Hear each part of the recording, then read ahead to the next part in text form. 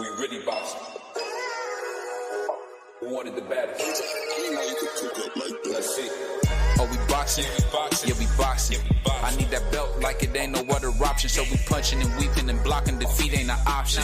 Let them know. Shoot a video, put it on BVO. Let them know. Every time I punch, it's a heavy blow. BVO, bound to hit like bricks cause it was set in stone. Let them know. I ain't getting body, but I'ma hit this flow. Yeah, way more than a show. This is BVO. This how it's finna go. I'ma throw some jabs. Make them think my punch is weaker than I hook his ass. This the ring, not the kitchen, but I'ma cook his ass. Me and him, that's the pro versus the rookie class. All my life I had to fight, but I still love it. Me and BVO got moves that you can't steal from us.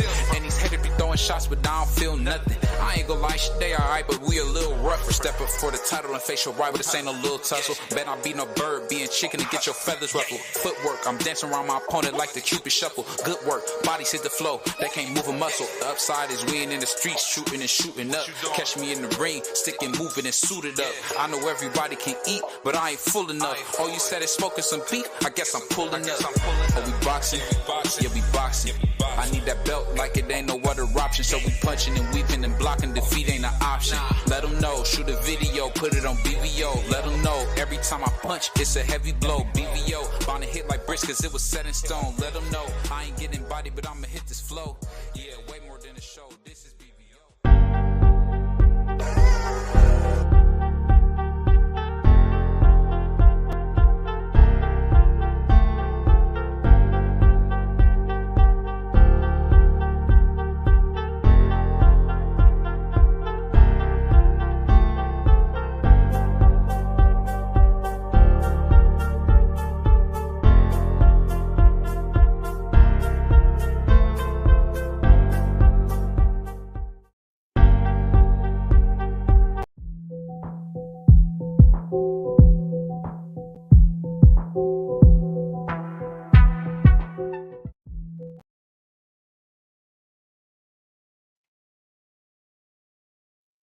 Yo, what's up? It's your boy BBO Boxing, man, the king of boxing talk, the CEO of boxing talk.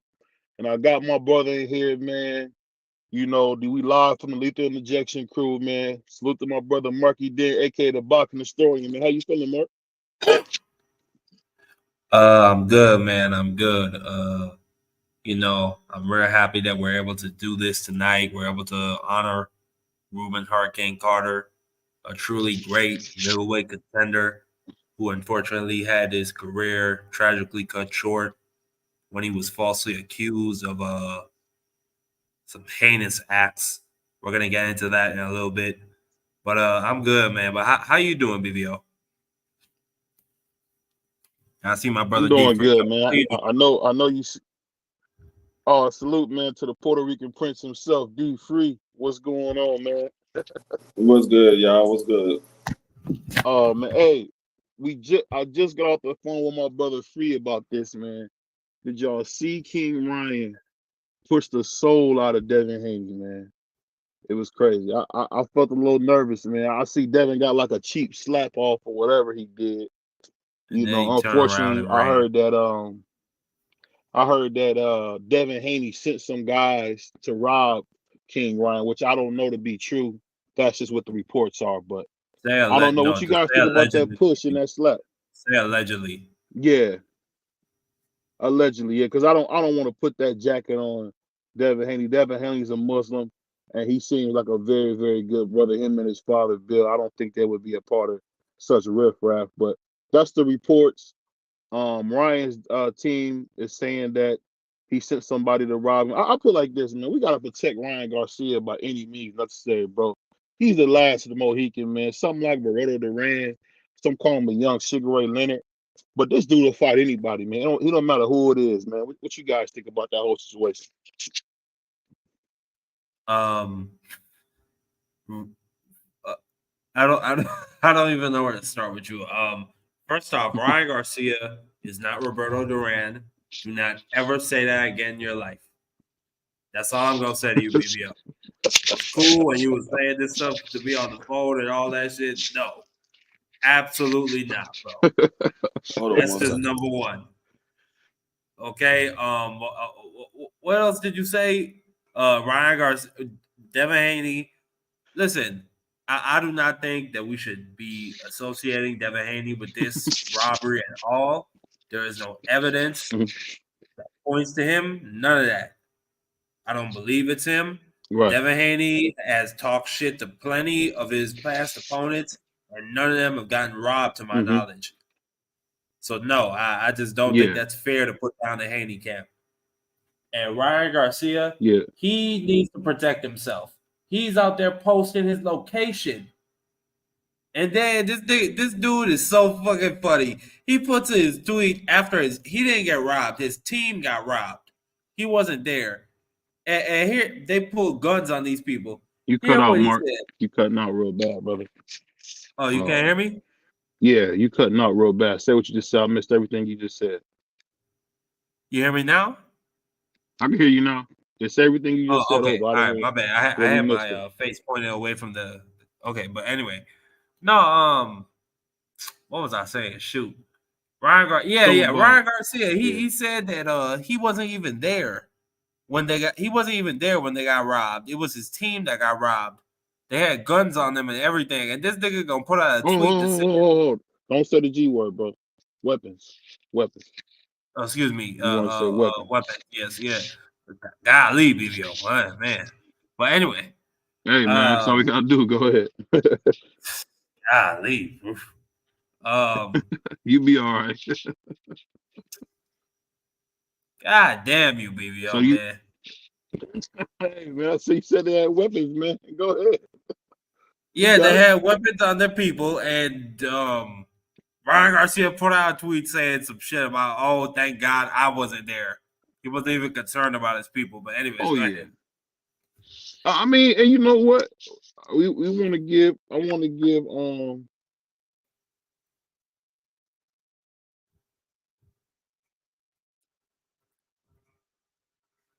And complete credit because it really, got down on them guys. And I'm glad nothing happened. You don't want to see no violence, man. The only violence we want to see is in the ring when we see Devin Haney picking his mouthpiece out of, off the canvas and picking us up off the canvas. That's the only violence we want to see. We want to see Devin Haney get knocked out cold, but we don't want to see nobody lose their life or any of that crazy stuff, man. Yeah. I mean, that's personally what you want to see. But anyway. We got the first fight, Rubin Hurricane Carter taking on the great Emil Griffith out of St. Thomas, Virgin Islands, my home territory. Family of 7 brothers and sisters is looking forward to a chance at the middle. Shout out to Straight Fighter 76. Rubin Hurricane Carter, the vault for everything Rubin Hurricane Carter. Check out his channel. Contender until he lost a close decision to Joey Archer. A win over Griffith will put him back at the top. We'll soon find out what will happen. Okay, fellas, check his scoring.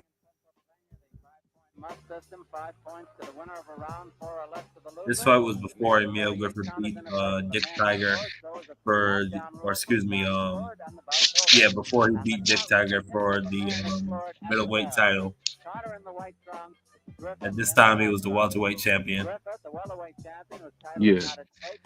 Facing probably the hardest hitter he has ever faced. And Rubin Hurricane. I hear you, Green. Like, Ryan ain't my boy, man. I don't have a favorite fighter except Jamel Charlo.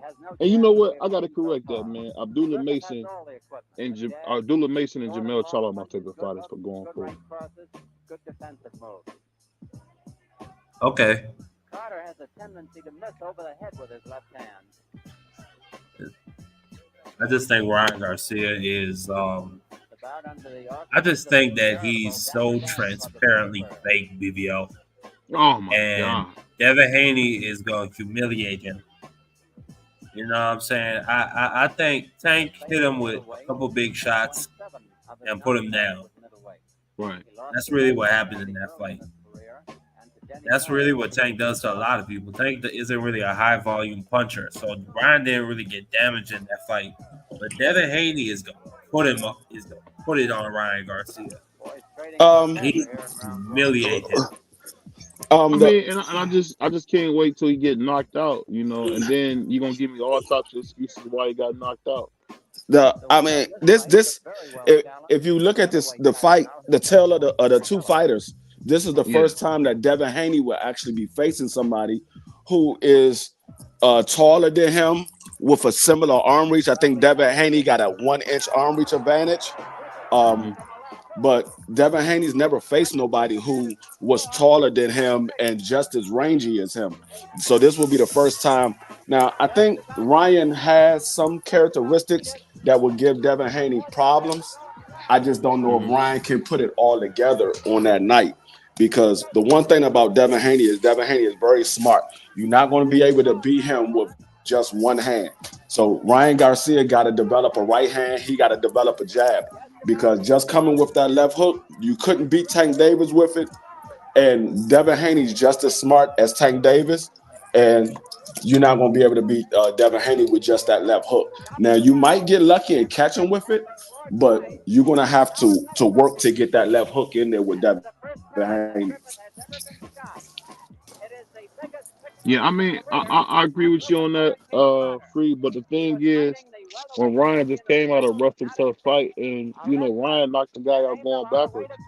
I know that people forget that Devin Haney likes to duck that head low, and when that head comes low, damn, the left hand right there behind the ear, man, should put him out. So I mean, Oscar Devin Haney Duarte got did some. not have the footwork of Devin Haney, What? and he certainly did not have the reach or the jab. I mean, I've seen this fight before with Ryan and Devin. We seen Miguel Cotto just punish Margarito, man, and that's what's gonna happen, man. It's going, it might even be a Paulo Malignaggi versus Adrian Broner type of performance for Ryan. I could see Ryan really beating Devin up, really Yeah, punishing him, more like man. Nah. Mosley versus Margarito. No, Say it again. I don't. Shane Mosley versus Margarito. That's what it feels like. Like. Oh, here we go.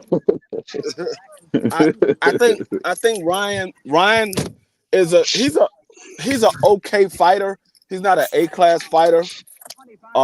He's okay. But we talking about Devin Haney, who is an elite fighter, far as the 140-pound.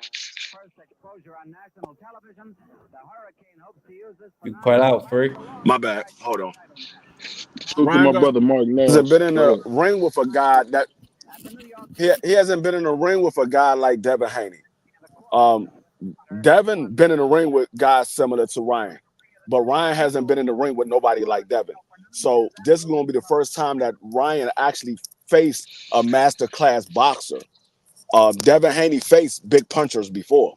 So now Ryan does have better hand speed than those guys that Devin faced, but far as does he bring anything other than the fast hands to the table that Devin hasn't seen?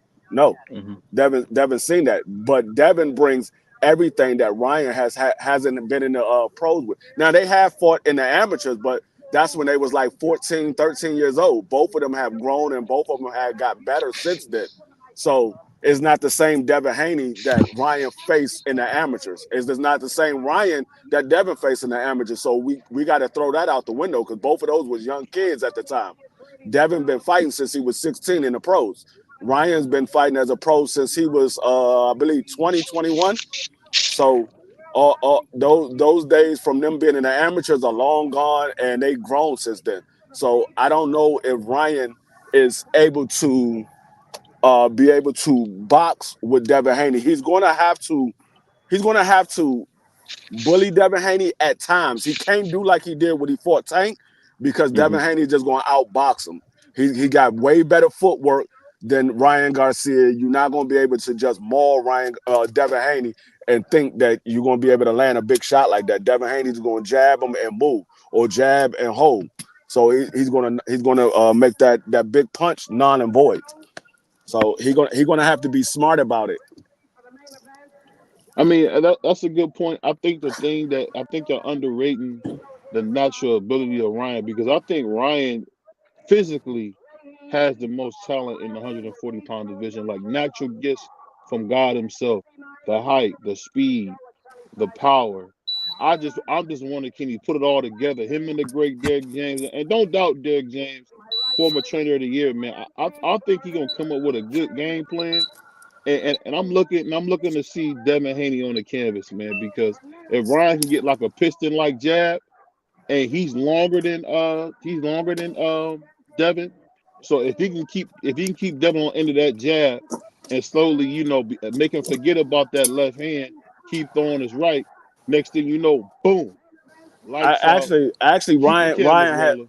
Ryan has the shorter arm reach, but it's only about 1 inch. But Ryan has a 70-inch arm reach. But Devin let me Haney has a finish what I'm saying 71. real quick. Let me finish. Yeah, let me finish what I'm saying. What I'm saying is, I think just like we seen Ryan knock a guy out going backwards, let's not forget Ryan has seen the best in the world already. Javier Fortuna, 2 division champion. Abdul Wahid, 1 division champion. So we didn't see he didn't see some tough guys. This time he won't have a rib injury. This time he won't have a mole in his camp. And if he don't have a mole and maybe a rib injury, who knows? He might have stopped Abdul Wahid. We don't know what would have happened, but we're looking to see Ryan, make good on all that talent that he has, because right now he's a C- fighter, and I'm telling you, that time he missed from 2020, he really has took a step back. And I mean, I can see Ryan has grown. I mean, Devin has grown from the JoJo Diaz fight. Sugar Shakur has grown from the Jamel Herring fight. Teofimo Lopez has grown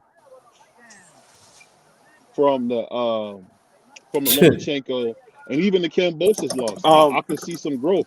So the thing is, at some point, what Ryan has to do is get back on track, because that time he missed for, I think it was for mental health, really set him back as a fighter. I hope he can get that. He got to get that time back.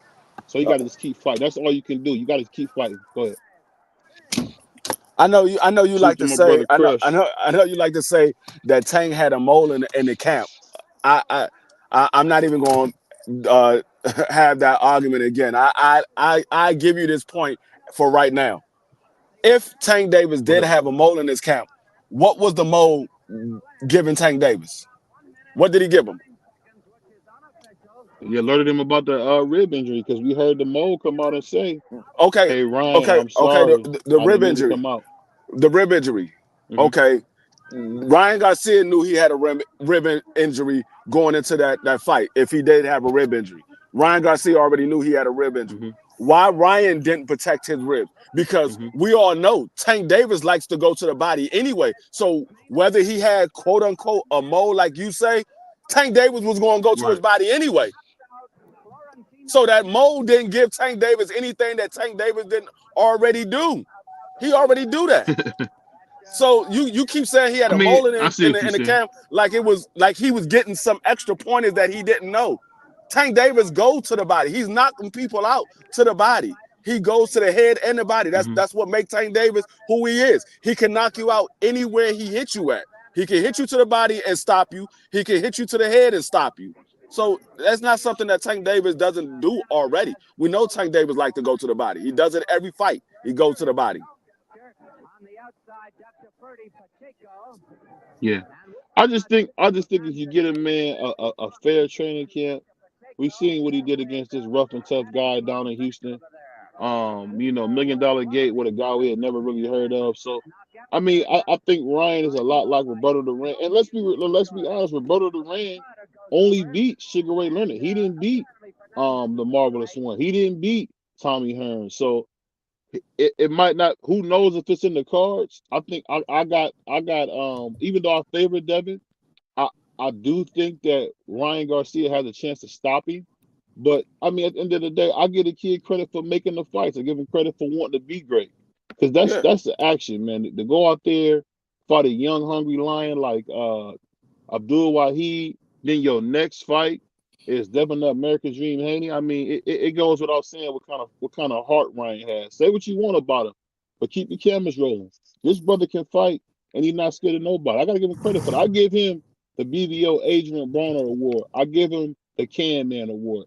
African, American, anyone can get it, and that's what Ryan's showing you. Anybody can get it. Yeah, I give him credit. I give him credit for making a fight, because if we want to talk about, I don't know if you can hear me. Can you hear me? Yeah, we can hear you. If we want to talk about the four kings, okay, go ahead. Ryan Garcia is the only one, once he stepped in the ring with Devin Haney, to have faced 2 of the 4 kings. Tank Davis and Devin Haney would say they faced one of them. and Tio never faced none of them. But Ryan will be the only one that faced two of them. Whether he win against Devin or not, he faced two of them. So if you're looking at his resume, he has the better resume when you look at it. He's been in there with Tank Davis, and he's been in there with Devin Haney.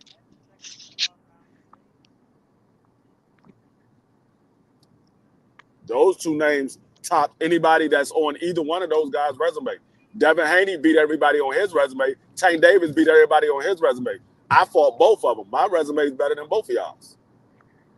I fought both of y'all. For sure. I mean, you got to give the man his credit for what he's doing, man. It's no small feat for him to go in there with Devin after fighting, Abdul Wahid. That's pretty big, and who knows? This might be his turn to stop Devin, which I'm hoping for. I think the fans would love to see Devin Haney take his first loss. I mean, because Devin Haney been talking some big stuff, and we want to see him back it up. Let's see if he got the nuts to do what he said he's gonna do. I mean, like I said, Ryan Garcia has a puncher's chance. If he go in there and he try to box with Devin Haney, I think he gets outboxed badly. He have to be smart in his attack. He have to box at stages. He have to brawl at stages or make it an ugly fight at stages. Now, if they was to fight in a clinch, I think Devin Haney has the better inside game over Ryan Garcia, because Ryan Garcia, most of his shots, he needs space. He throw big hooks. He don't shorten up his punches. Devin Haney, he's not the great inside fighter neither, but he's better than Ryan in the inside game. So it all depends on who comes in on their A game and who imposes their style on the other fighter. I favor Devin more so because Devin's been in multiple big fights now, and Devin is the better fighter. He's better ring IQ, better defense, better boxer. He's just all around better. Ryan Garcia, he just got fast hands and a big punch. But what we all seen, what good is your fast hands and a big punch if you can't land it? Yeah, I mean, I get what you're saying. It's just at the end of the day, the cool thing is we're gonna get to see this fight. And I just, I want to give a big congratulations to both those young men for being warriors and giving us the fight that we want. So, no matter what boxing means, I mean, I'm sure everybody favors Devin to win. I mean, is Devin considered undisputed? I don't know if he's considered undisputed, but who is who considered undisputed? He definitely had. There's Devin Haney. Devin Haney is a former undisputed champion. Once you lose one belt, you're former. You're no longer undisputed. You're former. Even though I didn't know if he was undisputed. That's what I was saying. Yeah. No, yeah. Once you lose one belt, you're a former undisputed champion. You're no longer considered undisputed. It's like Bud Crawford when he dropped the IBF at 140, he became a former undisputed champion at 140. Even though he was still there and for like 2 weeks before he moved up, or 2 months, something like that, and then he moved up. He was considered former. Once you lose one belt, you're no longer undisputed anymore. Yeah, I didn't know how that worked. But like you said, no matter how it goes, man, it's a big fight. I think boxing wins. And like I said, I can't say enough about both these guys. And you know what? Big credit to Ryan Garcia for keeping the spirit of what the brother Duran did for boxing alive by being willing to fight anybody, anytime, any place. So I'll just tell you this: it's a little disappointing to see them guys get so personal like that. It's a fight. It shouldn't be personal, man. It shouldn't be personal. That's what Ryan do. When we saw it with the big fight with Tank Davis. You saw him on hot box. I'm gonna knock you out 2 rounds. He was jumping around like he was on coke. That's what Ryan does. He get real emotional. Ryan has tendency to be real emotional in the build up for the fight and at times in the fight. He has tendency to be real emotional. And that's another reason why I picked Devin Haney, because I think Ryan is going to fight off of emotion. I think Devin Haney is more disciplined and sticking to the game plan. Ryan tends to get emotional and throw the game plan out the window. We all saw that retarded shoulder roll. I don't know where he picked it up from, but he threw it together, and that wasn't part of the game plan. And we saw his trainer get on him for it. So if we're going to say who's the more disciplined fight, who's the one that's going to stick to the game plan, it's definitely going to be Devin Haney without a doubt. He's more disciplined. He's going to stick to the game plan. And then when the A game is not working, who has a B and a C backup? I think Devin Haney shown that he can fight multiple styles. He can fight on the inside like he did with JoJo Diaz and at times with Lomachenko, and he can fight from the outside. So I don't know if Ryan has a B or a C game plan.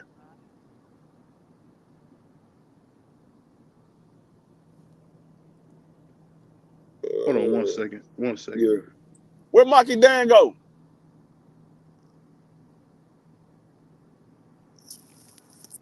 I don't know what happened to Mark, but hold on, give me 1 second. Yeah.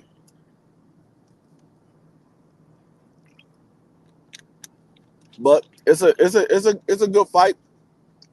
I don't want none of these Devin Haney fans trying to big up this fight. The ones that were saying Tank Davis and Ryan Garcia was a daggone exhibition and Ryan Garcia was trash. That reason why Tank beat him, he was never that good.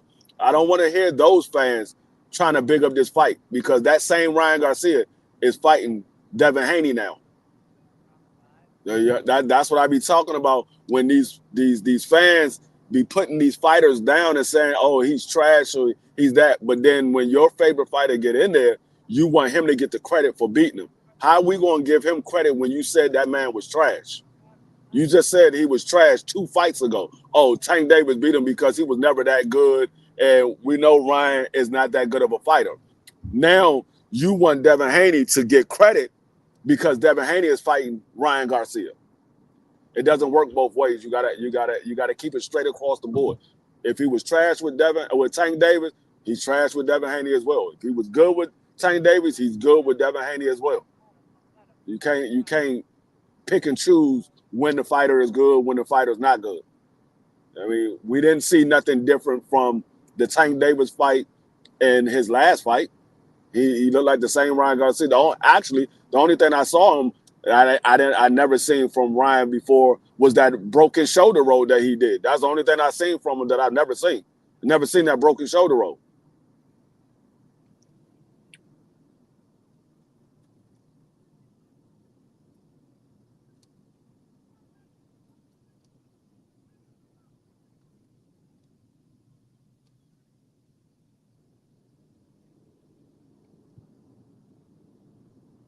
You said no catch weight, no rehydration. Well, the catch weight was because of Ryan. Ryan wanted to fight at a catch weight. Ryan wanted to fight at a catch weight. Tank Davis said, you fight me at 135, there is no rehydration clause.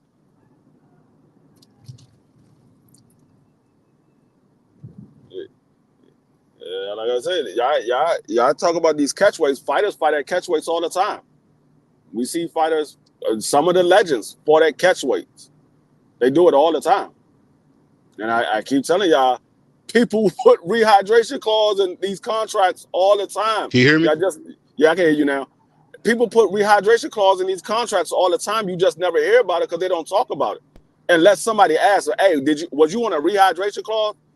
Then you'll hear somebody might say, yeah, I had a rehydration clause. Or, no, I didn't have a rehydration clause.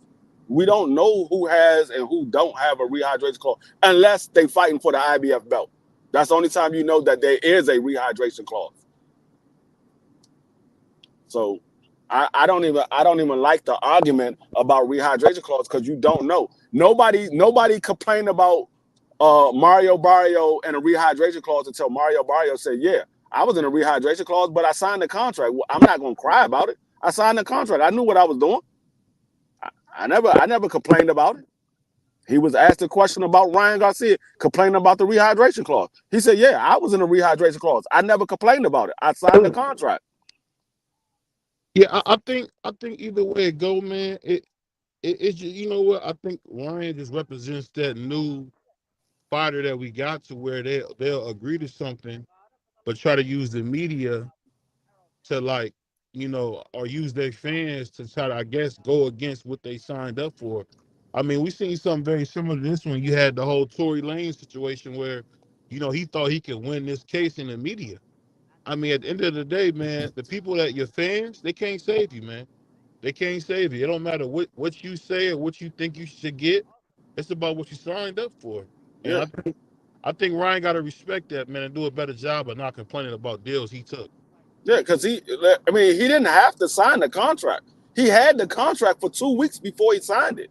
He had more than enough time to read over it and understand what he was signing. He knew exactly what he was signing. He didn't have to sign it. He could say, "Hey, no, you know what? I go back down. I drop 1 more pound," because they fought at 136. Yeah. They fought at 136. He could have said, "No, look, I dropped 1 more pound, drop the rehydration clause." Because Tank said, if he would have fought me at 135, they wouldn't have been a rehydration clause. He didn't give one to Rolly. He fought Rolly at 135, and there's reports that Rolly came in that fight at 165.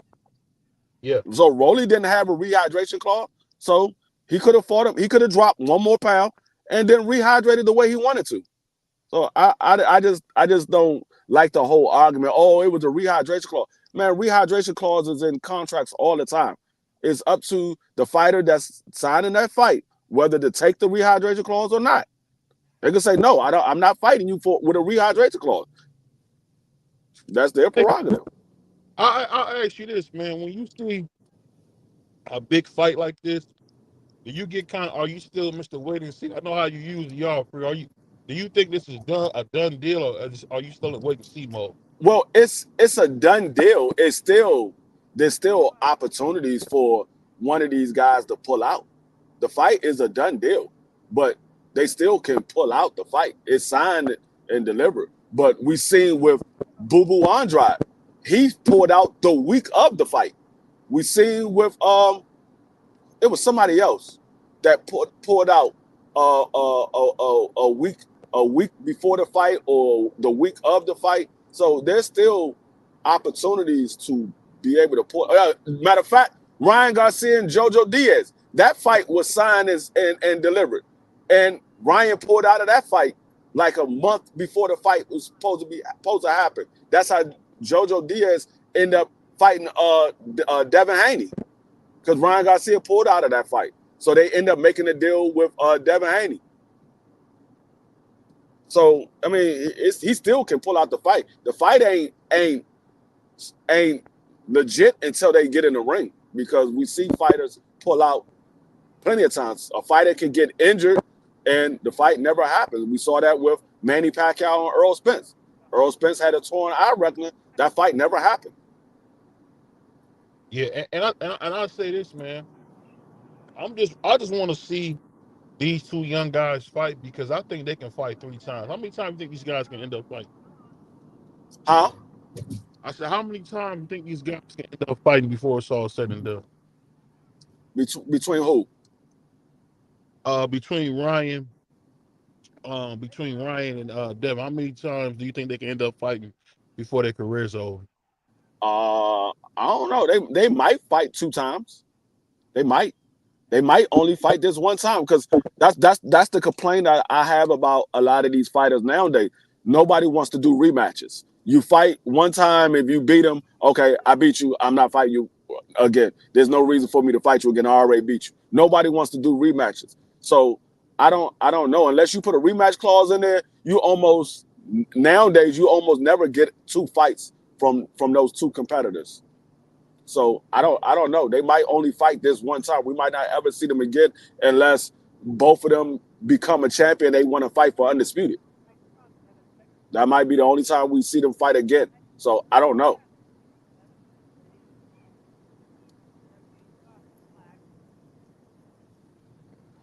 don't know. I think These new age fighters, they don't want to go back to the well because you can go back to the well 2 or 3 times. We saw Manny Pacquiao had trilogies and 4 fights. He fought the same yeah, person 4 times. yeah. He definitely did, and had no shame about it either. Yeah, I mean, we seen trilogies plenty of times. Deontay Wilder and Tyson Fury was a trilogy. That's and Triple G and Canelo was a trilogy. So I mean, we've seen it, but it's very seldom do we see it nowadays. We used to see it a lot back in the days. Nowadays, you very seldom see it. Well, I ask you this, man, from what you seeing with these 2 young guys, man, do you think that this fight would be meaningful for the division, or you think it's just going to be more of a fan favorite money fight? It's meaningful for the division because Ryan is ranked. I think he's ranked number 6 in the WBC, so he was going to have to fight for the WBC championship anyway, unless he lose. So eventually, he was going to end up fighting for the WBC championship anyway.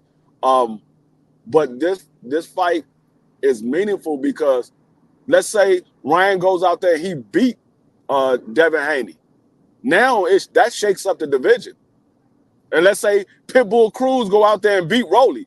Now we got 2 new champions in there. It's not Rolly and Devin no more. Now it's Ryan and Pitbull Cruz.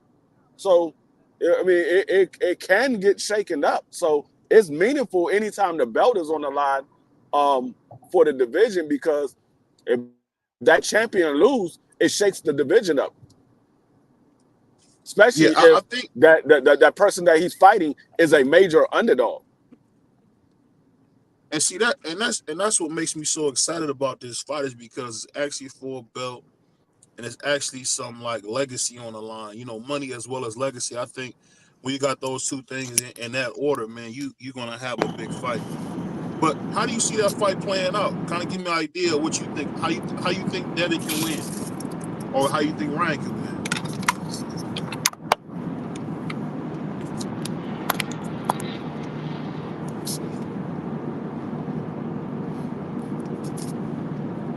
Because I think no matter what, I think it's really a 50-50 fight, man. It just depends on how focused, really how focused Ryan come into that fight. That's going to be the determining factor. But that's just my main thought on it. What do you think?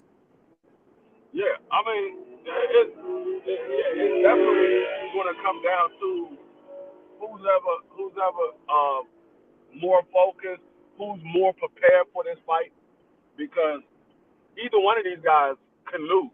Either one of them can lose. Devin Haney can come in there on an off night and get caught. Um, Ryan Garcia can come in there and clearly get beat up like Kambosos did in the second fight. So it very well can happen either way. It all depends on who's more prepared and who's more focused and who's more disciplined, because that's what it's going to take to win this fight. It's going to take a prepared, disciplined, focused Ryan Garcia to beat Devin Haney. It's going to take a prepared, disciplined, focused Devin Haney to beat Ryan Garcia. Neither one of these guys is just a walk in the park because both of them have attributes that can give you an L on your record. Well, let me ask you this: you think that we're gonna see Ryan willing to fight anybody now because he already got that proverbial loss? It seemed like when guys get that L, man, it seemed like all of a sudden they'll fight anybody. You think that's gonna be the case with Ryan? It should be. I don't know if it's going to be the case. It should be. You already took an L, and you took it from one of the tops of the division. So you lost it. You lost the tank. You should be able to go in there and fight anybody now. You already got an L, and that's what I said. A lot of these guys is afraid to lose the L. That's why we don't see these fights that we want to see, because nobody wants to take a loss. Everybody wants to be undefeated. They want to be like Floyd and retire undefeated. Nobody's willing to be like Manny Pacquiao and have 8 losses and still be considered a legend. Nobody wants to beat Manny Pacquiao. They want to beat Floyd. But Manny Pacquiao had 8 losses. A lot of people don't realize how many losses Manny Pacquiao had. He had 8, and he was still considered a legend. So, I mean, these guys just don't want to take a L. I would say that Manny Pacquiao had a better career than Floyd. What you think when people say that? I mean, that's an argument. There's an argument because Manny Pacquiao did fight in 8 divisions. So there's an argument that Manny Pacquiao, as far as resume-wise, he has a better career than Floyd Mayweather. There's an argument there because some of the same guys that Floyd fought, Manny fought as well. So there's a lot of guys that Manny fought that Floyd never fought. And then there's guys that Floyd fought that Manny never fought. So there's an argument on both cases. It depends on what you consider better. So, yeah, I mean, there's an argument there.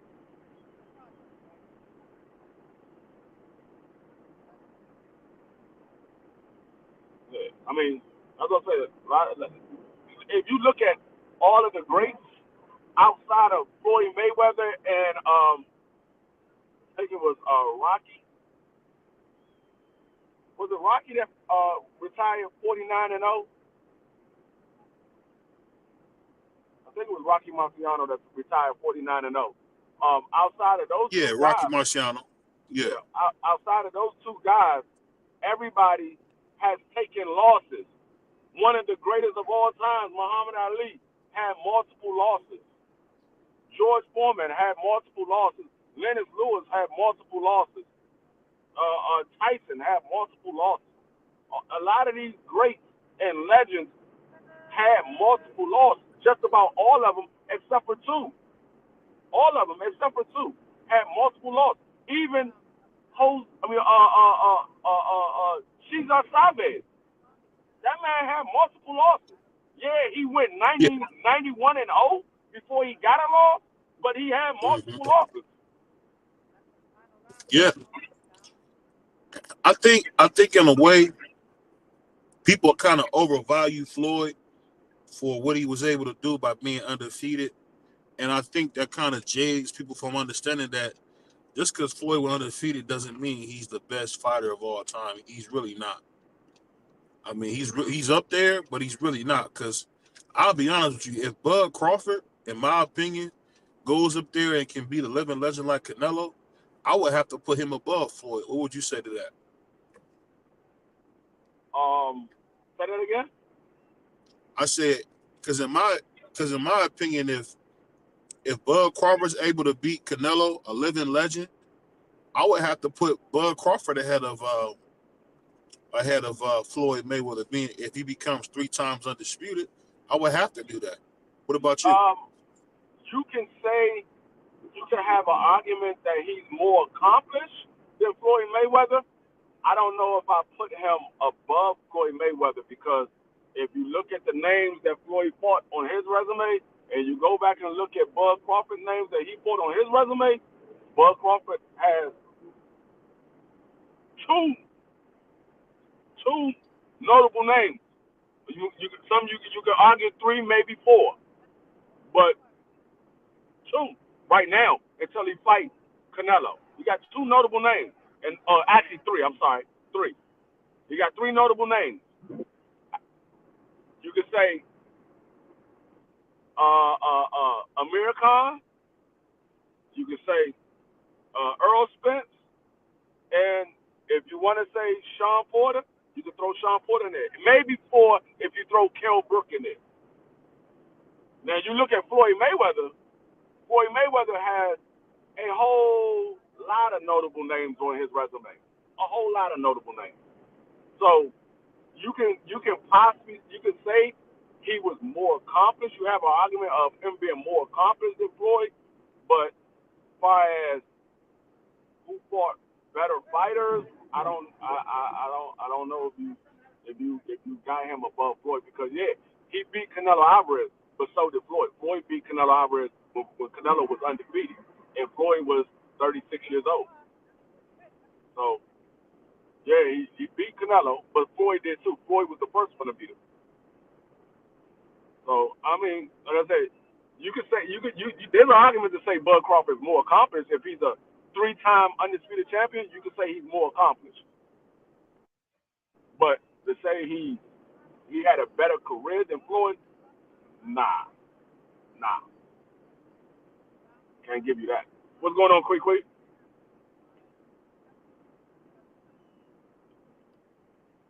He said you can't be serious. Hey, right, exactly. I can't say he's better than Floyd. Like I said, you have an argument saying he's more accomplished. He's a 3-time undisputed, 3 divisions. You have an argument there. But to say he had a better career, nah, hell no.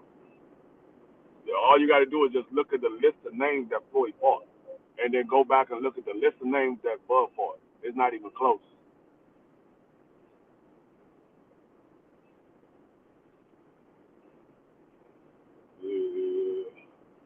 BBO, where you go?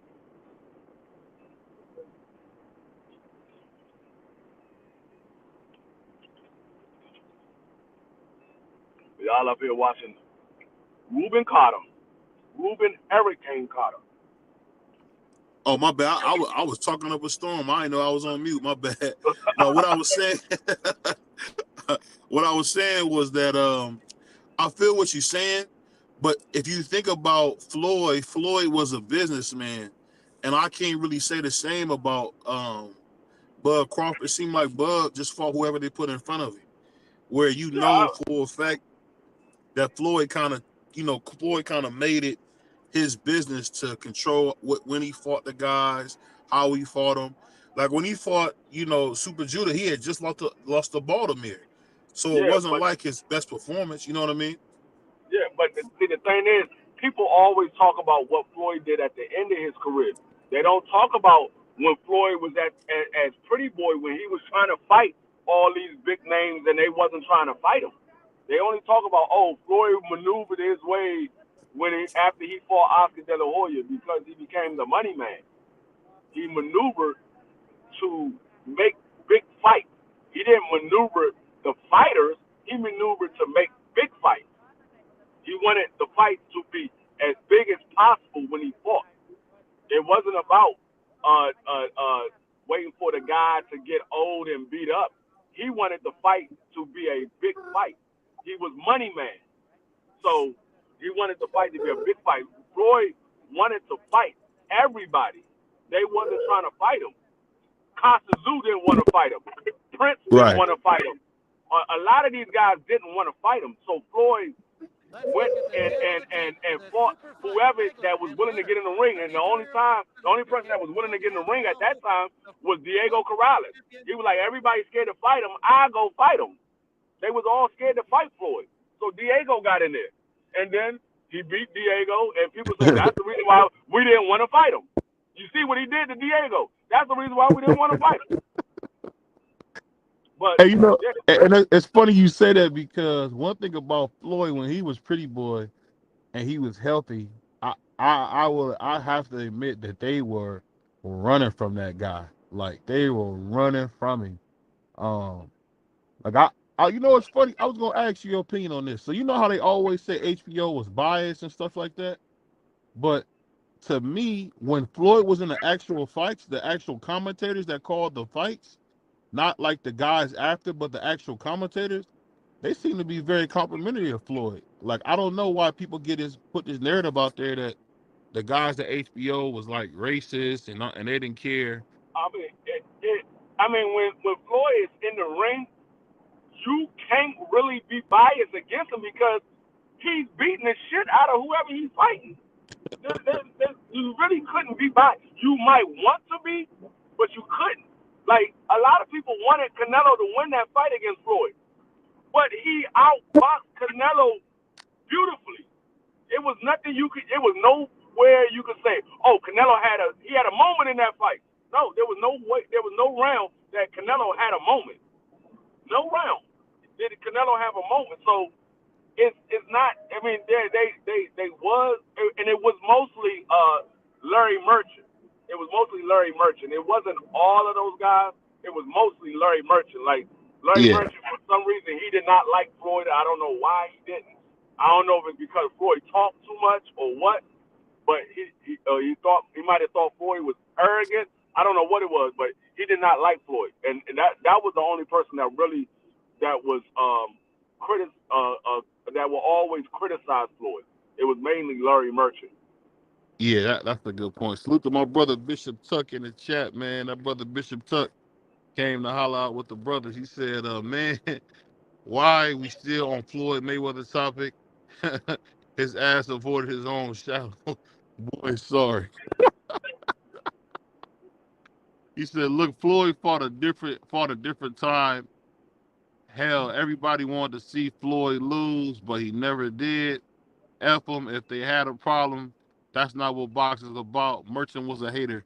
People don't remember that Larry Merchant used to write like really, really like, I don't want to say racist because I don't think he's racist, but he wrote some very scathing things about Sonny Liston, man. This man just said Floyd was soft and most overrated there is. How can a man that goes out there and pretty much win every round be overrated? He pretty much won every round and damn near every fight. We know he lost to Jose Castillo the first fight. No, he did not. He lost. No, we do not. We do not know that he lost because I didn't score him losing that fight. I told y'all see a couple of moments that Castillo had, and y'all be like, oh, he beat Floyd. It's not the moment. It's round by round. You score it round by round. You cannot score for the moment. You score round by round. That's how it is. If Castillo had 4 rounds, he lose 8-4. If he had 5 rounds, he lose 7-5. You have to score round by round, not the big moments. Oh, he had more big moments. Yeah, but how many rounds did he win? He can have more big moments, but how many rounds did he win? Yeah, I'll be honest in that fact. I don't believe Larry Merchant was racist, Crush. I just don't. Because he dealt with nothing but black people on HBO. So I mean, how that could he don't be mean racist? That don't mean nothing. I know a lot of racist people that work with black people all the time. I know a lot of racist people that work with black people. Would you think Larry Merchant? Did you think Larry Merchant was racist? In your opinion, Free? I'm not gonna say he was 100% racist, but he had some racist tendencies. I'll say that he had racist tendencies. Now, if you say he did have some tendencies, I would say I would agree with that 100%. I'm just saying I won't go to full blown calling him a racist. I don't know. Yeah, I'm not gonna say he was 100% racist. Like he just don't like no black people. I'm not gonna say that. Hold on. Yeah. He said the book handed complaints. I'm just saying more or less. I don't know when it comes to Larry Merchant. I just know that he always kind of had like a little. To be honest, he kind of had a hard on for Floyd. He always wanted to seem to get at Floyd for every little thing. Did I like that? No, I didn't like it at all. And I'll be honest, he had did something when Deontay lost that, I want to say either the second fight, he was on Showtime, and he did one of his, classic monologues or whatever. And he said something that was crazy to me. He said, Larry Merchant said that the day of the black Southern fighter being heavyweight champion might be over forever with the emergence of Tyson Fury. And I just thought to myself, why the heck would you say something stupid like that? I don't know. But I'll say it is what it is. Larry Merchant wasn't my favorite. I'll be honest, when I was younger, I was a big fan of Jim Lampley. Jim Lampley, man, I thought was very entertaining, very smart. And to me, I thought Jim Lampley always kind of gave it as fair as he could when it came to fighting. I mean, him, Roy Jones. I don't know if people like Max Kellerman, but him, Max Kellerman, Roy Jones. When I was growing up watching boxing, those were my guys. What you think? Free? Hold on, I got some music in the background. Hold on. Okay. Sheldon, what's up, Grandpa? What's up with y'all, man? What y'all rapping on? Y'all rapping on the man Hurricane Carter?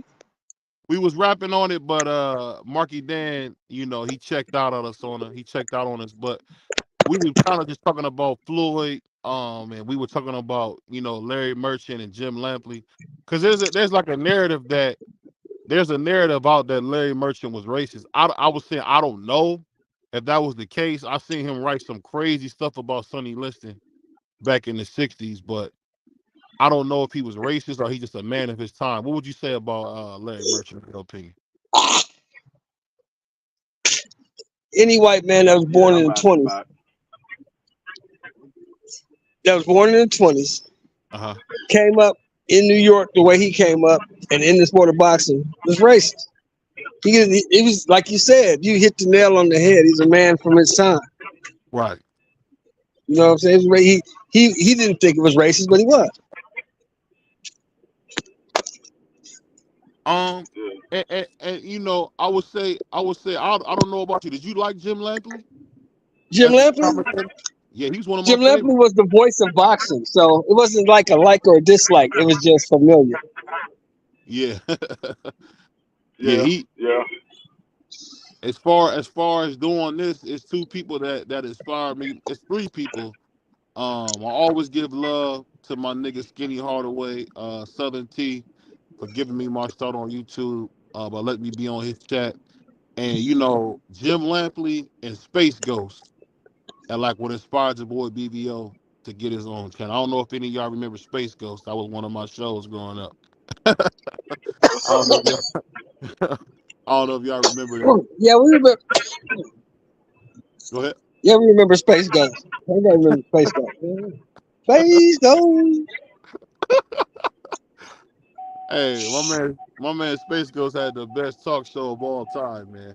But back to boxing. What you think? Let me ask you this, Sheldon, while I got you up here, man. What you think about Ryan kind of being like the new Duran and being willing to take any fight? What do you think about that? That's not true. That's not true because he could have fought Handy 3 years ago. And he turned it down. Hold on. But he's fighting him. Why He's you fighting him doing now. it? Yeah, he's fighting him now because this is his biggest and best option. He already did Tank. That's done. But he walked right into a Devin fight after fighting Tank. I mean, you got to give him some credit, right? I'll give him credit for taking the fight. I'm glad they made the fight. It's a good fight.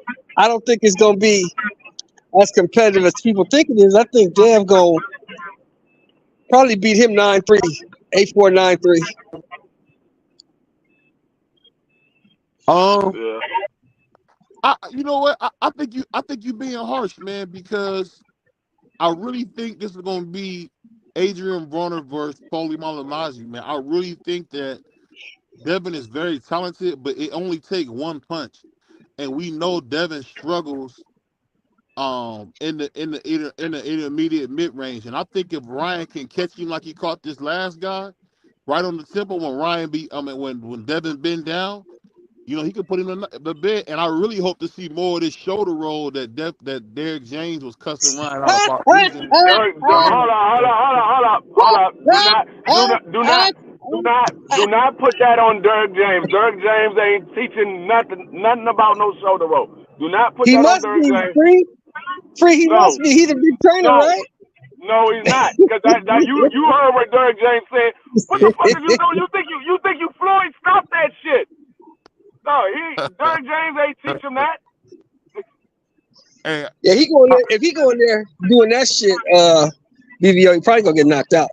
Fucking with that. Well, let me ask you this, and this is my question to you, man. When you say something like that, do you remember how effective James Toney was at using the shoulder roll for defense?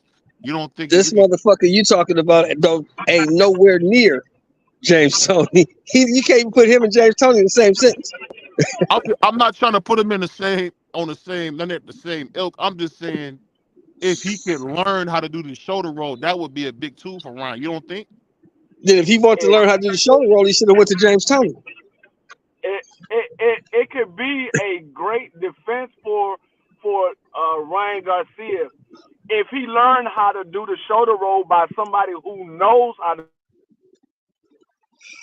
You should have went to James Toney then. You want to do the shoulder roll. So that means, that means Ryan Garcia is trying to do the shoulder roll on his own. He's not being taught how to do the shoulder roll. So it cannot be a great thing if you're not being taught how to do it properly. Because he's trying this out in a fight. Because I know for sure Dirk James is not teaching him that because he said, I didn't teach you that shit. Stop doing it. I'll give you that. I've definitely heard Derrick James, and who's always been kind of a calm guy. He kind of was cussing Ryan out about doing that shoulder roll. It worked. I think Ryan should really add that to his game because his defense at times is horrid. I think Ryan really got to work on his defense. I don't know if you feel that same way, but I'm gonna tell you right now, he do that shoulder roll against Devin Haney. Devin Haney gonna jump around to the front of him and catch him with a left hook.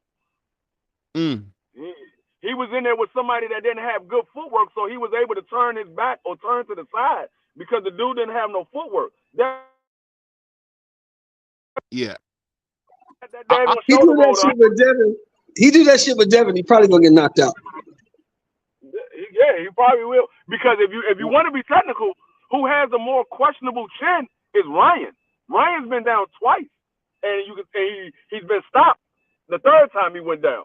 Devin Haney has never touched the canvas, and he's been in there and got hit by a big puncher. He never hit the canvas. So the one with the questionable chin is Ryan, not Devin. Well, I ask you this: don't it take some sand to get off that canvas? Because you said by how he went to the canvas, he got up and knocked Luke Campbell out off the canvas. But don't it take some sand to get hit with big shots and not go down? Let me ask you a question, BBO. Go ahead. How can you call somebody chinny and they never been down and never been stopped? Who? See, that's what I'm saying. I'll be wondering where is this whole thing with Devin being chinny coming from? I don't think he has a granite chin like Adrian Bronner or Canelo. He don't have a granite chin, but I think that it's pretty solid. He's pretty good at. Yeah, it got to be solid, right? Because if you go call Devin Haney chinny, then you got to call Wilder chinny too, right? Oh yeah, and to be honest with you, Wilder can get knocked out. He can go to bed too. I mean, Tyson Fury showed us he can go to bed. Wilder can go to bed because Tyson Fury beat him 3 straight fights. Man, we all seen that. That wasn't even a good trilogy, to be honest with you. He beat him 2 fights. I don't know where you get the third one from. Maybe you was cross-eyed. It was a draw. The first fight was a draw. And actually, I thought Wilder outpointed him in that first fight. Yeah, it was 2. I can see that with the 3. 2 knockdowns. See I think BBO worked for ESPN because they had Tio up there as 19-0 as well. So I think that's what BBO. Yeah, they had Tio up there at 19-0. Oh, that's crazy. Yeah, I seen that was nuts, man. That was nuts to have him. But you know what? I'm interested. Isn't that fool? What's his name? Tessitore? Tessitore kept saying undisputed too. I heard him say that a couple times. Yeah, he was. That's what I'm saying. They said he was undisputed, man. I don't know why I keep going. It's not me just saying it. The whole world is saying the man was undisputed. Well, Google says he's not. Google says he's not.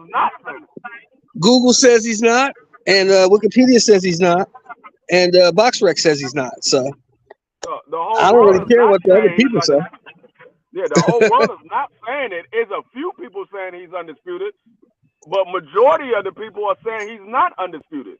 Now he was unified. He was unified, free. I mean, he was unified, but he was not. No, in my book, in order for you to be undisputed, there cannot be a dispute. That's the problem. You undisputed. I thought you only needed 3 belts, Free. That's the thing. You're confusing me now. I thought he had 3 belts. No, 3 belts is not undisputed in these times and days. It's not 3 belts. 3 belts was undisputed in 1989. In 1999, it was undisputed. It's not now. They keep changing the rules on this. If that was the case, then Floyd was undisputed because he had 3 belts at one time. He was undisputed, but he wasn't. Yeah, and he ain't on the list either, BBO. If you look at the list, there's 7 people on that list. Yeah, Tio and Floyd are not on that list. Yeah, I seen the list. I just wonder like how credible it is when you don't have, So you know. I'm gonna tell you how you know the TO was not undisputed. How was that? And you know that TO is not undisputed. They never introduced Cambosis as undisputed. Oh, They okay. introduced him as a They unified champion. Yes. exactly. He beat TO. So if TO was undisputed, that means Cambosis has to be undisputed. They never introduced him as undisputed. They introduced him as unified. Former unified, ESPN, and they but introduced free him as ESPN unified.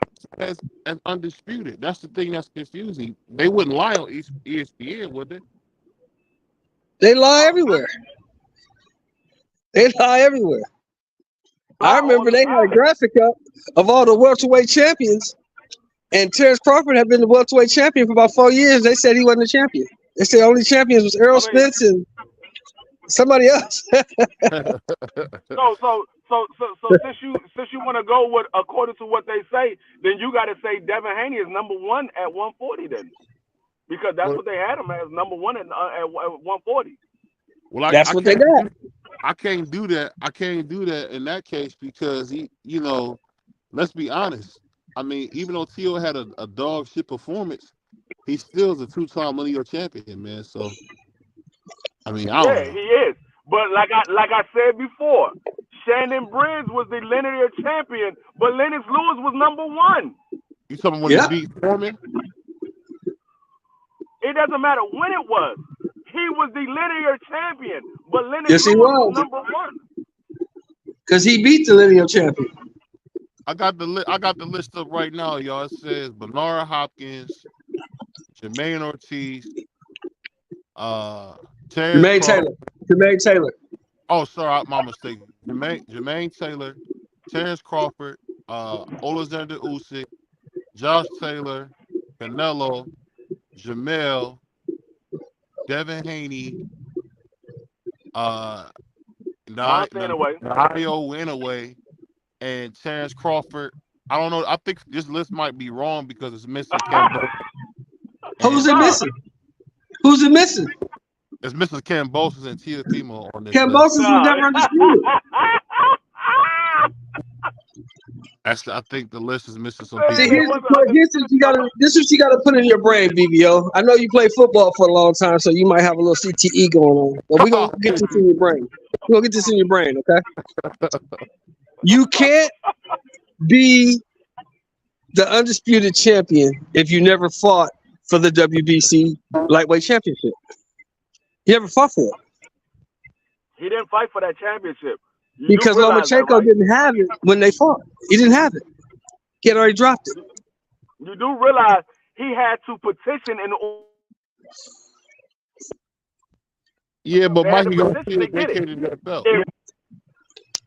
No, Mikey Garcia vacated the belt, and Lomachenko had it. He gave it up. He vacated, and Devin Haney got it. The belt that Mikey Garcia had is the belt that Devin Haney had. Oh, I thought Loma had that belt.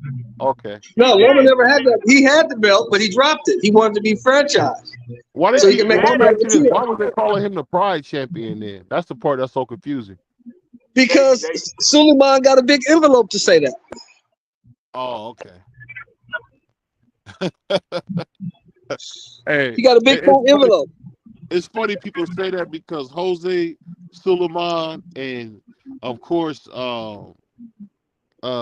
his son they favor black and Spanish fighters, man, and it seemed like they don't get no love for that. Like the WBC has always favored black and Spanish fighters. I mean, You can't get no love when you're trying to usurp the history of boxing, bro.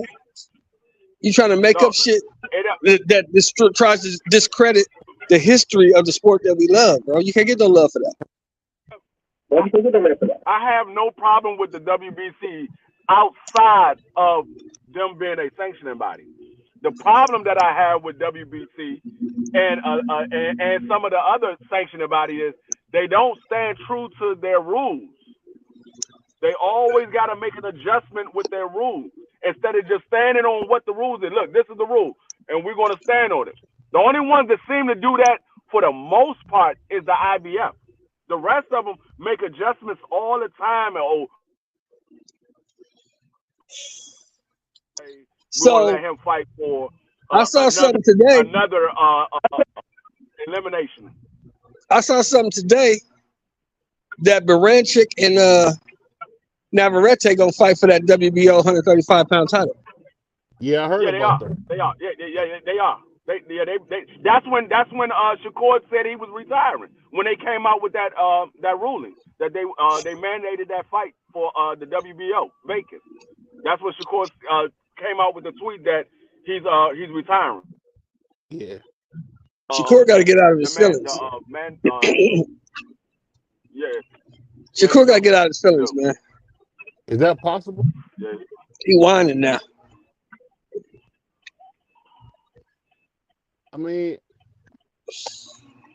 I don't know, Sheldon. I've never seen a guy like Shakur, man, like who do all this crying, man. I never seen this, man. He got to go ahead and just do his thing. You know, just keep fighting.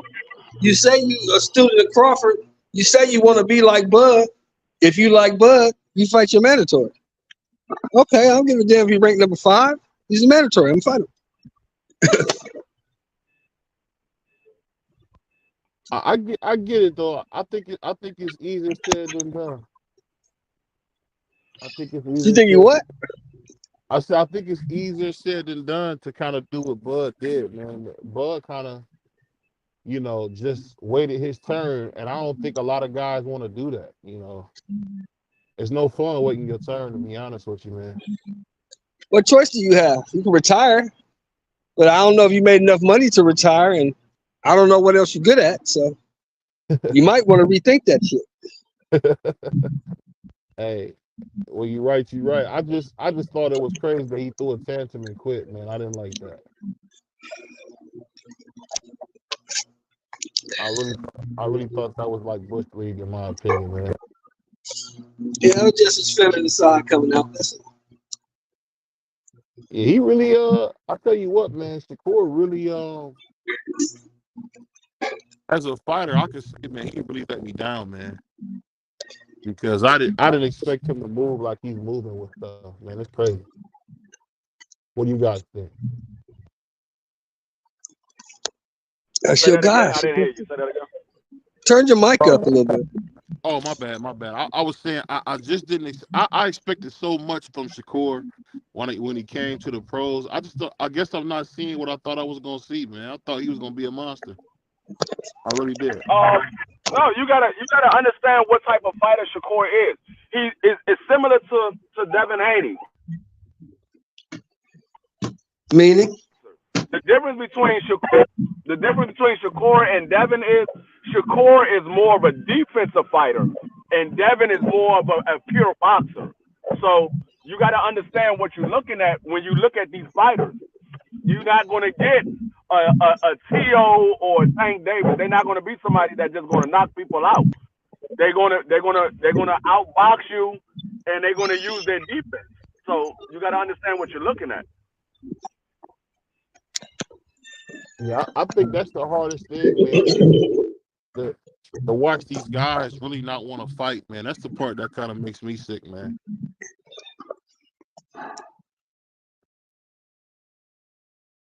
But let me ask you this. Let me ask you this while I got you here. So let me ask you this, man. So with these fights taking place, if Ryan was able to beat Devin, what does that do for his career, man? Sends him into the stratosphere. Do you think that if we get that fight, we could possibly see him and T.O. get in the ring?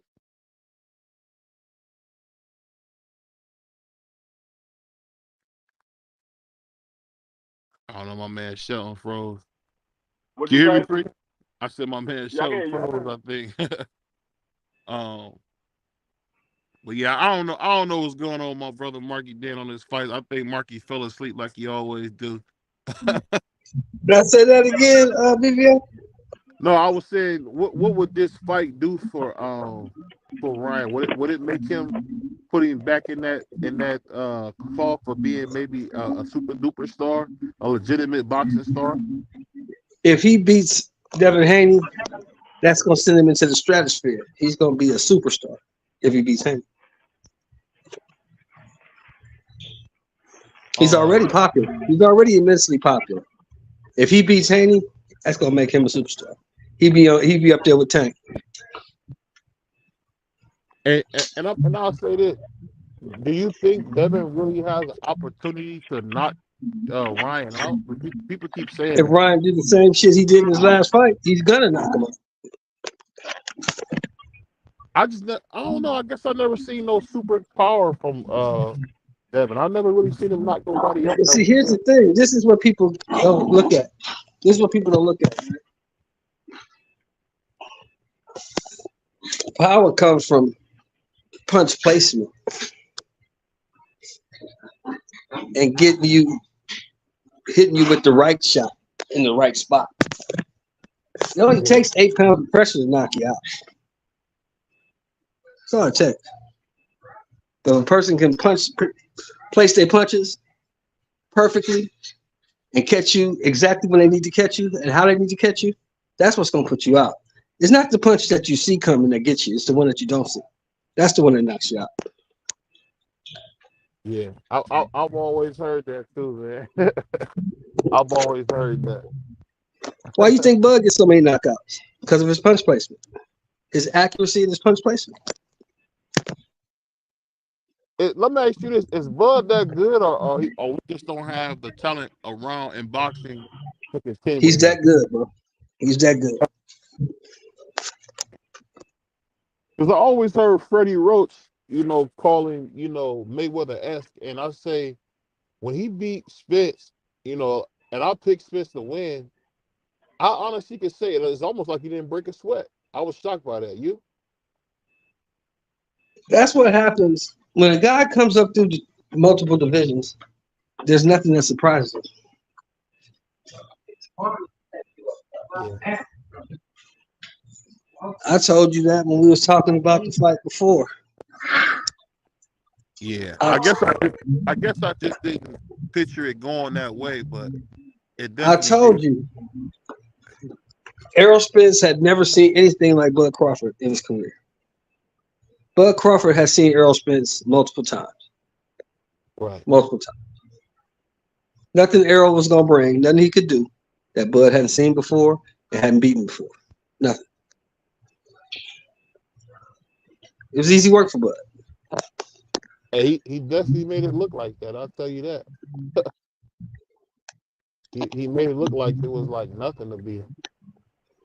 So I was impressed by that, to be honest with you, man. I was super impressed by that. I think that performance alone, man, is one of the performances that let you know, like, Bud is everything as advertised. What you think? What did you think about that, Free? You say what again? I said after that big performance against Arrow, what did that do to you as far as what did that put Bud in your opinion, man? All time. Yes. It put him up there with one of the all time greatest moments. It was so many great moments throughout the history of boxing, but it put him up there in recent history as one of the all-time great moments in recent history because, like I said, boxing been around for so many years. There's so many great moments, all the big moments that happen in the sport of boxing because it's been so many. But in recent history, it puts him up there. I'll just say this, man. I really, that whole fight made me question Errol's whole career. Did that do that for you, too, or no? No. One fight does not change a man's career. And I only said that. Go ahead. The fights that he done that he had prior to Bud Crawford. If Bud Crawford would have went in there and it would have been the other way around and Errol Spence beat up Bud Crawford badly and stopped him, it doesn't change anything about Bud Crawford's career prior to him fighting Errol Spence. So that one fight doesn't change anything what Earl did previously. It's just that night Bud was the better man and he beat him. He beat him up. He was a better man. It doesn't change because those other guys wasn't able to do what Bud did, so it doesn't change that. It just Yeah. shows, all it shows you, BBO, is that Bud was better than anybody he ever fought. He hadn't fought nobody like Bud yet. And that's what we was trying to tell y'all. But y'all was telling us that, Errol's the monster and Errol gonna run through him and Errol's so big and Errol's this and that.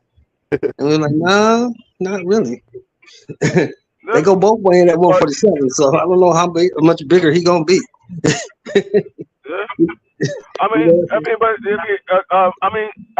Everything is hindsight now. But if they go in this second fight and Earl knocks out Bud, everything One more time. everything changes if Earl go in. Oh my bad. Everything changes if Earl goes in there and he beat Bud or he stops Bud. It changes. So Right. yeah, you can say that now, but if they have this second fight and Earl goes in there and beat him, you're gonna be like, okay. I mean, Earl was a better man this night. Right. So everything is 2020 in hindsight, but we don't know what happens in the future because, like I said, Earl can go in there in the second fight if they have the second fight. Yeah. If he don't learn nothing, though, if he don't change some shit up, if he come in the same way he came into the first fight, you're gonna get the same result unless Bud just get old overnight. Yeah, I mean, yeah, it could. I mean, we don't know when Father Time gonna show his head. Exactly. But other than that, shit, there's nothing. As far as the skill gap, you saw the skill gap that night. The skill gap is too great to make up in 6 months or a year. It's not going to be made up. Now, what I will say is, I'm gonna tell you this now. What I will say is, if Earl come in there and he fight the same style he fought last time, but he beat Bud up and possibly stop Bud, people gonna say, I told y'all there was something wrong with him. Oh yeah, they're gonna make up. They're gonna say that. Got here. Yeah, they're gonna make an excuse. You're right about that. I mean, I don't know. I don't know what was wrong with him. I mean, I just think that Earl just broke down. That's all. I don't think nothing was wrong with him. I think he just broke down. It's just like we talked about, I mean, years and years before the fight. He just wasn't good enough for that guy. I mean, you could beat some other guys up. Yeah, that's cool. You did that. But this guy was something different. Yeah. Yeah. As I said, it doesn't change anything for a man's career. Like I said about Manny Pacquiao, we still look at Manny Pacquiao as one of the greats, one of the legends. That man had 8 losses. He had 8 losses. So we don't look at the 8 losses not good. Manny wasn't that good. That man was good. He had 8 losses. He lost 8 times. So he was still good, but he had 8 losses. How many times B-Hop lost? 6, 7? How many losses B-Hop got? Whoa. Bernard Hopkins, how many losses he got? 6, 7 losses? Something like that, yeah. And we consider him one of the legends as well. Exactly. Roy Jones, another one. We consider him one of the greats, one of the legends. And he got, 4 or 5?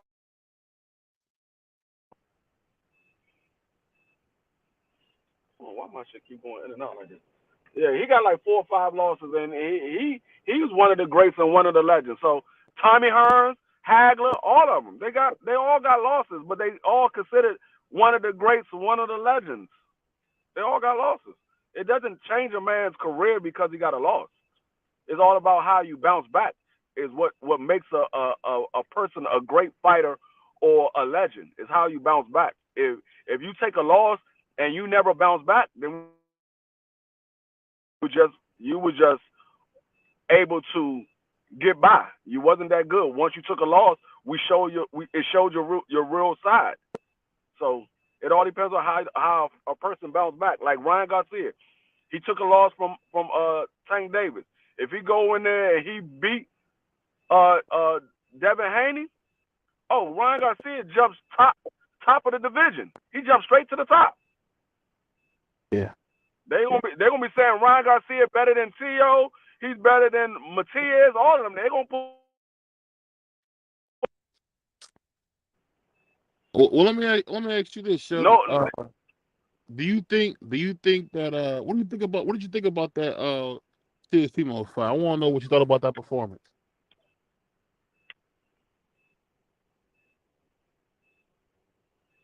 Can you hear me? he on mute. He on mute. Oh, okay. Did you get a chance to watch Yeah, that fight, Free? Hey, Free, did you get a chance to watch that fight? yeah, I watched it. What did you think about that Hold on, fight? hold Could Tio on. done better? Oh, go ahead. The fight with Tio, that it's everything that me and Dub Rightside said. Like I told you, both of those guys fight a similar style. They both counter punchers. They both got decent footwork. They both have holes in their defense. And like Dub Rightside kept saying, Tio is horrible on his front foot. When he has to be first, he's horrible. When that man got to press the action, he's horrible. We know what Tio is now. Tio is a guy who only have success if he's fighting as a counterpuncher when it comes to the top of the division. Now, those other guys, he can fight whatever way he wants to, and he probably will have success. But when it comes to the top of the division, he only has success when he's fighting as a counterpuncher. When he has to be the person that press the action, Tio struggle badly. Yeah. And like I said, that fight, I scored it a draw because I don't think neither one of them did enough to win that fight. But if I had to choose who won the fight, I would have gave it to Jermaine Ortiz because even though he wasn't throwing punches. Even though he wasn't throwing punches, he threw 406 punches. Yeah, I think Tio landed like 6 more power shots. No, he didn't. I mean, he might have landed. He might have landed more power shots. Who landed more punches was Jermaine Ortiz. Jermaine Ortiz landed more. And even though the copy box, which I don't go by copy box a lot, but that's the only thing I can go by because that's what they had out there. Even though the copy box said that Jermaine Ortiz landed 80 and Tio landed 70, 78. Yeah. There's no way in the world you're going to tell me that Jermaine Ortiz only landed 2 more shots than Tio. There's no way in the world you could tell me that. He landed way more than 2 shots over Tio. But yeah, Jermaine Ortiz, he didn't land as many shots as he should have landed because there was openings where all he had to do was just throw the jab. He was landing the jab on Tio all night. All they had to do was throw the jab and make Tio reset. I think he was worried about the power. I think he was worried about the power of Tio. That's why he was moving so much. But I still had it a draw. But if I had to give it to somebody, I would have gave it to Jermaine Ortiz because according to everything that I saw in the ring, he was better outside of the aggressiveness. Tio was more aggressive, but Tio, his aggressiveness wasn't effective. That's why we talk about effective aggression. His aggression wasn't effective. He was just lunging in and throwing big shots and missing badly. He swung that right hook about 45 times at nobody. Like he swung the hook and was looking off in the crowd because Jermaine Ortiz wasn't there. Yeah. Jermaine Ortiz was on the other side of him and he's swinging that big ass hook and it wasn't landing. And, he exposed Tio for what Tio really is, and D Free just hit it on the head. Yeah. If Tio can sit back and let you come to him and he can counter you, he's gonna look great. Josh Taylor was pushing the action. Josh Taylor's a front foot heavy, come forward fighter. That's what Josh Taylor is. And he looked excellent against Josh Taylor because he's a great counterpuncher. But if Tio has to make the fight, cut the ring off and make you fight, he's not capable of doing that. That's not in his wheelhouse. Yeah, that's why that's the exact reason why I say he would never get in there with Tank Davis because Tank Davis is not going to press the action. Tank Davis is a counter puncher too, but the thing is, Tank Davis' ring IQ is much better than Tio. He's going to make Tio press the action, and Tio's going to look at Tank Davis and say, "Oh, he's small. I'm gonna beat this little guy up." He's going to do like Rolly, and he's going to walk into something and be laying on the ropes like Rolly.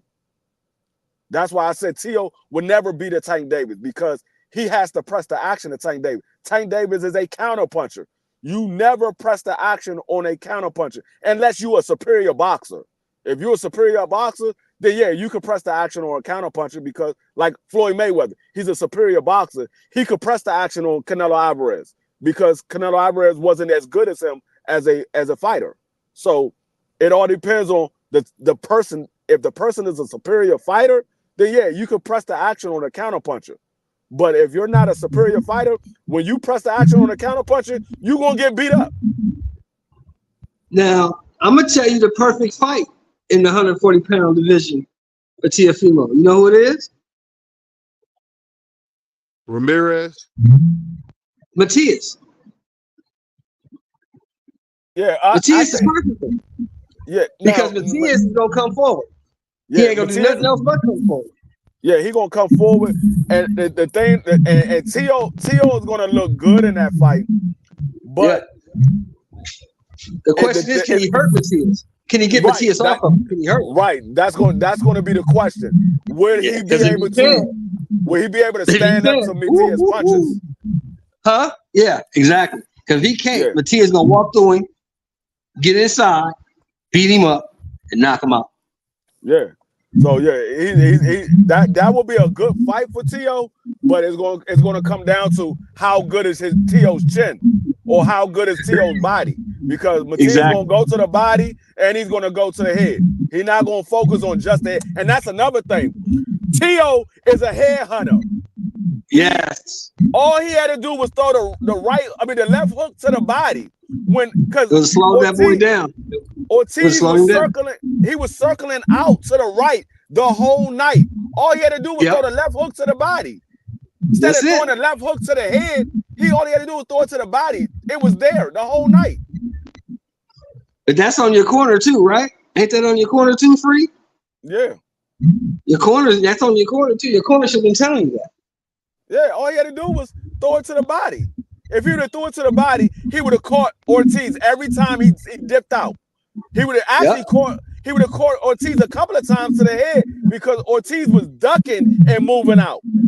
Right. So he would have caught him a couple of times to the head. But his ring IQ was not that good. And that's another thing that was on display. His ring IQ, it wasn't that good. It wasn't that good at all. See, that's gonna be his problem too. He gonna have another problem if he fights Gary Antoine, because Gary Antoine got good feet. He can move. Oh, did y'all see the interview from Gary Antoine today? No, I didn't see it. What he say? He was on Mill City. He had an interview today. Man, he broke the fight down beautifully. And he said, a lot of people always say I'm just a kung fu fighter. They never seen my boxing ability. I put it on display a little bit my last fight, like I told Dub Rightside. He said, I put it on display a little bit my last fight, but I got the guy out of there so quick, nobody got a chance to see it. Right. He said, I'm not just a come forward fighter. I got multiple styles. I can box you or I could come forward. He reminds me a lot of a prime Sean Porter. Yeah. Because Sean could do that. Sean didn't have as much pop as Gary Antoine, but Sean had real good feet. Sean could move. And Sean had angles. But yeah, he said Tio, I will hurt Tio bad. He said, I hurt Tio bad. He would. He said Tio's not as smart as me. He's not as smart as me. But he said he gave the fight to Tio because he said Jermaine Ortiz wasn't aggressive enough. He said Jermaine Ortiz was just out there, so he said he gave the fight to Tio as well. Like I said, I gave it a draw. Neither one of them did enough to win that fight. Neither one of them. It was on the level of a Shakur Stevenson. The only difference is Tio was trying to make the fight, but his ring IQ wasn't there. He don't have a ring IQ. So he's trying to make the fight, but your aggressive wasn't effective. I mean, that's a good point. I'll just tell you like this. Still had a bad night, but the cool thing was he was able to win, and we never see Jermaine Ortiz again because he was horrible. He's a horrible fighter. He ran the whole fight. It was a disgrace. So, what was he supposed to do? He was supposed to stand right in front of T.O. and just brawl? That's what he's supposed to do?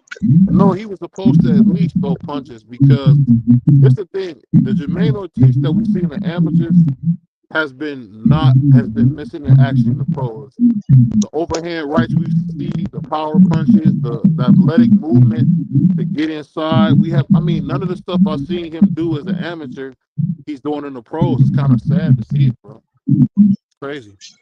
But that's, you got to put that on the other guy too, because if he gonna let me run around and pot shot his ass all night, why wouldn't I? You know what I'm saying? Now the judges didn't like that shit, but he ran around, pot shot at T.O. all night, had T.O. missing, catching T.O. I mean, you're not making me do nothing different. That's on the other fighter. That's on T.O. Okay, this motherfucker don't want to fight, so let me cut the ring off and make him fight. How you doing, bro? Because I know I got the power to catch him and get him out of there, but I got to get him in the corner. I got to corner him and make him fight. It's one of those things. That's why I like guys like a Hagler, like a Holyfield, like a Duran, because if you didn't want to fight, they was gonna cut the ring off and make you fight. Like a fucking Julio Cesar Chavez Sr. They gonna cut the ring off and make you fight. You gonna have to fight, or you gonna get hurt up in here. Yeah, please, man. I just think, but we don't have a such fight. I just hope T.O. can get in the ring with somebody who's not scared of. We need like. Yeah, I mean, like I said, T.O. is what we seen in multiple fights now. T.O. Yeah. We know what T.O. is. He's a counter puncher. If he gotta come forward, he's gonna look bad. Like I said, he can look good against those lesser competition, but when he's there with the top of the division, he's gonna look bad. Exactly.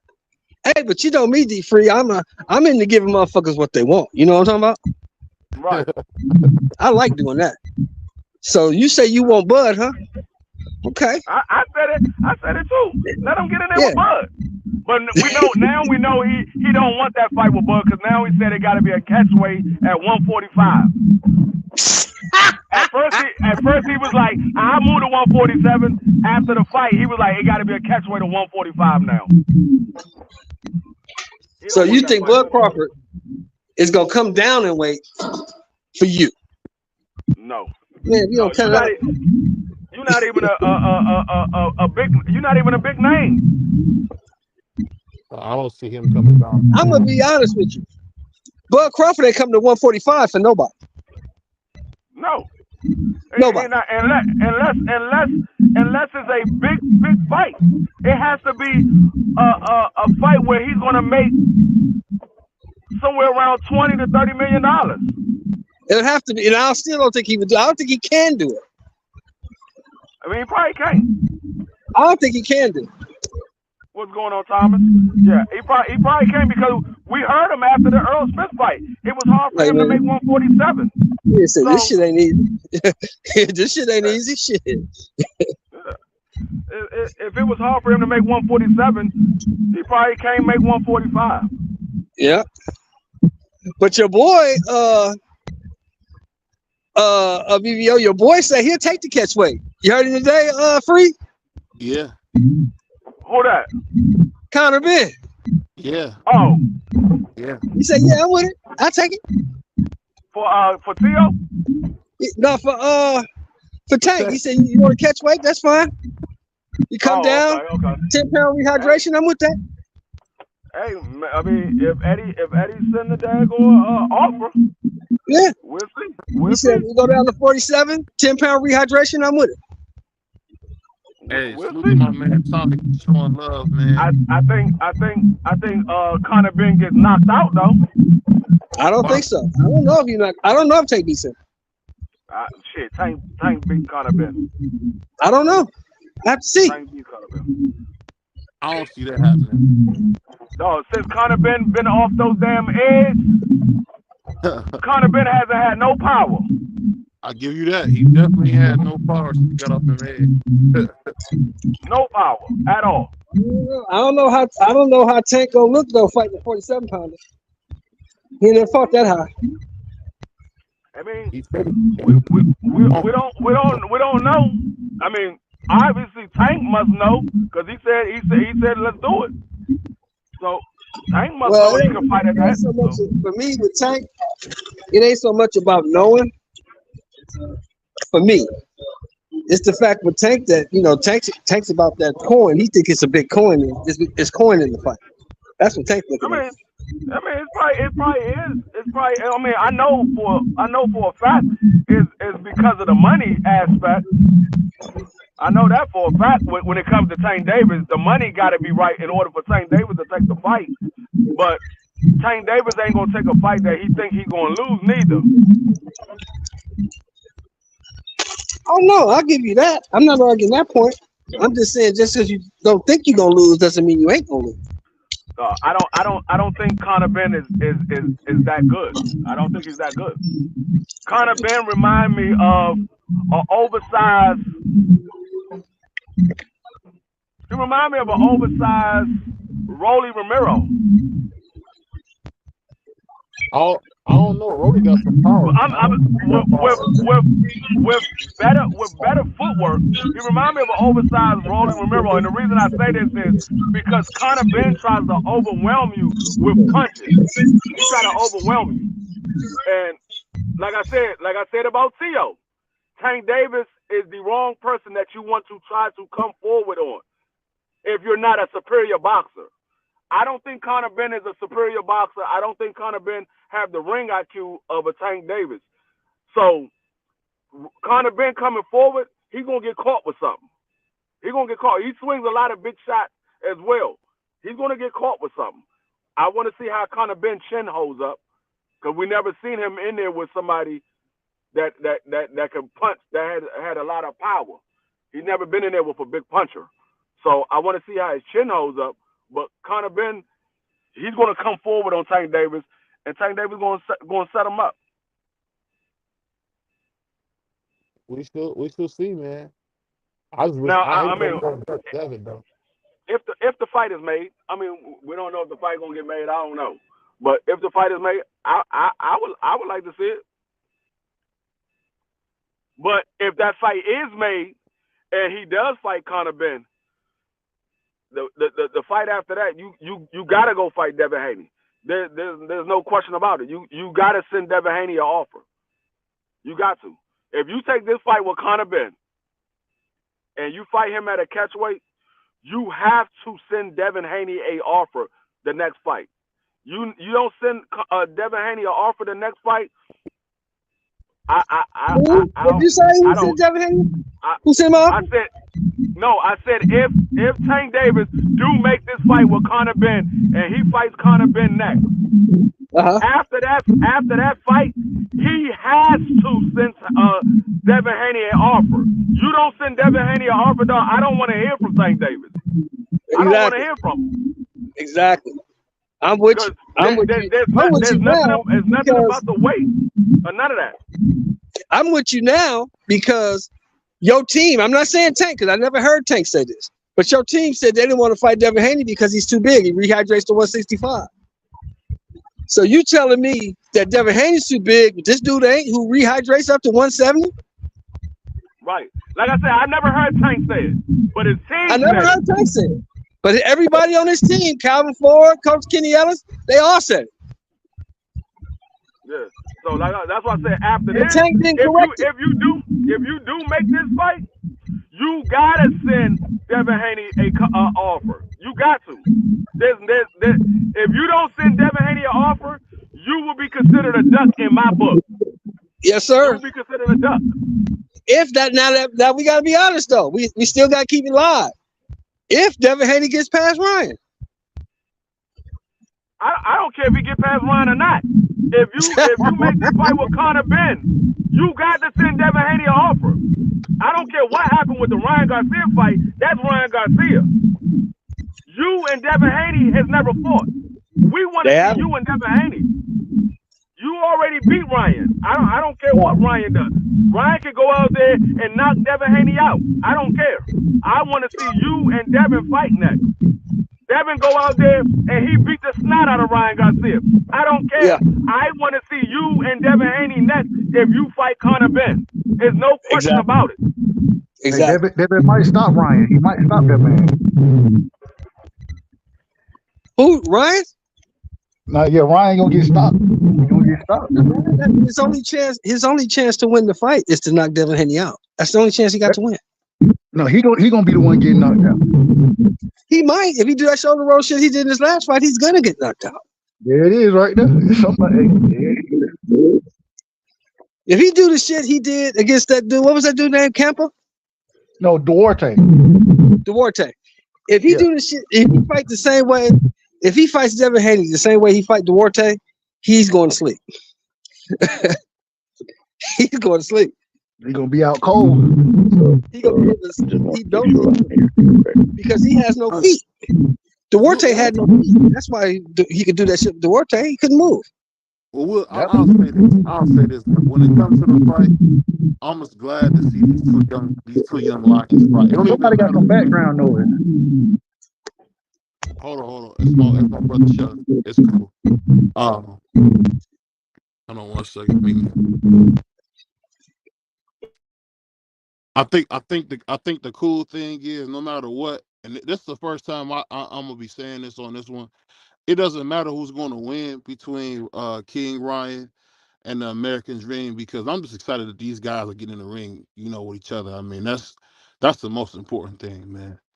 And like I was telling my brother Free, this is good for boxing, man. So, I mean, a lot of us want to see, a good fight, and we all want to see Devin Haney get knocked out. I mean, it's a possibility. It's a possibility that Devin can outbox Ryan and win. Nigga, don't speak for me. I can speak for myself. I don't want to see Devin Haney get knocked out. Who is we? I was gonna say who is we all? We all. I'm saying me and you want to see a good fight, is what I said. Like, no, you said we all want to see Devin Haney get knocked out. I didn't say. Hold on. I didn't say that. I didn't. If I said yes, that you wrong, did say that. Hold on, Doug. Let me correct it then. What I'm saying is, me and my brother Free, and I'm sure my man Dub, we want to see a good fight. At the end of the day, it don't matter who wins. In my opinion, I would favor Devin a little bit because he's a good boxer and a good runner. But who knows what Ryan could do? Ryan could pull something, and we might be all shocked. But go ahead. You want to run 100 back on that? Get in on this. Hold on. Let my man Tommy get in on this, man. I was trying to get him up on the panel, and then we go to my man Dub. Go ahead, Tommy. What up, T Hill?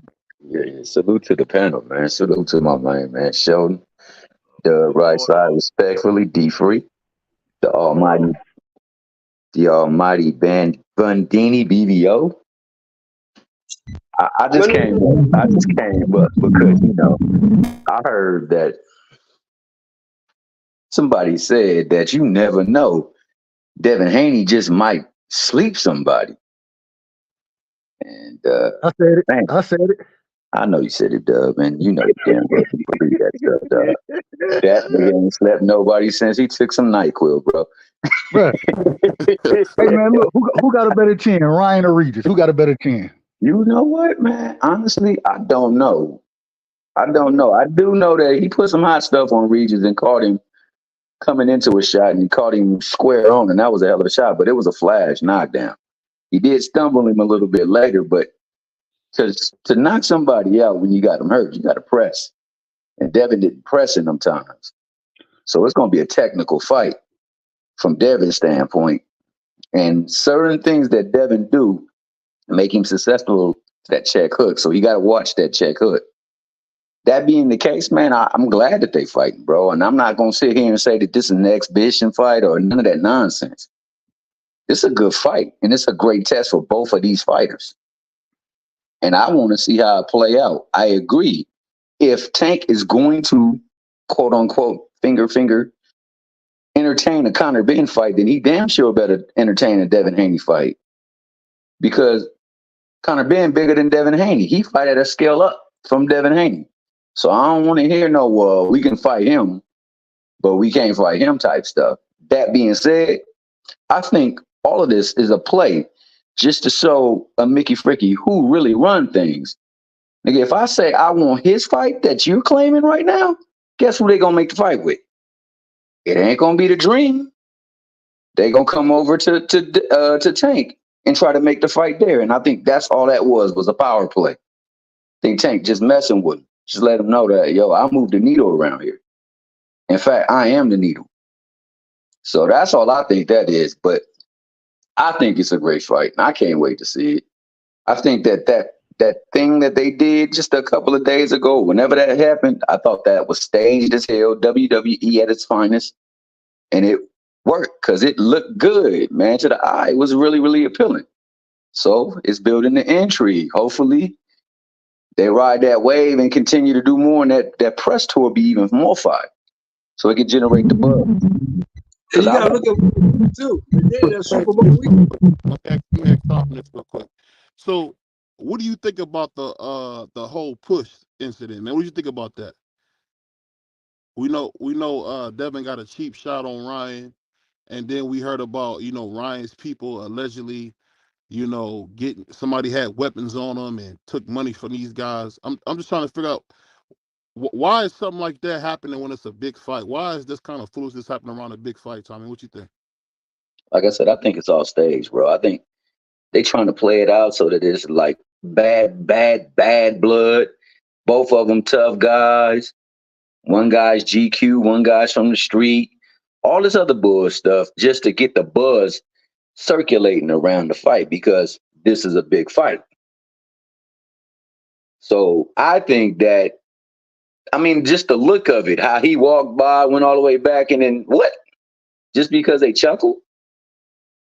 Because they chuckled? So like I said, man, to me, that's how it played out. It played out like something I used to watch back in the days when I was a Macho Man fan or Harlem Heat fan and stuff like that. Yeah, that was my guy. Harlem Heat.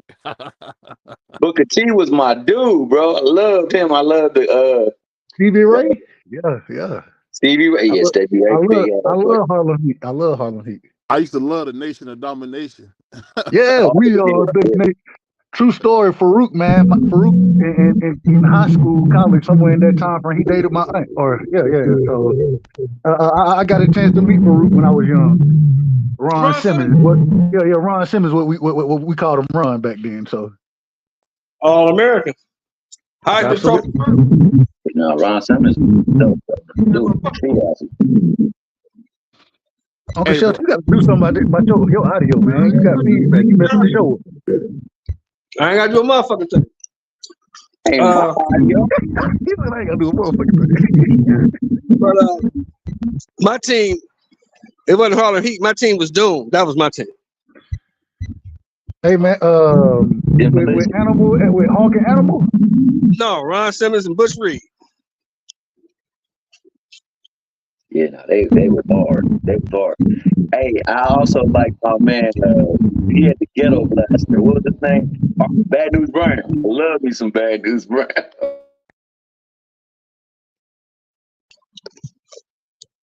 But to be honest, man, I think I'll ask my man Dub this, man. Hey Dub, so what did you think about the whole push incident, man? Was it staged? Yeah, like my man it was.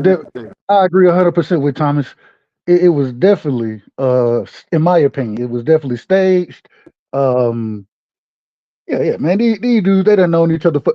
You done heard them argue with each other and also claim to be friends at the same time in the past. So we know what it is. Hey, like Thomas said, man, it was some WWE stuff. And hey, at the end of the day, I'm not mad at it because anyway, you got to build a fight. Go ahead and build it. We saw a great build up with the Regis fight.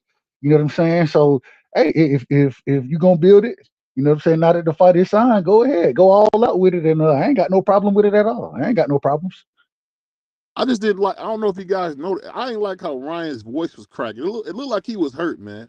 I don't know. I don't know if it was just me that seen that, but it looked like he was hurt by the whole way Devin was acting and talking. It seemed like I thought we was home for it. Ryan's a nerd, bro. He's not about that. That's not Ryan's natural demeanor. He's a nerd. And a terrible actor. Man, both of them struggle talking shit. So I mean, if you listen to what they were actually saying, I was sitting there like, man, it's getting kind of cringe. I'm glad that somebody pushed somebody because everything else about it was kind of cringe about it. You know, so I'm like, hey man, neither one of y'all talk shit worth a damn. So, but that brother said we're not friends. Yeah, that's what he said. We're not friends. We're not friends. I'm like, man, y'all gotta come with something better than this. Man. They need somebody writing they damn like comedians or some shit. They need somebody writing their material because all this stuff they doing, saying the same thing over and over and over, that ain't moving the needle, bro. That ain't doing it right there. We don't believe you. We don't believe you. Luckily, you got the push in there, and that's what it was really about, was the push. Because everything else, the trash talk was pathetic. It was absolutely pathetic on both sides. The push low key was pathetic. My man kind of aimed for the throat and everything, and then like did one of them damn Hadouken kind of push offs like Hold on. Why he pushed him though and then got the hell on? Why he got the hell on so fast? Oh, that was that big nigga spun his ass, dog. You didn't see it? I seen it. Somebody snatched him up by the collar, dog, and whipped him that way. That was the funniest part to me, was the bodyguards, man, and the other dude that was talking about you soft, bro. You ain't about that life. That was funny. And then at the end, Bill turning up. Bill turned up at the end, man. It was all funny. I enjoyed it, bro. I'm not gonna lie, dog. I liked it. I did like it. And, you know, I'm happy, like I said, that the fight is happening, dog. And I'm not going to knock Devin for this because I honestly like this fight. That fight, that Loma fight, I have no qualms with Devin on them. At all. At all. So Bill was doing the cool, hold me back. Hold me back. Hold me back. Hold me back. Hold on, dog. Nah, but that Regis stuff, that wasn't fake. That wasn't disingenuous, bro. That was Tobler just doing what he doing, Bill being who he is, and Dev got a little bit of Bill waves in them, so they was just going back and forth with it. But that stuff whatever that day was when they did this, thought that was staged. Yeah, and I agree. I think with the strength and conditioning coach for Regis and what him and Bill had, I thought that was pretty legitimate. Because hey man, the man he do a hell of a job talking shit. You know what I'm saying? I ain't got no problem with anything he said to Devin them, and luckily Bill he could talk some shit too. Devin, like you say, he got a little bit of it, but he gonna have to work on that. Like I said, he need a writer, man. He need a writer. Bill need to write something for him. Bill, give him some pointers or something. Give him some pointers. Sheltered kid who never really did nothing but box. He's a square. Can't expect him to be nothing but what he is. I don't disagree. I don't disagree with it. He probably, yeah. Like that. I can't disagree with it. You know what I didn't like about the whole back and forth? They threw Tank name up in there. I'm like, dog, Tank ain't fighting neither one of y'all guys. No, Ryan threw Tank's name in there. Ryan did. Yeah, Ryan threw Tank name in there, and then Devin responded back with Tank. I'm like, dog, y'all niggas ain't fighting Tank. Y'all fighting each other. Talk about what y'all did to each other in the amateurs. I'd rather hear that than to hear y'all talking about Tank. I agree. Well, yeah, I wanted to hear Ryan talk about the busted eardrum, the standing 8 count. I want to hear. Let's talk about those type of things. You know what I'm saying? Since y'all, hey, we gonna see what happened in the ring anyway. So y'all talk about that. Don't talk about no other fighter. Yeah, and another thing, Bill Haney, he gotta work on his swim move because he was not moving that bouncer at all. He was not moving him. You gotta learn on your swim move or something. Hey, he got smacked up by the bouncer, didn't he? Trying to swim. Yeah. I'm like, what are you doing? You're not moving me. What are you doing? Yeah, but this is the greatest telltale sign for me besides that swim move, bro. You know when he had that interaction or whatever that was with B-Hop, you could see how that nigga was breathing. Like that nigga was nervous because something could possibly go down. You know, had that energy in there with. Yeah. Man, he didn't have ain't nobody scared of B-Hop. Yeah, but I'm saying that big dude, that nigga was huge, dog. He didn't have none of that. He didn't have none of that energy at all. I was just sitting there laughing at the fact that every time Bill Haney go to pitch the daggone the bodyguard or whatever, Bill Haney was the one that was going backwards. I'm like, oh, you pushing yourself back. You not pushing him back. Did he try to? I guess he tried to bum rush him or bulldog. I don't know what he was trying to do, but no, you was not getting past. I don't know how big Bill is. I don't know how, he probably about 5'10", 5'11", something like that. But man, we talking about niggas that's 6'5", 6'7", 300 almost. So what you think you gonna do against them? Nothing. If BVO out there trying to hold Bill back, BVO gonna put his hand out there, one hand hold Bill back for BVO. I mean, what do you think you gonna do against that man? Nah, stop it. Y'all gotta stop the cat. Stop the cat. That's why I said, man, because he acted like he was gonna rush old boy, and he had that same adrenaline pumping when he did with that B-Hop exchange. That adrenaline was pumping with B-Hop. That boy could barely breathe while he was talking. He was so much pumped. Yeah, I was trying to figure out what got Bill so amped up, because the push had already happened. It was like it died down for a minute, and they started talking again, and then all of a sudden Bill just got hyped and was just trying to move the bouncer. I'm like, okay, did I miss somebody said something? Or was he trying to get at Ryan? I'm like, what did I miss? No, he was getting at the big dude. Well, no, you're right. He was going at the Ryan. In that moment, when he started charging, yeah, he was trying to get to Ryan. Yeah, but I was trying to figure out what was said, because the whole push with Devin Haney and Ryan, that died down. And they went back to just running their mouth at each other. And then all of a sudden, Bill just got real amped and tried to push the daggone bodyguard. I'm like, did Ryan say something that I didn't hear on the daggone on the video? Because I was trying to figure out what it got him so mad that he was trying to get at Ryan. But what Bill was gonna do to Ryan? He wasn't gonna do shit to Ryan. But this is my question though. I got a question for y'all. Do y'all think so? You seen as this altercation is going on? I don't know if it was happening while the altercation was going on, but right after that, they broke into Ryan's house, right? Right. Was this? Do y'all think that was a part of the? It wasn't Ryan's house. It was his. It was some of his team. They had supposedly had robbed his team. Do y'all think there was coordination there? Do y'all think that any of that was coordinated? No. Okay. All right. I think you read way too much into it, Doug. That could be very true. I think it was a whole lot of coincidence. I think it was a whole lot of coincidence. I mean, it very well could have been. I don't know, but it could have just been a coincidence of them getting robbed, because it wasn't Ryan. It was people that was part of Ryan's team. It wasn't Ryan. They didn't rob Ryan. They robbed people that was part of his team. So I just think it might have just been a coincidence that they got robbed. Okay, so that wasn't Ryan house. No. Okay. I didn't know that. Like I said, man, when it's all said and done, it definitely pleases the palate, so to speak, man. It gets people over there looking for more. You know what I'm saying? The only people who really know about that type stuff know, okay, that don't look like it's all totally on the up and up, but it is entertaining as all get up, man. I enjoy it. I'm not gonna lie. And I'm already hyped for the fight, bro, because I really want to see if Ryan the real deal. You know what I'm saying? I want to see if Dev is who he say he is. And, I want to see them get in that ring, just like I want to see them all get in that ring. Yeah. I'm intrigued to see how Devin looked facing somebody that's actually bigger than him for the first time, because Ryan is taller than Devin. They have somewhat of the same arm reach. I think Devin got a 1-inch arm reach advantage over Ryan, but he's never faced nobody that was his height or taller. Everybody's been smaller than Devin. So I want to see how Devin looked facing somebody that's actually bigger than him.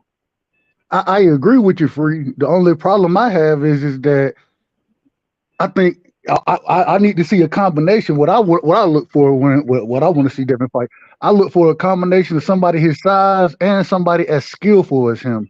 That's what I want to see. The problem is Ryan ain't, respectfully to Ryan, the man ain't as skilled as Devin is, and I think he could have been. I just think that he ain't put as much into the craft as Devin's been putting into the craft, and so Devin has surpassed him. And unfortunately, I think it's by leaps and bounds. I think it's. I don't think it's going to be a close fight. I don't think it's a close fight. Leaps and bounds was that last fight for Devin. I don't think this one is leaps and bounds. He is definitely more technically sound for sure. Yeah, I think Devin is definitely the better boxer. He's better on defense. He got the better footwork. Ryan has the hand speed and the power. But like I said before, Ryan, in order for him to beat Devin, he has to bring his A game, and he got to be smart about his attack. He can't just come with one hand. You're not beating Devin with just one hand. You have to develop a right hand as well, whether it's a jab or right hook. You have to develop that right hand. You cannot just have that left hook thinking you're going to beat Devin with just that left hook. But he has to be smart on his attack. As far as he has to know when to press the action and when to sit back and wait for the opening to show itself. Totally agree with that. That's the only way I think he has a chance of winning. What's going to get Devin over is the fact that Devin has been extremely active and Ryan has not.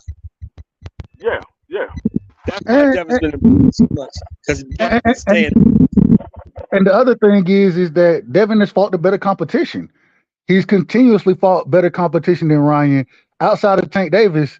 Abdul Wahid. Outside of Abdul, you can't name many great. I mean, I heard BVO say earlier that Ryan fought Javier Fortuna.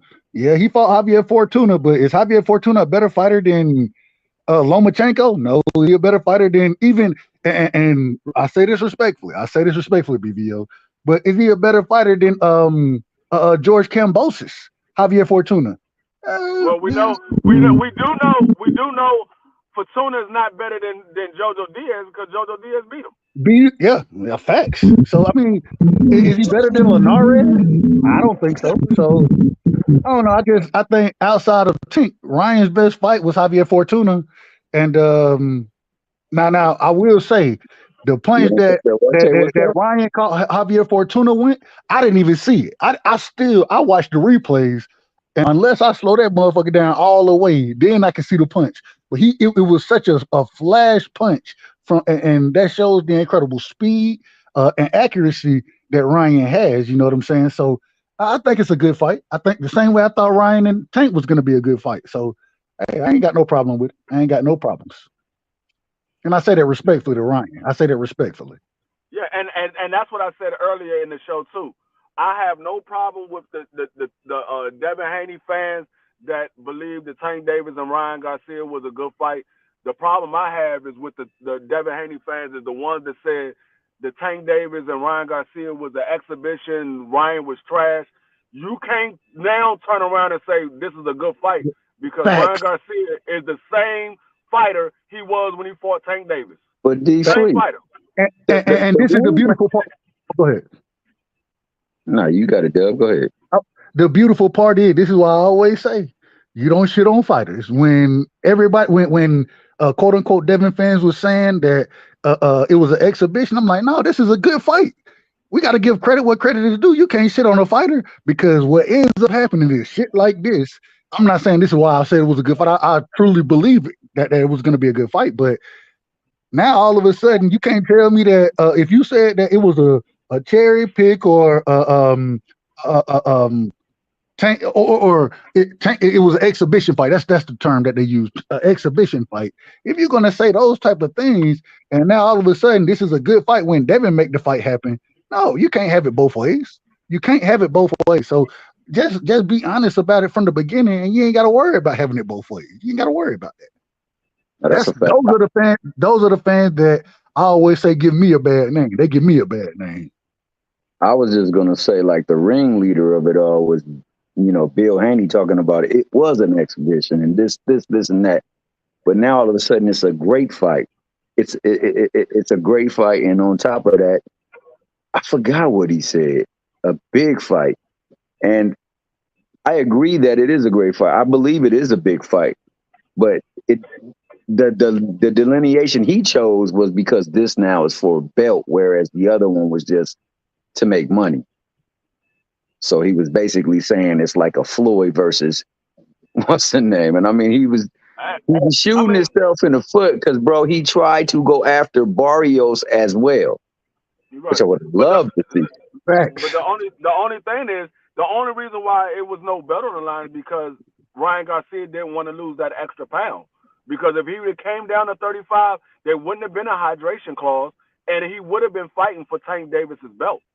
So that's the only reason why there was a rehydration clause, and that's the only reason why there was no belt on the line, because he didn't want to lose that extra pound. Yo, let me ask you guys this. Is it any way that they can waive that if somebody agrees? Like if the champion agrees, they can waive that and make it for the belt, even at a Yeah, they can. They can. It's been done in the past.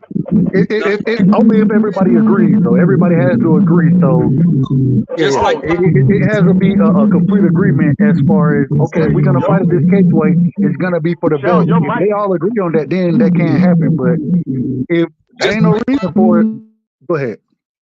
Yeah, Shell Mike messed up, but they both have to agree on it. Because it has been done in the past, like when Floyd and Canelo fought, it was at a catchweight, but it was for Canelo's belt. So it has been done in the past, but they have to agree on it, both parties. Yeah, see, I think that's a negotiation.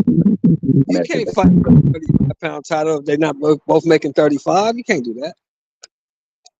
No, they can. They have done it. Like I said, they have done it. Like I said, when Canelo fought Floyd, it was for Canelo belt. That was at a catchweight. That was at 152. That wasn't at 154.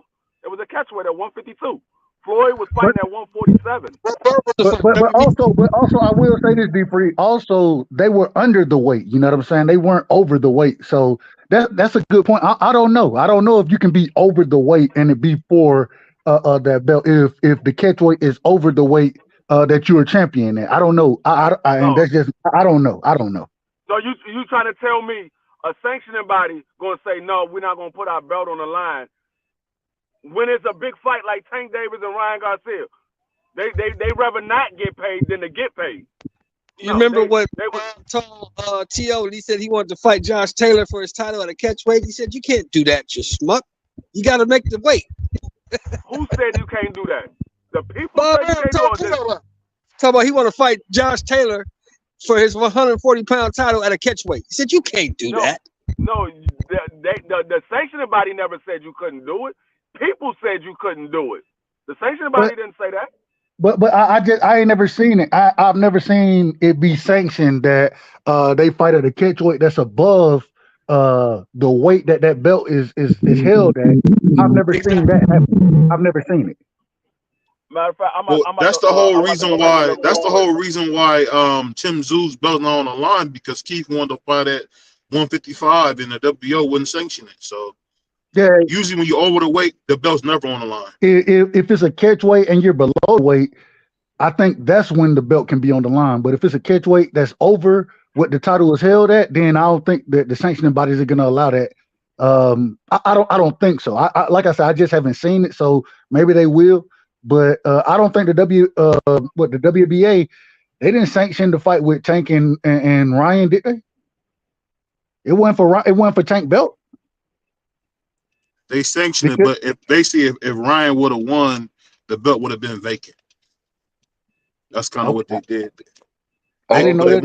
I didn't know that either. They wanted to have that WBA name on the fight, so they had that on there. But if Ryan would have won, they said it was going to it would have been vacant. That makes sense. I could see how that could be the case. Yeah, because you got to remember, anything over 147 is 154. If you fight at 148, 149, that's 154-pound fight. Agreed.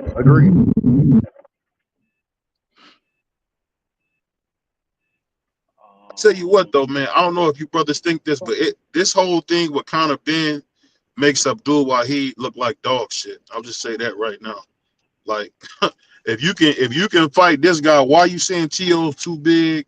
Why you saying Devin's too big? And I never heard Tank say this He stuff, but never said T.O. was too big. no, he said He all never, T.O. he never, is he never big. said Devin. He never said Devin was too big. His team said that. Yeah, No, he what I'm never said saying is Devin. He never said Devin or T.O. He never said you neither missed one of one. those. No, Too he big. did. This is what he said. He said that T.O. is just big. That's all he said. He didn't say he was too big for him. He said T.O. was just big. Yeah, he just big. What he's saying is he doesn't have any skills. He's just big. He doesn't have Yeah, I any know what skills. you're He's saying. just big. Yeah, he But never said he was too big for me to fight him. He just said he's just big. He don't have no skills. but yeah, I don't listen to what they say, man. I mean, I would pay more attention to Kenny when it comes to him saying things, because he generally say stuff that border along the lines of what Tank might be thinking, but Calvin just be talking, bro. I don't think that he said they was gonna be fighting Pitbull. Facts. Pitbull about to get in the ring with freaking Rolly Romero right now. That's a fact. So you know, now, let me ask this. Let me ask you this, Thomas. Let me ask you this. What do you make? And now this is going to become a topic of conversation for Abdul Wahid. They flipped the coin. They picked Shakur Stevenson. It was between Devin and Shakur, right? They flipped. We all seen it happen. It landed on. It ended up being Shakur. Okay, no problem with it. Why they hand sent that man an offer? 2 words: Bob Arum. Bob said he welcomes the fight. Nah, he don't welcome the But fight. and we know Bob be capping. We know he be. Hey, we know what it is. But at the same time, according to Bob, he want to do business with Tank. According to him, that's what he said. Yeah, he want to seem like he that, but you know that boy, he got that pale complexion, bro. And you know sometimes they say ish, that just don't be true. Case in point, bro. Look at the way that they're maneuvering Shakur right now. They're not trying to allow him to capture any more belts because they're not sure he's going to resign. And since they are uncertain, they stall him out. They finna stall him out. Yeah, and the only fight he's gonna get is a fight that's in house. Raymond Muratalla. I keep telling y'all, Shakur fighting Raymond Muratalla next. That would be a hell of a fight, and I believe they would make that fight because they believe that he has a chance to beat him. And they try. And Bob don't. Only thing he has to offer prospects is the chance at quote unquote legacy or titles, because he holds a great deal of belts around that 140 on down there level. I mean division. So he's trying to keep those belts in stable so that he can continuously draw talent to his staple, and that's why that fight won't happen.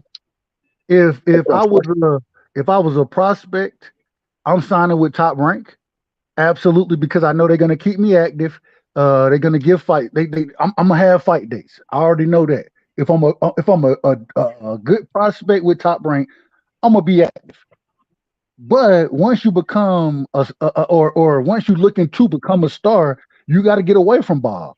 We don't watch it happen multiple times. Whether it was Oscar, whether it was Floyd, we don't watch people have to get away from Top Rank because they're not gonna put you in the fights that you want. And now when it comes to Shakur, Mikey Garcia, a prime example once as well. But now when it comes to Shakur, I think that man, they offered Shakur $15 million for 5 fights or something like that. And with him turning it down, they're gonna stall the man out. Then they're gonna put him in the ring with somebody that they believe can beat him. And even if that person don't beat him, they're gonna have the judges in their pockets. I.e. Manny Pacquiao versus Jeff Horn. When Manny Pacquiao said this is my last fight over here, what they did, they sent him over to Australia to fight Jeff Horn.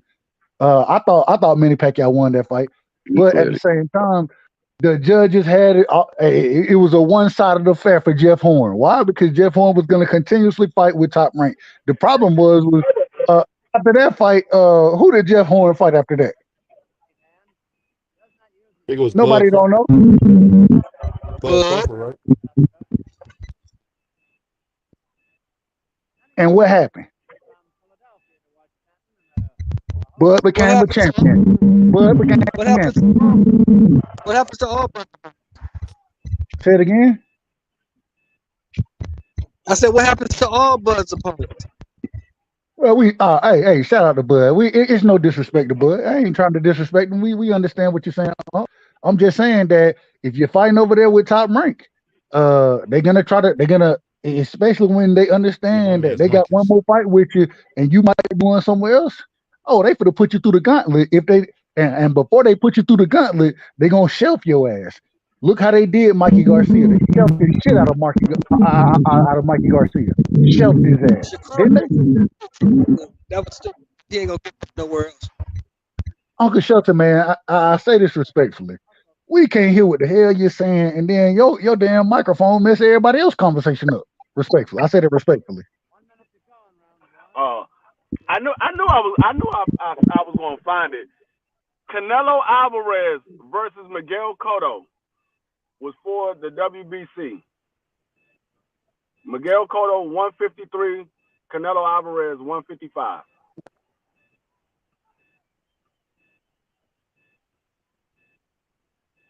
And that was for the 154 belt? Yep, WBC. Well, they should have stripped that. They should have stripped the shit out of Canelo. That's for the 160 belt. That was for the 160 belt? Well, Yeah, see, and this is the problem. I gotta go back and think about all this. I don't even remember this shit that happened so long ago. Dub. Whenever Shelton talk, we gotta go on mute.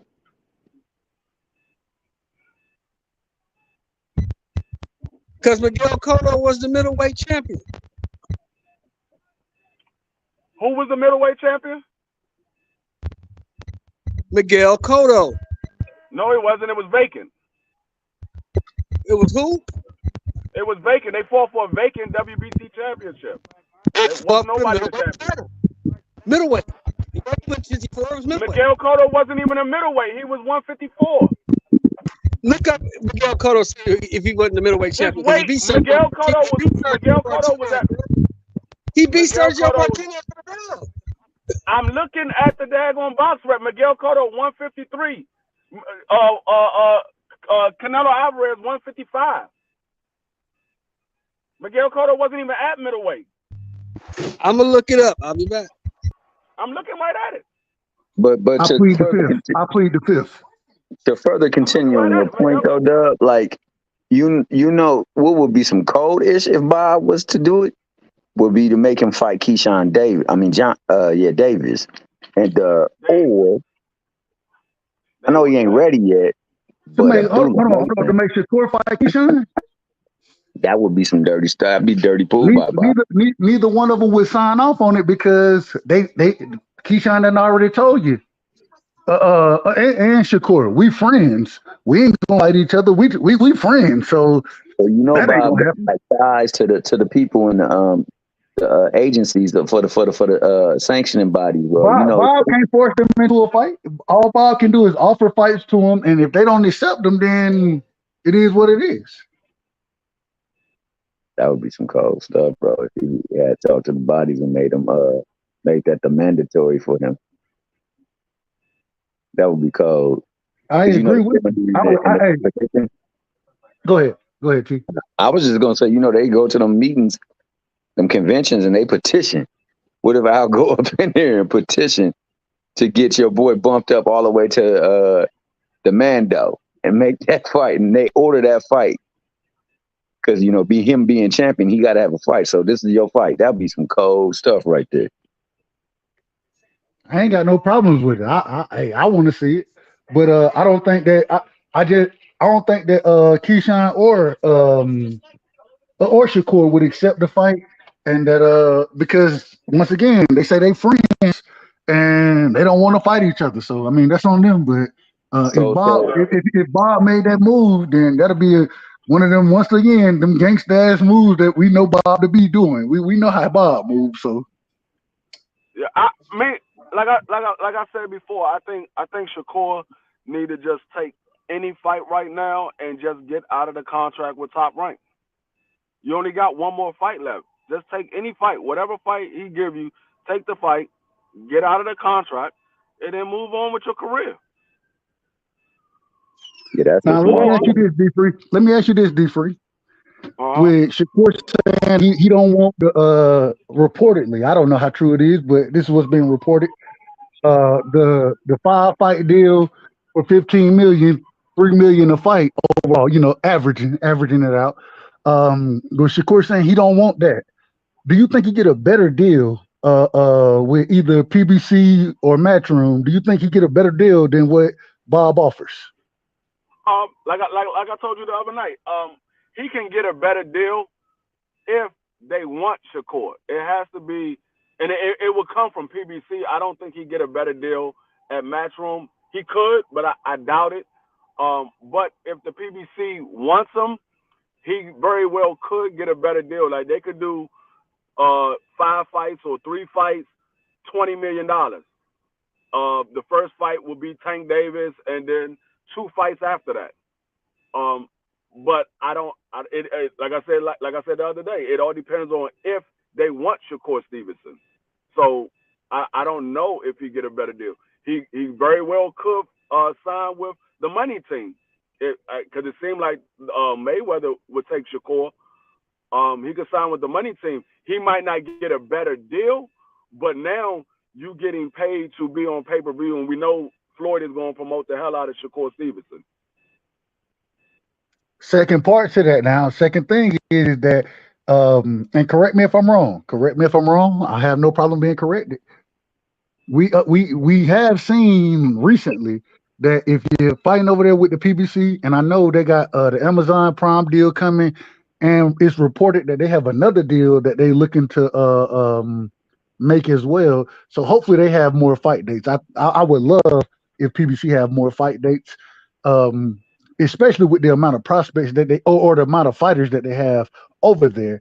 The thing is that if you sign that contract with the PBC, you may fight one time a year.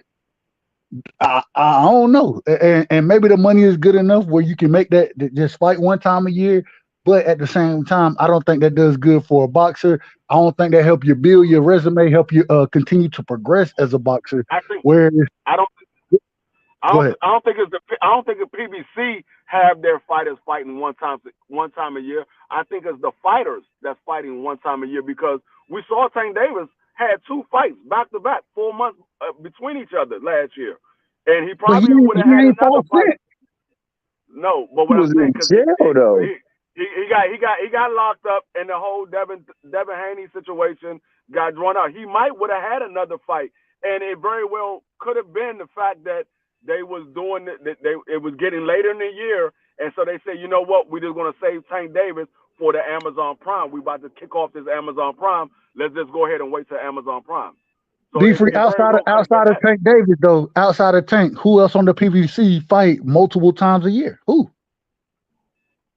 I would have to go back and look at all of the fighters, but that's the problem. That's the problem right there. That's the problem. No, but what I'm saying is, it's not PBC. It's the fighters that's only fighting one time a year. You think that fighters want to fight once a year? I don't believe that.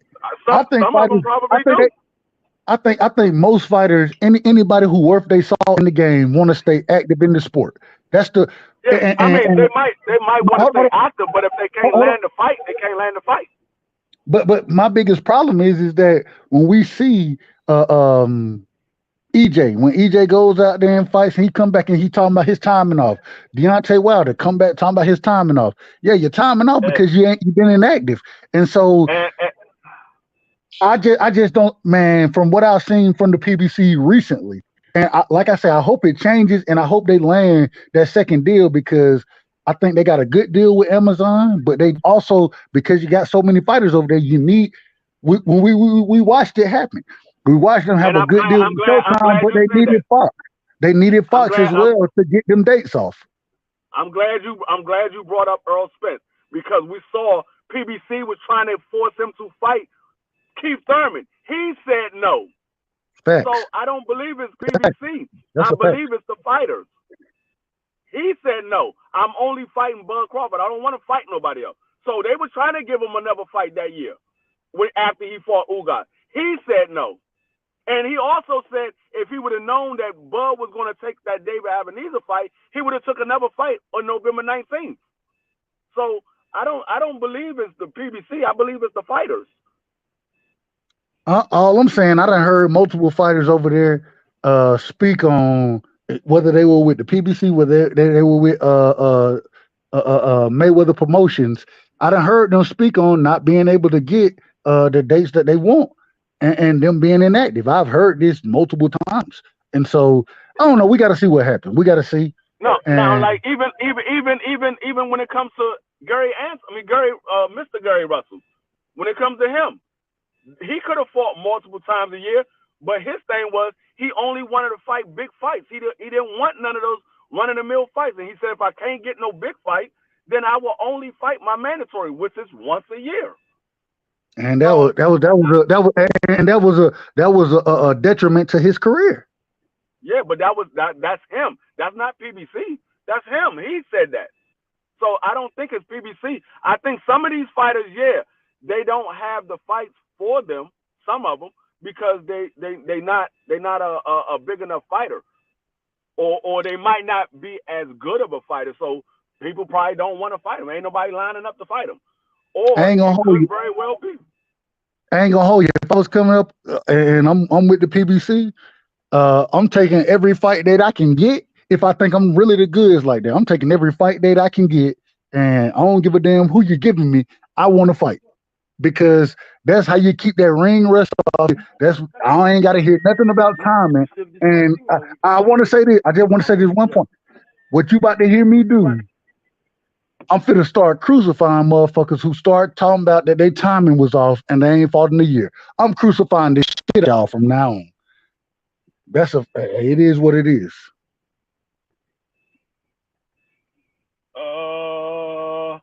Let me look. Erson Lubin fought twice last year. Agreed. Let me see who else. He fought 3 times in 2019. Who, Erickson Lubin? Yeah. Oh, He fought 3 times in you said 2019, the PBC still was on a roll in 2019. So Yeah, I'm so talking about he fought, in the last. I'm speaking strictly on the last 2 years. The last 2 years. I'm speaking strictly on that. last year, When I'm saying that last year they he have fought fighters inactive. let me see who else. I mean, How many times did Fundora fight last year? I'm about to go to him right now. Hold on 1 second. Pandora fought last year. Hold up. He fought once, but the previous year he fought twice. And the previous year before that, he fought twice. And the previous year before that, he fought 3 times. No problem. So I ain't got no problem. From 2018, God damn, 2017, Erson, Fandora fought 1, 2, 3, 4, 5, 6, 7 times. But that's when there was no conversation about the PBC not having dates. God, There wasn't a conversation then. No, I'm just saying. So 2017 he fought 7 times. 2018 he fought 3 times. 2019 he fought 3 times. You just went back 7 years to. Will you let me finish saying what I'm saying? I'm just saying. 2017 he fought 7 times. 2018 he fought 18 times. 2019 he fought. 2018 he fought 3 times. 2019 he fought 3 times. 2020 he fought twice. 2020 he fought 3. 2021 he fought 2 times. 2022 he fought 2 times. And 2023 he fought once. So he fought multiple times. It's just last year he only fought once. If you go back the last 2 years, he fought multiple times.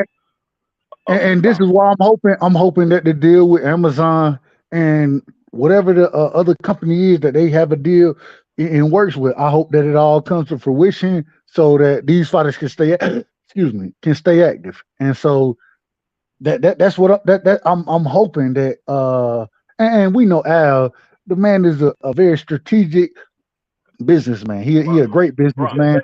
We understand he knows how to maneuver and make deals, and so I think that we will start to see PVC fighters fight more often. But Yeah. until we see it, I'm gonna be critical. I'm gonna be critical until And I Tim see it. Zoo fought Until I see it. Tim Zoo fought 3 times last year. So I don't think it's PBC. I think it's the fighters. I think All the right. fighters choose to fight once or twice a year. I don't think it's PBC.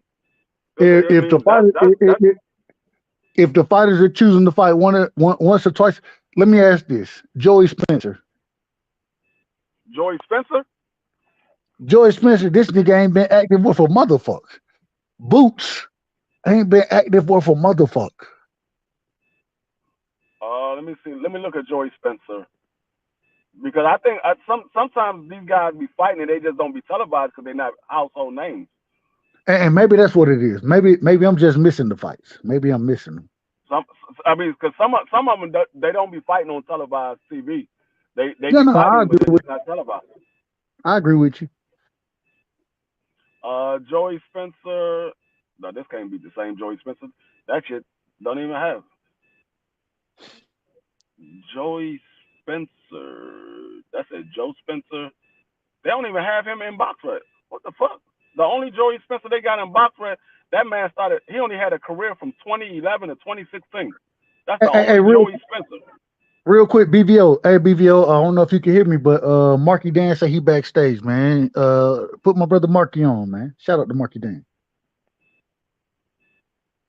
Oh shit, my bad. That's what it was. BBO. What's up, brother? Hey, real quick. Shout out to BVO for hosting and always allowing us to come on and rock. You know what I'm saying? Shout out to BVO, man. Much love and respect.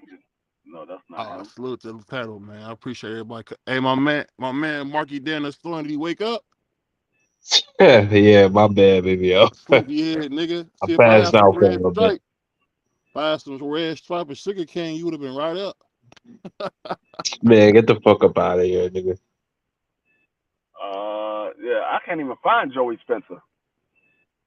What y'all talking about? Spencer's father died, I believe, too. Let me ask you this, Marky. I thought his go father ahead. died. Yeah, no, his father did pass, but his father passed, but that was even before he won his last fight. That was before that, and he got knocked out after that. After he won that fight. That wasn't recent. Okay, my bad. I thought that was recent with his father passing. No, that was like I think that was probably 2 years ago. Respectfully to him, respectfully. Oh, okay. Jerome Bruce Ennis fought twice last year. Yep. He fought Karen and he fought Villa. He fought twice.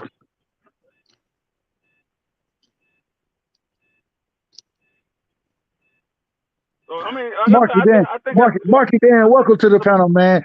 I don't know if BVO or if D Free gonna do it, but I'm gonna welcome you to the panel. I'm gonna welcome. Well, T Hill already been here. Marky, welcome to the panel, man. Welcome to the panel. What's going on, A1?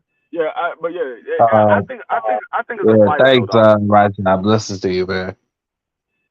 You know it ain't nothing but love and respect. You know what it is. I really believe it's the fighters. I don't think Absolutely. I don't think it's PBC for these guys not fighting more than one time a year. I think it's the fighters. If the majority, I think they say they got 200 fighters. No, I was just gonna say I think a fighter wants to fight D Free. I don't see why a fighter would want to stay on the sideline. I just looked it up. There's multiple fighters on PBC that fought more than just one time a year. There's multiple fighters. I just looked them up. No, I agree with you. I don't disagree, but you got fighters like Richardson Hitchens that were in bad situations that he's not on PBC. Yeah, but he had to leave. Not anymore. Yeah, remember? He was over there. He was over there with Floyd. And he was over there. And we rarely ever saw him. Hold on, D Free. He was over there, and they wasn't doing that man. They wasn't matching that man. It was the same thing that was going on with what's the brother name? Oh my God, I call his name any day of the week. He was fighting over there with Mickey Bay. No, not Mickey Bay, man. I ain't talking about Matchroom. I'm talking about he was fighting over there with Oscar De La Hoya. What's the brother name? He couldn't get a fight to save his life. Say it again. Hooker. When did Richardson Hitchens leave PBC? A year and a half I ago. say, yeah. Okay, a year and a half ago. Richardson Hitchens in 2008 and 2017, when he started his career, he fought 3 times. 2018, he fought 3 times. 2019, he fought 4 times. 2020, he fought twice. Who fought 4 2020, times? And who fought 4 times? Free shout out to all y'all brothers. Richardson Hitchens. BVO. Richardson Hitchens. What up, Prize? Homie D Richardson Free. Hitchens fought 4 times in Oh, what's up, 2019. My bro? nigga Prize fighter in the building, man. My nigga Prize fighter in the building. I'm out in Dallas right now, dog. I'm having a time. Oh Lord, he had to get fucked up. He getting fucked up right now. Come on, stop being a baby. Like I said, in 2019, he fought 4 times. But you keep going back into the 2020 team. Hold on, D Free, calm down, man. Calm down. That was me, Dub. I was mute. I was going out. That was my fault. Go ahead. Go back to the Where you time going? when he was with PBC. I have to go back to the time when he was with PBC. You said he left a year and a half ago. So I got you. No. When he was go ahead. No. I got you, D Free. What I'm saying is, in those back then, 4 years ago, 3 years ago, you know what I'm saying? The PBC, they did have fighters active, but since we've been moving into 2022, 2023, now we in 2024. Those fighters haven't been as active. That's a fact. No, that's a fact. Okay, but what I'm saying is the only time he only. Why you? Why you gotta defend this shit? Because that's who D Free is, though. Right side. Don't think about it. Hey, Marky, shout out to my brother Marky. I ain't seen you up here, Marky. You saying he only what's up, Prize Fire? Once a year, and what I'm saying is the only time that he fought once, the only time that Richardson Hitchens fought once was 2021, and that's it. That's the only time he fought once. Was 2021. Every other year he fought multiple times. Whataburger at? When I was speaking on them fighting once, I'm talking about at this current moment in time. In the last 2 years, in 2023, 2022, this is when I'm speaking on them fighting once. This is what I'm doing. 2023, 2022, he fought multiple times. 2023, he fought 3 times. Richardson Hitchens. He wasn't with.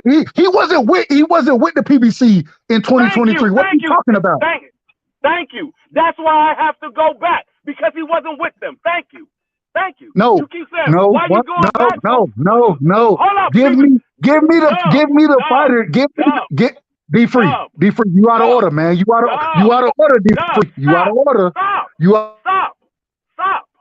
Because you said you only going by 2022, 2023, and I said, well, he fought 3 times. He fought multiple times in those years. You said he wasn't with them. So I have to go back past 2022 because he wasn't with them in 2022. And hence the reason the question I ask is the fighters that's been with, and I didn't ask this before, I'm changing the question. So if you want to say I'm moving the goalpost, I ain't got no problem with it.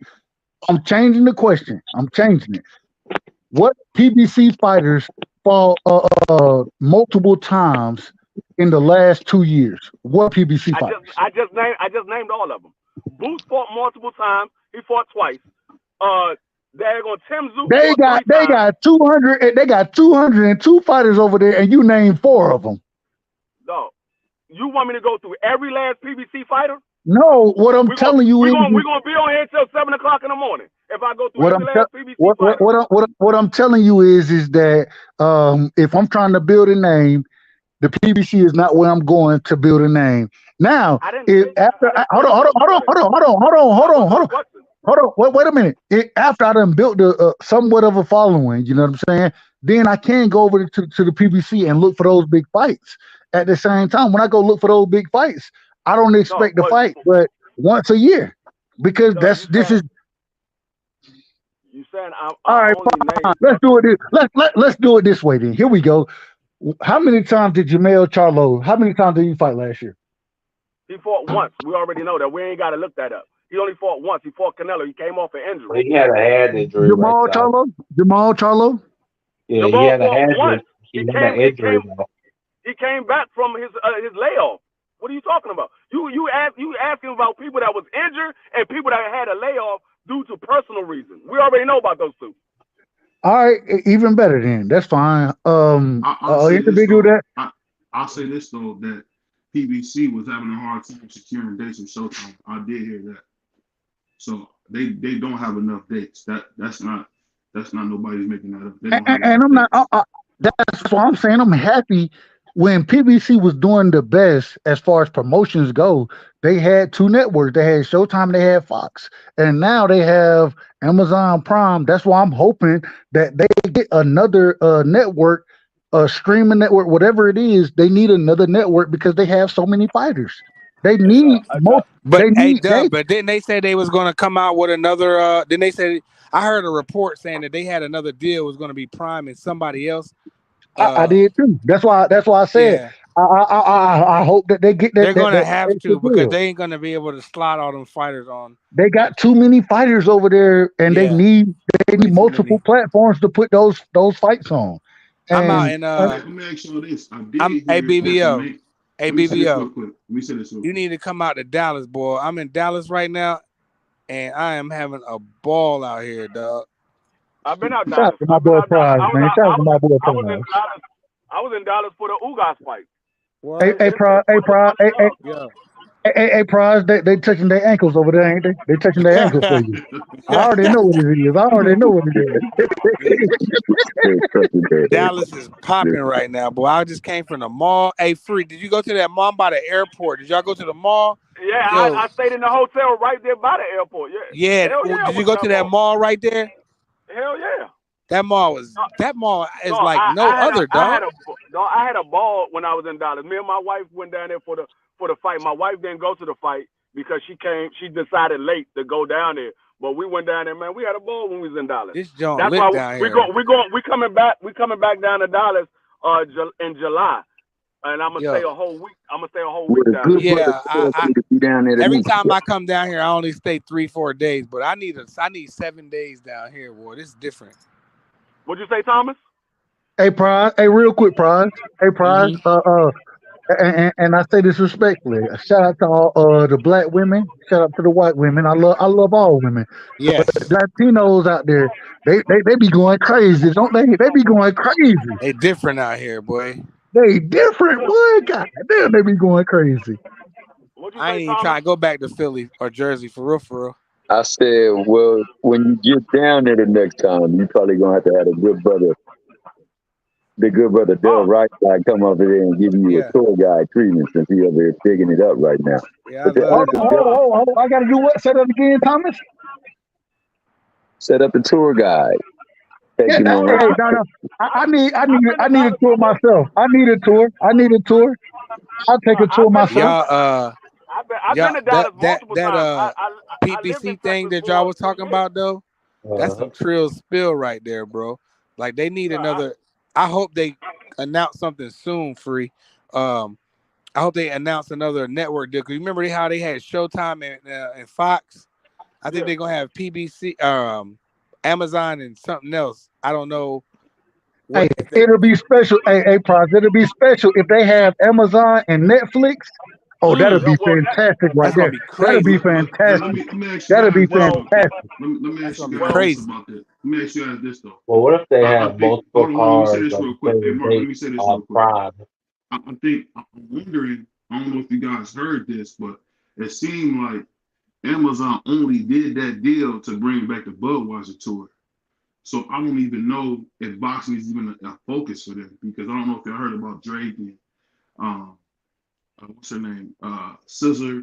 A couple people is going to be they redoing the Budweiser tour on I Amazon could care exclusively. less though. I could care less because as long if Amazon if You Amazon don't put on care, all dog. the hold on if Amazon put on all the pay-per-view dates and then you find another streaming network that's gonna put the regular fights on, that gives you dates that you need. You know what I'm saying? So I just think PBC because they got so many fighters, they need multiple dates. And like Pride said, they were at their best when they had Showtime and they had Fox. That's when we seen PBC at their best as far as well, putting fights on. if you would have listened to my video when I spoke about the deal with Amazon coming to fruition, Netflix was already in talks of striking a deal with PBC. They was the other network that was trying to get a deal with PBC. So it very well could be Netflix and And I'm Amazon hoping that you're right. PBC. I'm hoping you're right. I'm hoping you're right. But now going back to your question though, Doug, I think that Shakur himself can definitely, because of his marketability, get paid more elsewhere. And if he does indeed go to the PBC, the business model that is in place there will allow for him to see more of his money from off of his profit. But in order for him to do anything to command more money, I think to use this last fight with him, it would be beneficial for him to pick somebody that Bob and them would be cool with, that he could style on, so it'll bring up his stock. Because a lot of But people Bob would ain't say gonna like, do that. Bob not gonna allow Shakur to style on none of his fighters. Matter of fact, what he gonna do is, like so I if it's said Bray earlier, Moore he gonna and hold on. everybody say, Go ahead. go ahead, finish it.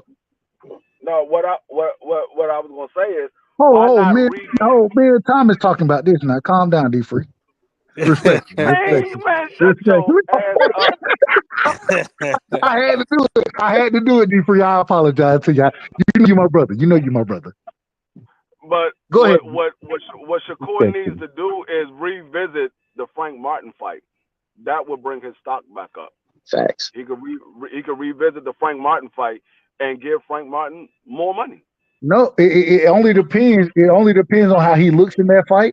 But if before we get to that point, we gotta understand that the man is gonna get put in a bad situation. He's gonna get put there, and the reason he's gonna get put there is because he didn't accept. And shout out to him, because we crucified Bud Crawford when Bud sat there and accepted the and re-signed with Top Rank. The man got crucified. I was one of the individuals. I didn't want him to re-sign with Top Rank. I didn't, because I thought there were bigger fights elsewhere for him, and I didn't think Top Rank had anything for him. And I think that showed itself. At the same time, when he was able to move and he was no longer under Top Rank, he moved over to the PBC Hey, and BVO, I'll be right back. showed what he showed against Errol Spence. Then that man, he gets all the credit in the world. I think Shakur is in a very similar place right now. Hey, Dub, let me ask you this. I think you got to remember, if it wasn't for Top Rank, Bud Crawford would have had to come to 147 straight out the gate. They actually allowed him to work at 135 for a second, then go to 140. They actually let him grow into the divisions like he wanted to, but he would have ended up a lot like my man Tevin Farmer. If he wouldn't have had Top Rank, somebody looking after him, he probably would have never became what you see him today. I said this earlier, BBO earlier. What I said was, hold on, man. Somebody got some feedback, man. I said this earlier, BVO. If you're a prospect and you need and you trying to build yourself, Top Rank is the place to do it. I ain't got no problem with that. At the same time, once you become a quote unquote star in boxing, then you got to get away from Top Rank. You got to, because you're not going to be able to make the money that you want to make as a star in boxing with Top Rank. So I think Shakur is doing the right thing. The problem is that I got to see how it work out, because if Top Rank offering you 15 for 5 fights, 3 million a fight, um, are you where are you going to do better at? And we got to see what happens. So I ain't got no problem with what Shakur is doing.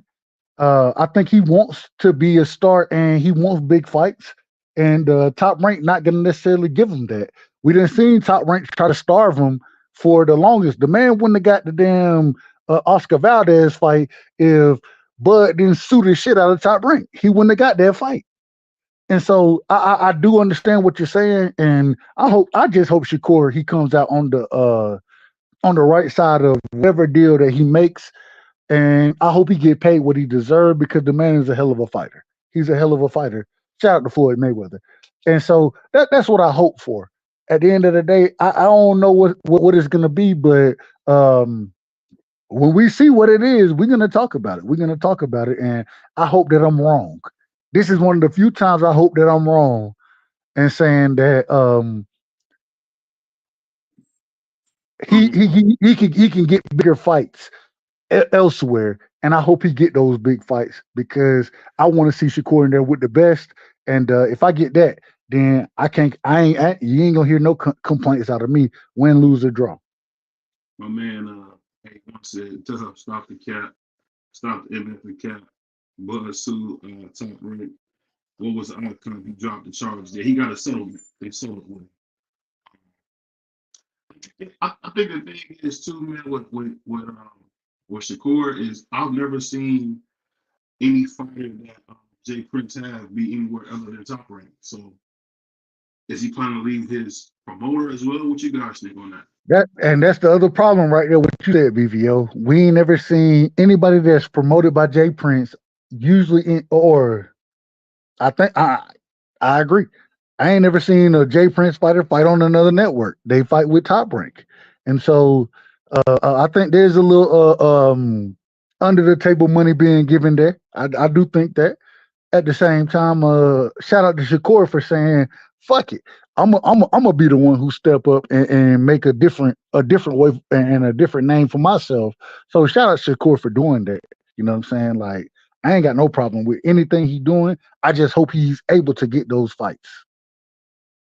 Hey, I'm gonna ask Tony and Mark this. Yo, where do you guys think? A1 want to go. A1 up already? Say it again. I didn't hear what you said. Say it again. Oh, I was saying A1 is up in there. Oh, he didn't came up just yet. Hey, shout out to A1, man. A1 don't know shit about boxing, but he know a lot about basketball. So shout out to A1, man. Shout out to A1. That nigga A1 don't know how to send an invitation out though. I was supposed to be there. That nigga left me in the dark. I'm in the dark. I don't know if you know anything about basketball because he's not. Hold on, this nigga just say he gonna cook me in boxing talk? Man, bring your ass, A1. Bring your motherfucking ass. I'll cook you again. It's okay. You don't it's know okay. shit about boxing. Yeah. You don't know. Play it again, BVO. One more time, BVO. You don't know shit about boxing. Yeah. You don't know shit. Is a no good, lousy son of a bitch. Hey. That's exactly what he is. Is a no good, lousy son of a bitch. Hey. No good, lousy son of a bitch, man. That ain't A1 though. A1 ain't no son of a bitch. I ain't gonna disrespect my brother like that. I ain't gonna do that. I don't think A1 said he gonna cook you in boxing talk. I think he said he gonna cook you. He just said he's cooking the kid. Bring your ass, man. Hey, bring your ass. Bring your ass. Cállate la boca. That boy gave him that Cállate. What was that art of night? Bring your ass boca. Quick. I don't duck. But anybody who know me know I don't duck smoke. I don't duck smoke. He said you easy work. He said it like Tio. I eat. Hey, but I think D-Free, bring your ass. Bring your ass, A1, and I'll cook you. I'll cook your motherfucking ass tonight. Bring your ass. Oh. Yo, but I mean, I see it differently for Shakur, man. I think that, he got a chance for redemption. And even if he throw his heaviest hitter, he go out there and style on him, dog. Can't nobody say nothing about it. You know what I'm saying? So if it's way more tire, bring him on. I ask you, Tom, can Shakur do that with his fighting style? Because I mean, I'm not gonna be like everybody else, be a prisoner. Bro, if Shakur fight Raymond Murray, let me finish this real quick. What I'm go saying ahead. is, I don't want to be a prisoner of the moment on this, but I've seen him do a lot of that with Floyd. So he lets you get yours off, and then he go and punish you. So I just think he had a bad performance. I just don't know if Shakur is as good as they say, because he really hasn't fought anybody but very, very ancient Jamel Herring. So I don't know. That's my whole thing. I don't know. That's my whole thing. So I don't know what he really is yet. Because he hasn't really fought a lot, dog. What you guys think? BBO, you just like these goddamn Devin Haney fans that said that Ryan Garcia was a goddamn exhibition. You putting down everybody that Shakur Stevenson fought. You never said that, Free. I picked Ryan to win. Dog, at the time when he fought Oscar Valdez, he was elite at 130. He was. Whether you like the way Oscar Valdez fight or not, he was elite at 130. He was one of the top guys. So to say that Oscar Valdez wasn't elite, you putting down Oscar Valdez. You can't sit there and say, hey, Oscar Valdez looks good, and then another time you're like, oh, well, he wasn't elite. Oscar Valdez only lost it. Oh, go ahead, BVL. Well, the only thing I ever said, Free, was that the guy that Oscar Valdez fought before, when he got caught with the T, beat him. That's all I've ever said. I think the best fighter that Shakur beat is Jamel Herring, because Jamel Herring is super skilled. He just was old as hell. But he's super skilled. I mean, that's why I said that.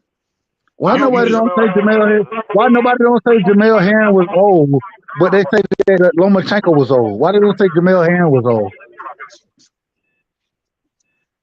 Just because those people, they don't know shit about boxing.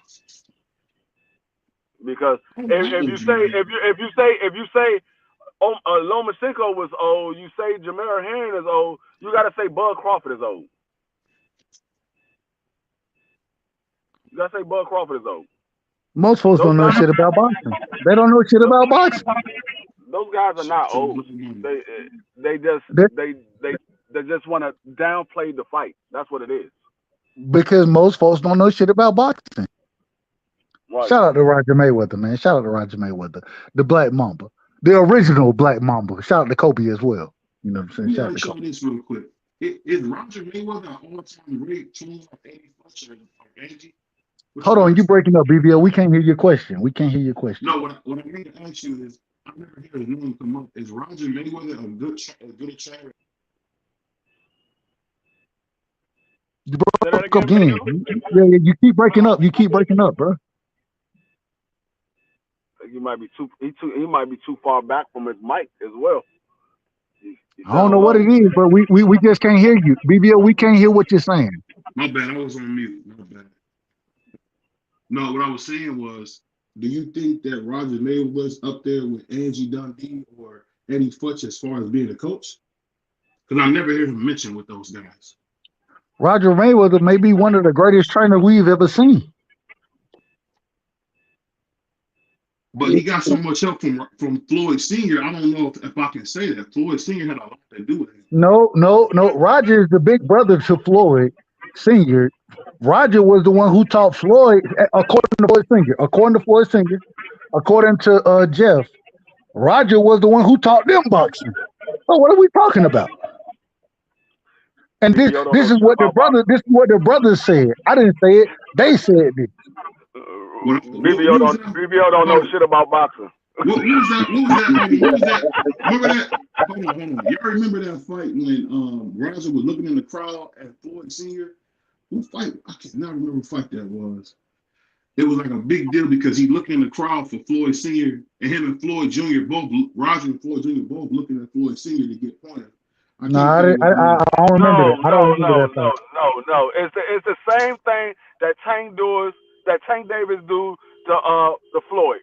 Floyd gives Tank Davis pointers. He give him pointers. He doesn't train Tank. He never trained Tank. He give him pointers. Senior was not training Floyd at the time. It was Roger Mayweather. But Floyd Senior saw some things from sitting where he was sitting at, and he was just giving Floyd some pointers. He wasn't training him. He was just giving him pointers. We see it all the time. A lot of people do it. Floyd Mayweather himself said that regardless, and he had been at this current moment in his career, he had been trained by both his father and his uncle. And he said, no, Roger is the one. Roger is the goods. That's what Floyd said. I didn't say it. Floyd said it. And we see, I mean, anytime and I understand Floyd went back and worked with his father, No problem with it. No problem whatsoever. But we understand that Roger was the individual giving all these dudes the game. You know what I'm saying? He was the oldest brother before he passed. Rest in peace to him. He was the oldest brother, and so he gave Floyd Senior the blueprint. He gave Jeff the blueprint. Everything came from Roger in that camp, bro. In the Mayweather camp, it came from Roger. That's a fact. It's the same way like Mr. Gary and Gary Antoine. Gary Antoine's son start fighting, start boxing. Gary Antoine is training his son, and all of a sudden his son decided to go with Mr. Gary. But Antoine still give pointers. Antoine is not the trainer. Antoine learned from Mr. Gary. He learned from Mr. Gary. But they all learned. But they all learned from their daddy. Their daddy was the one who. Go ahead. My bad. Go ahead. Yeah, no, I was saying it's the same way. It's the same way. You might think it was Antoine, but it was really Mr. Gary, and it came down from Big Gary. It came from Big Gary. That trickled down to Mr. Gary. Even Batman's son. I understand, and shout out to Batman. You know, I got a lot of love and respect for Batman. So shout out to Batman. R.I.P. to the great brother. You know what I'm saying? He was the one who allowed me to get a different look at the Russells. You know what I'm saying? Because he was a part of it. You know what I mean? Shout out to Batman. I ain't gonna hold you. I cried when Batman passed. You know what I'm saying? Especially the way it happened. I don't want to get too much into it, but what it came down to is that the father, you know what I'm saying? He was the one imparting the knowledge on the younger individuals. And then it really, before it was Mr. Gary. Mr. Gary was a recipient of all of that. But even the older brother to Mr. Gary, the one who never boxed, that man done been in everybody's corner. You know what I'm saying? So it was knowledge being passed down. Actually, it was the oldest brother that a lot of y'all don't know about, who is actually my blood cousin, Gary Jones. He was the first fighter out of all of them. He was a champion as well, and he fought at 100 and I want to say 140 pounds. Might have been 40. Yeah, it was 140. But yeah, he was the first protege, and then it was Mr. Gary. So all of them been through, like even the older brother that's in the corner of all of them, he's been in the gym as well. They all been training from young kids from like 5 or 6. They started training as a boxer from like 5 or 6, and they've been going to the gym ever since. So all of them learned how to box from their father. And then Mr. A1 showed up. Oh, my bad. Go ahead. Mr. A1 showed up and went ahead and bodied Dub ass into the ground real quick. Yeah, talk that shit. What you gonna say, Dub? Pull up, Mr. Pull up on your asses here now. What you trying to get cooked on, bro? Talking to you, coming Dub. for all the smoke. Calling for all the smoke. Hey, don't say your mic messing up. Coming for all the smoke. All the smoke. Dub went on mute. Dub went on silent. Silent, No, hell no. I ain't going on no goddamn mute. I ain't going on no goddamn mute. Somebody put me on mute.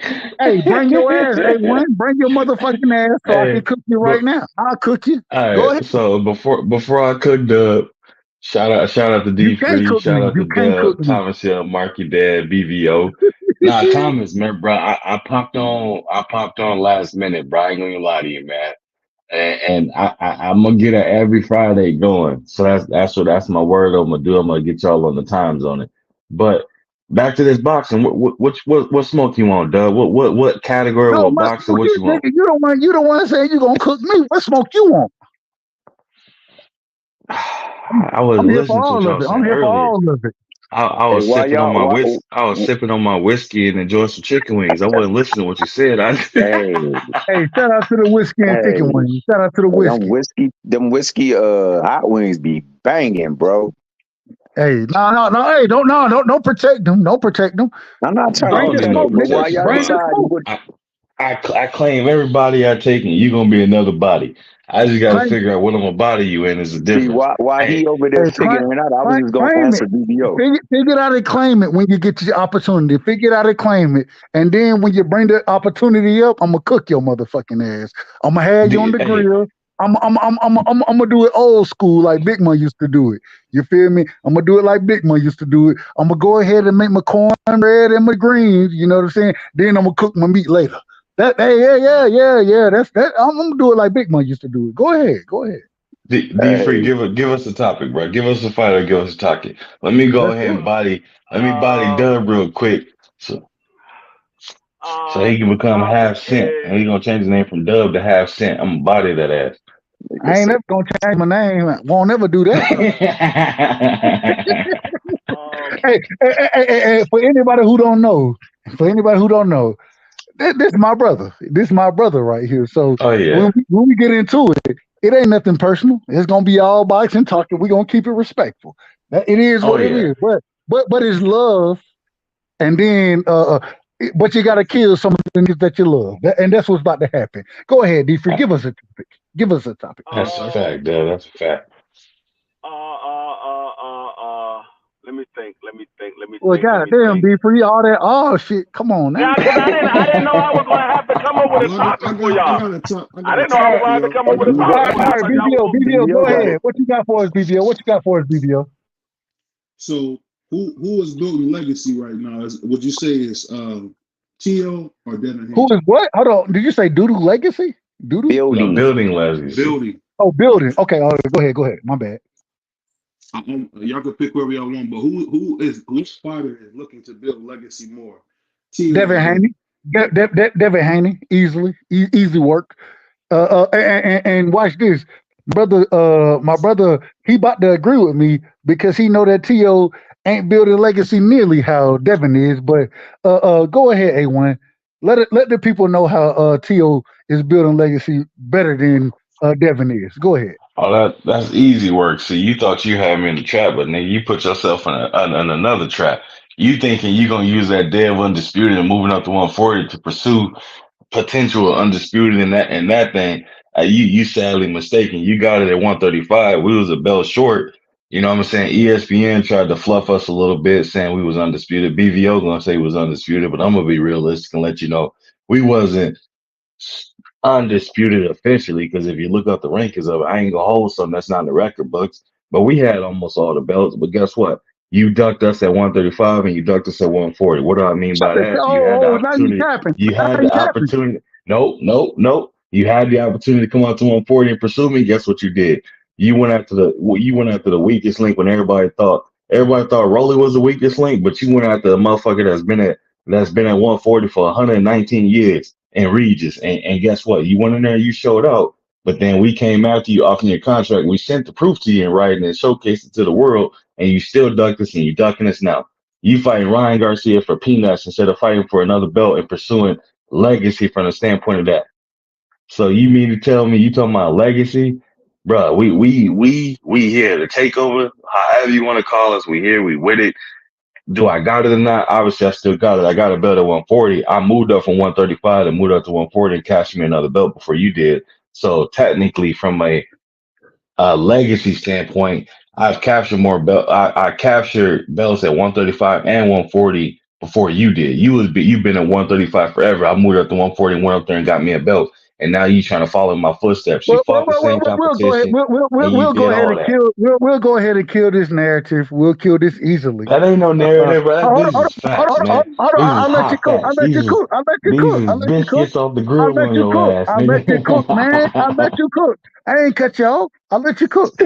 You cut me off So now, now nigga. How you gonna say you ain't cut me off? My 3 minutes ain't even keep up. going. My apologies. Keep Nah, going. My nah. apologies. You Nigga go did ahead. say Don't I ain't cut him cut off no you up more, after Dub. cutting you up, though. Dub, don't Yeah, cut him off, you Dub. go. Don't cut him off no more, Dub. Don't cut him off, man. Don't cut him off, man. Go But back, like I I'm A1. on was mute. saying, I'm on mute. bruh, at 140 we raised Supreme, we the biggest name, and you fight my leftovers, nigga. You went over and you fought a motherfucker twice that we beat him.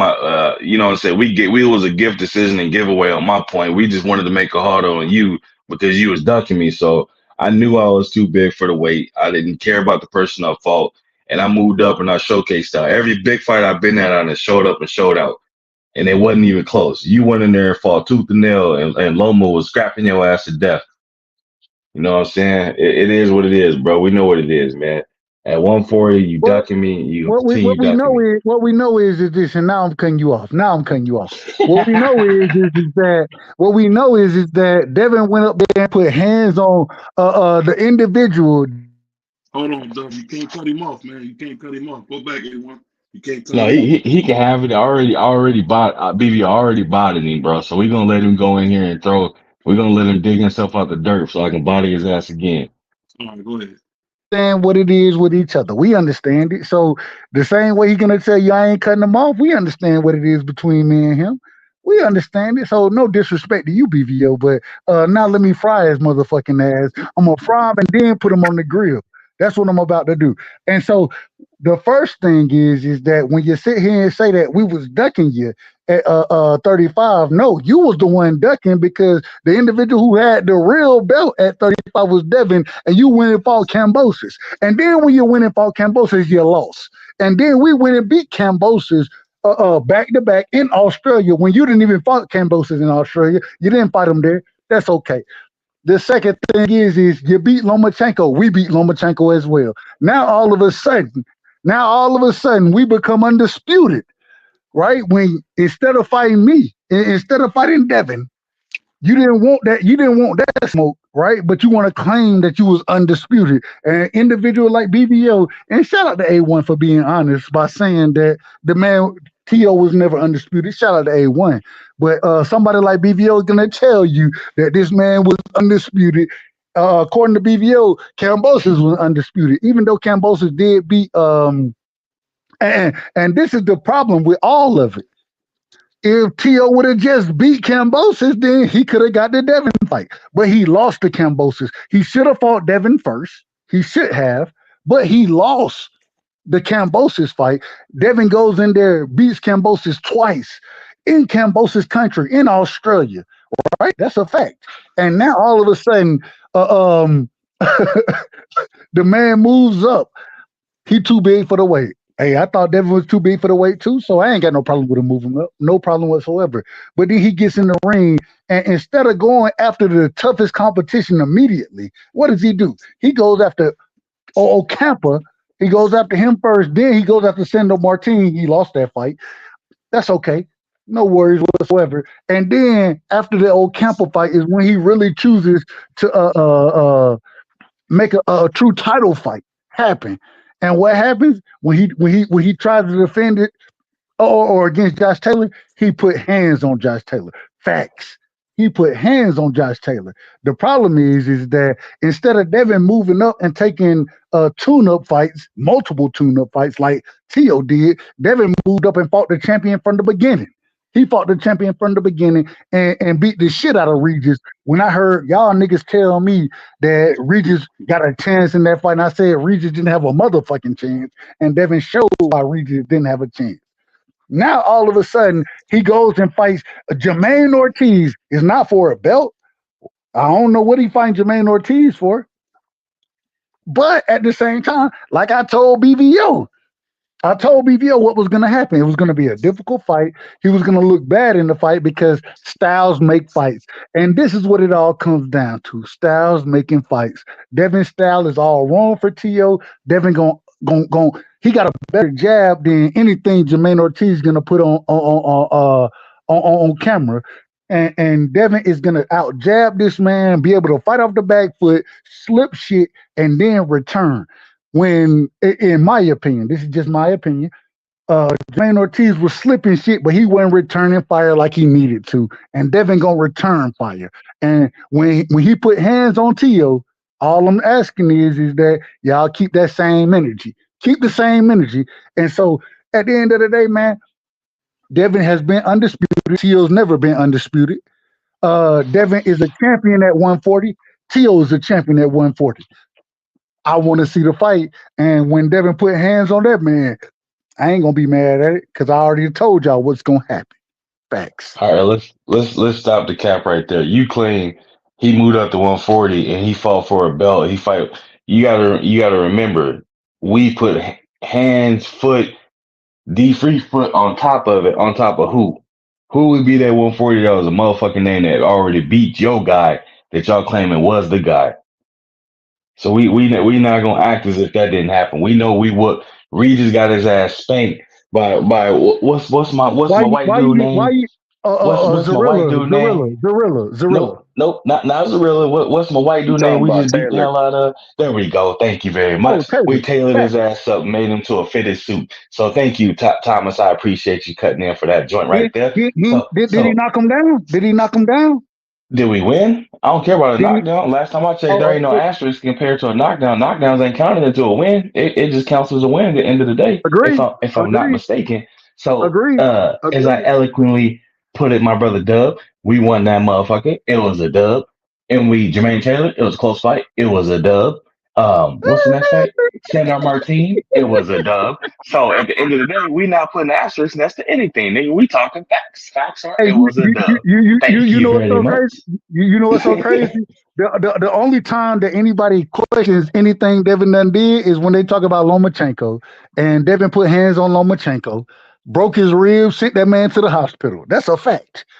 That's what Devin did. Let me finish. Hey, you already had your rebuttal round. This is my rebuttal round, bro. You can't. Hey, BBO, man. Don't do me like BBO, that. man. Don't do me like that. Don't do me like that. You got to press. Hey, real quick, shout out to my brother A1, man. Shout out to A1, man. Shout out to A1. That's my brother right there. That's my brother. Go ahead, You A1. know Go all ahead. the bullshit, Keep bro. Because Keep tapping now. I had points on. Keep the cameras rolling, man. He's cooking his boy Dub. Yeah, I had points on top of points that I was gonna go in and bury Dub I'm ass frying on the that. It was shit out this all nigga, bro. facts, I'm man. frying. All right, hey, I'll fry his ass like this, then. I'll fry his ass like this. If Keo is what you're telling me he is, why the fuck he lost to George Kambosos when Devin put hands on that man continuously for 24 rounds? Why did he lose and Devin beat the shit out that man for 24 rounds straight? Make him Hey, let me ask you a question. No. Answer the question before you So you ask. said so you said so Answer what? before you ask. Answer before you ask. I will absolutely answer it.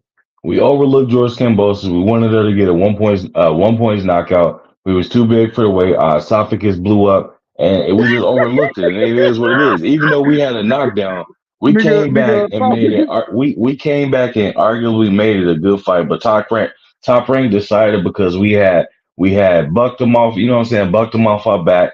We bucked the horse, and they said, "Hey, I'm gonna show you your place." And so they robbed us of our belt, and it is what it is. And we moved up. And we can obviously all say that Josh Taylor is a much better fighter than a goddamn Cambozo. We know that for a fact. So Dev went in there. Okay, that's fine. Is Josh Taylor is Kambosos a better fighter than Zerillo is? Nope. Is Josh okay? Fine. I thought you would answer that the other way, but that's fine. Is Josh Taylor, is Kambosos a better fighter than Sandor Martin? Nope. Cool. Is Sandor Martin or Zerillo a better fighter than goddamn, what's the brother name from the UK now? I can't even call his name. There's so many of them. I can't help you with that one. Josh Taylor. Are they better fighters than Josh Taylor? Nope. Is last question for you. Is Regis a better fighter than Josh Taylor? Nope. So none of these fighters are better fighters, but Teo done lost to one of these fighters. Is that a fact? It's a fact, but what does the record say? Josh Taylor was undisputed, was he not? At 140, the higher weight class. He wasn't when Teo fought him, he went undisputed. But he beat the man that you went in there, and I can say y'all dominating, but we beat the man that beat the man. So what does that say? We beat somebody else that was undisputed, and you beat somebody that was. You lost to Kambosos. You lost to Cambosis. Bro, that everybody had a hiccup. We had an off night and we underestimated, and even then it was a close fight. Devin off nights end up in victories. Devin's off nights end up in victories. You sure about that, or did Devin off nights end up in Dad? He knows what I'm doing. Dad, what do I do? Dad. You sure? Did he win the fight? I mean, people arguably say it. I mean, I'm just saying. Hey, did he win the fight? Did he win the fight? Did he win the fight? Hey, you know, at the end of the day, regardless of what you want to tell me, regardless of what you want to tell me, A1, you know you're my brother. You know how I feel about you. You know it ain't nothing but love and respect. But you capping. You capping right now. Ain't no way. Why you can't just say? Why you can't just say that T.O. lost to a subordinate fighter in Cambosis? That's what he lost to. So I said that. I agree. And Devin beat the shit out of Cambosis for 24 rounds straight. What are we talking about? I agree with you. Missed it. I agree with that. I just smoothed it over and lost you, and I pulled a Bill Haney move on your ass. That's all I did. You sleek talking now. Now you sleek talking. Hey, the greatest thing is I cook Bill Haney on a regular basis the same way I'm gonna cook your motherfucking ass. It is what it is. It is what it is, man. Hey, Dev, I can't even keep a straight face trying to do that shit on behalf of this is the respectful. I say this respectful. This is the love and respect that I have for my brother, that he had for me, that we can have this conversation. He know he wrong. He know he wrong. He know he wrong. But at the end of the day, he can argue. Being though that I was sitting back judging this debate, I have to give it to A1 because the right side interrupted A1 multiple times. Multiple times. The rounds. We already know that. We know the rules. That nigga rebutted his own. Hey, you know what? D Free, I done judged a lot of debates in my life. And if a motherfucker cutting somebody off, you're damn right. I can't even argue with you. I can't argue with you. But the reason I cut his ass off, because the man was lying. He was lying. I ain't lying about a single thing I'm saying, bro. That was all facts. Did y'all hear how my man A1 throwing shots at his own guy he defended? My sister, he didn't have a choice. He didn't have a choice with the shit that I was bringing up. With the shit that I was bringing, he didn't have a choice but to do it. Stop the cat, bro. What I did is I eliminated your talking points by bringing it to the forefront. That's what I did. Yeah. When you tried to eliminate the points, the only problem is you eliminated it by going against the individual you supposed to be defending. Hell no. I brought to the light of fact. No, I brought to the light of fact, and then I brought to the fact. Along with that fact of it, bro. We'll do it again, then, A1. Did Teofimo Lopez lose to George Cambosis? Yes or no? You can't ask questions of debate, bro. That's not how this works. Yeah, what the fuck? Come on, man. He asking rhetorical questions. He don't want to really answer. He just want to put them out there. Hey, Thomas, this nigga gonna say some. Is the world spinning? Yes or no? A1 said, you damn right. You can't ask me no questions. Hell no. You can't ask me. No, but you want to know what's crazy about it though? It is an actual good debate because there are things in play on both sides where, it makes the other person look suspect. For one, there was a fight proposed for him to fight at 140 against T.O. The nigga didn't want the fight. Right. He didn't want the fight. He could have made that fight. Devin didn't want the fight? Devin didn't want the fight.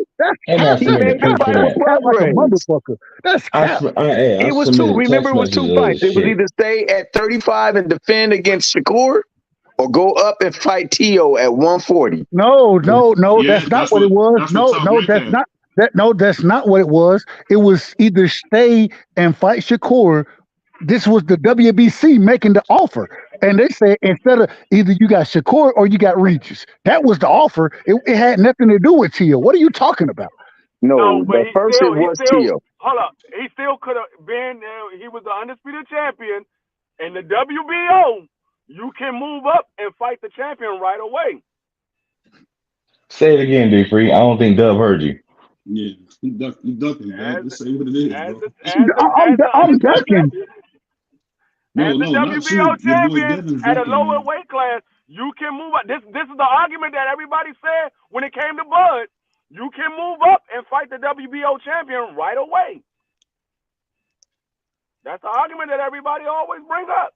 That's the reason why Bud fought Jeff Horn, because he didn't fight Earl, because the WBO, you can fight the champion right away. You don't have to wait. With the IBF, you have to petition and wait for the IBF to give you a So ruling. let me ask you a question, D Free. Let me ask you a question. As it was being reported, was it not between Shakur Stevenson with the WBC? Was it not between Shakur and Regis? Is that not a fact? Is that not a fact? No, that is No, a fact. that's a fact. That was a fact. But before it was Right Regis, then. So what are we talking about? there was a download. So Devin, hold on. Devin made an offer to Shakur. Shakur turned that offer down, and then he went and fought Regis. What are you talking about? Hold on. How is he ducking Tio? The whole thing is Because Tio was the option he could have picked.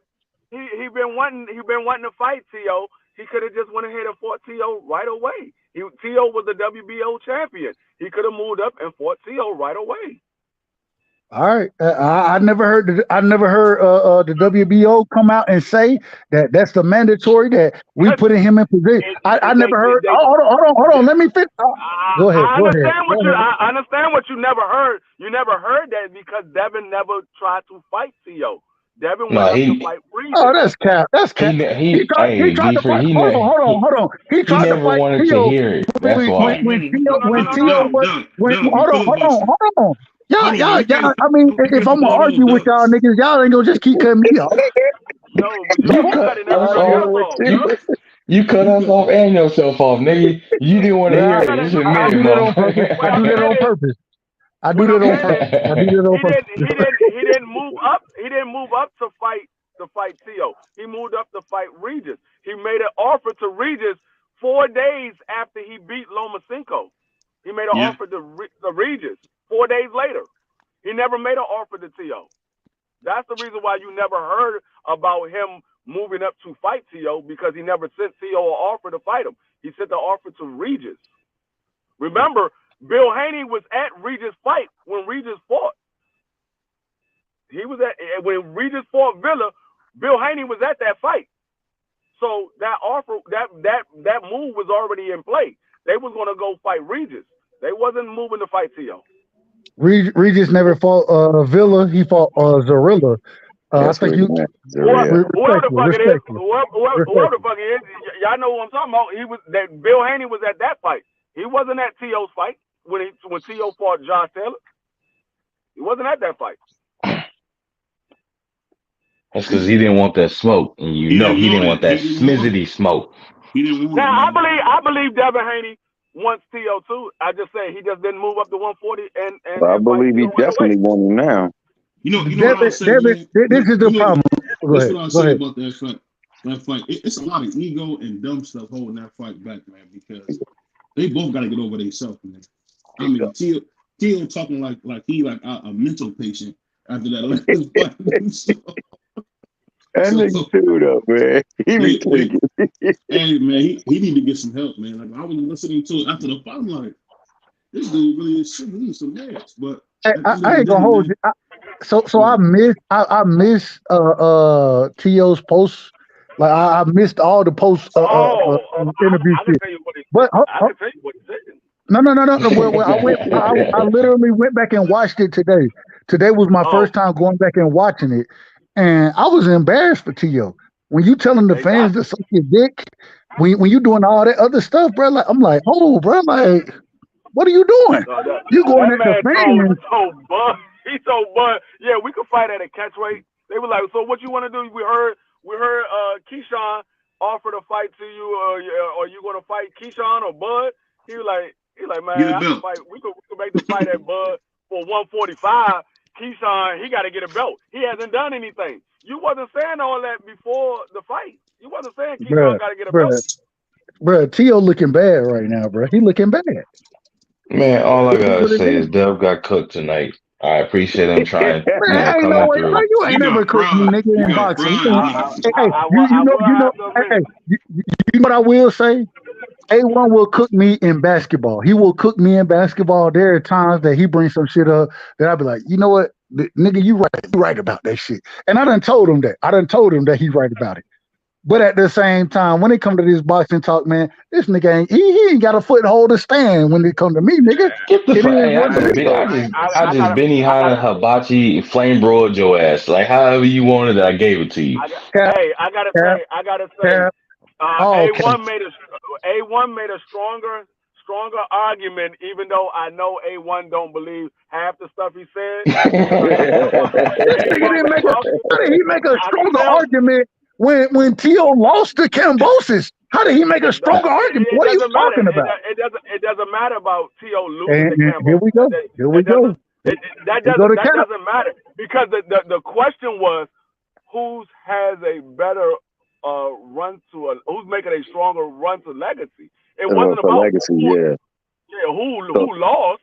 It wasn't about who lost. See, that's So that's And what why. happens when we have this debate. Devin clearly has that legacy. He has a better legacy than T.O. has right now. That's a fact. No, Fuck he does no. not. We No, he both does beat not. When T.O. Loma. was never undisputed. What are you talking about? Listen. Actually, at the current moment, T.O. does have a better leg to stand on because he beat Lomachenko first. He beat Lomachenko first. He And lost to he beat. Cambosis, and Devin drawed Cambosis. Dub. You got to listen sometimes instead of talking. Maybe you'll learn. He beat Lomachenko first before Devin did. When Lomachenko was at his hottest, he beat Lomachenko. He also went and beat the guy that Devin fought at one point. He beat the guy that beat him. He beat that guy. He became two-time linear champion. He became two-time linear champion. Devin has been linear one time. So he does have a stronger leg to stand on right now. I think Devin is going to be better as a legacy than T.O. will be in the long run. But right now, T.O. has better names on his resume than Devin does. Devin has Lomachenko, so does T.O. Devin has Regis. T.O. has Josh Taylor, who beat Regis. The only problem with what you're saying is if that's what you want to go with, T.O. lost to Cambosis and Devin put hands on that Let's talk about that because I was about to go to that part as well too. Buster Douglas beat Mike Tyson. Is Buster Douglas a better fighter than Mike Tyson? Hell no. So I don't believe at no point in his career is T.O. worse fighter than Cambosis. But I do know what happened with Mike Tyson that affected that nigga to lose that fight. And it was that dang broad Robin Givens. Boy, she ran that nigga through the muck. Don't bring Robin Givens up, man. I'm still in love with Robin Givens. I think she's absolutely gorgeous. Absolutely, absolutely gorgeous. And real quick, BVO, me and Mike Tyson got the same birthday. Hold on. Me and Mike Tyson got the same birthday. You hold on. You talking about? But my man Currency got one of the hardest lines, man. He said the biggest thing is to get beat senseless. The famous story of Mike Tyson and Robin Givens. It's true, man. He got beat to death by Robin Givens. He did, bro. Well, hold on. Let me just say this, BBO, and get out your way. Me and Mike Tyson got the same birthday, June 30th. And because of that, y'all can't tell me shit about Mike Tyson. I don't give a damn what you tell me. Y'all both ass. I'm just saying. That's the same thing I feel about Roy Jones. We got the same birthday. Can't nobody tell me shit about Roy Jones. Hold on, you got the same birthday as Roy Jones? Yeah, January 16th. Same birthday. Hey, June 30th over here. Shout out to my brother, man. Shout out to you. Doug and Mike Tyson, y'all both ass with a lisp.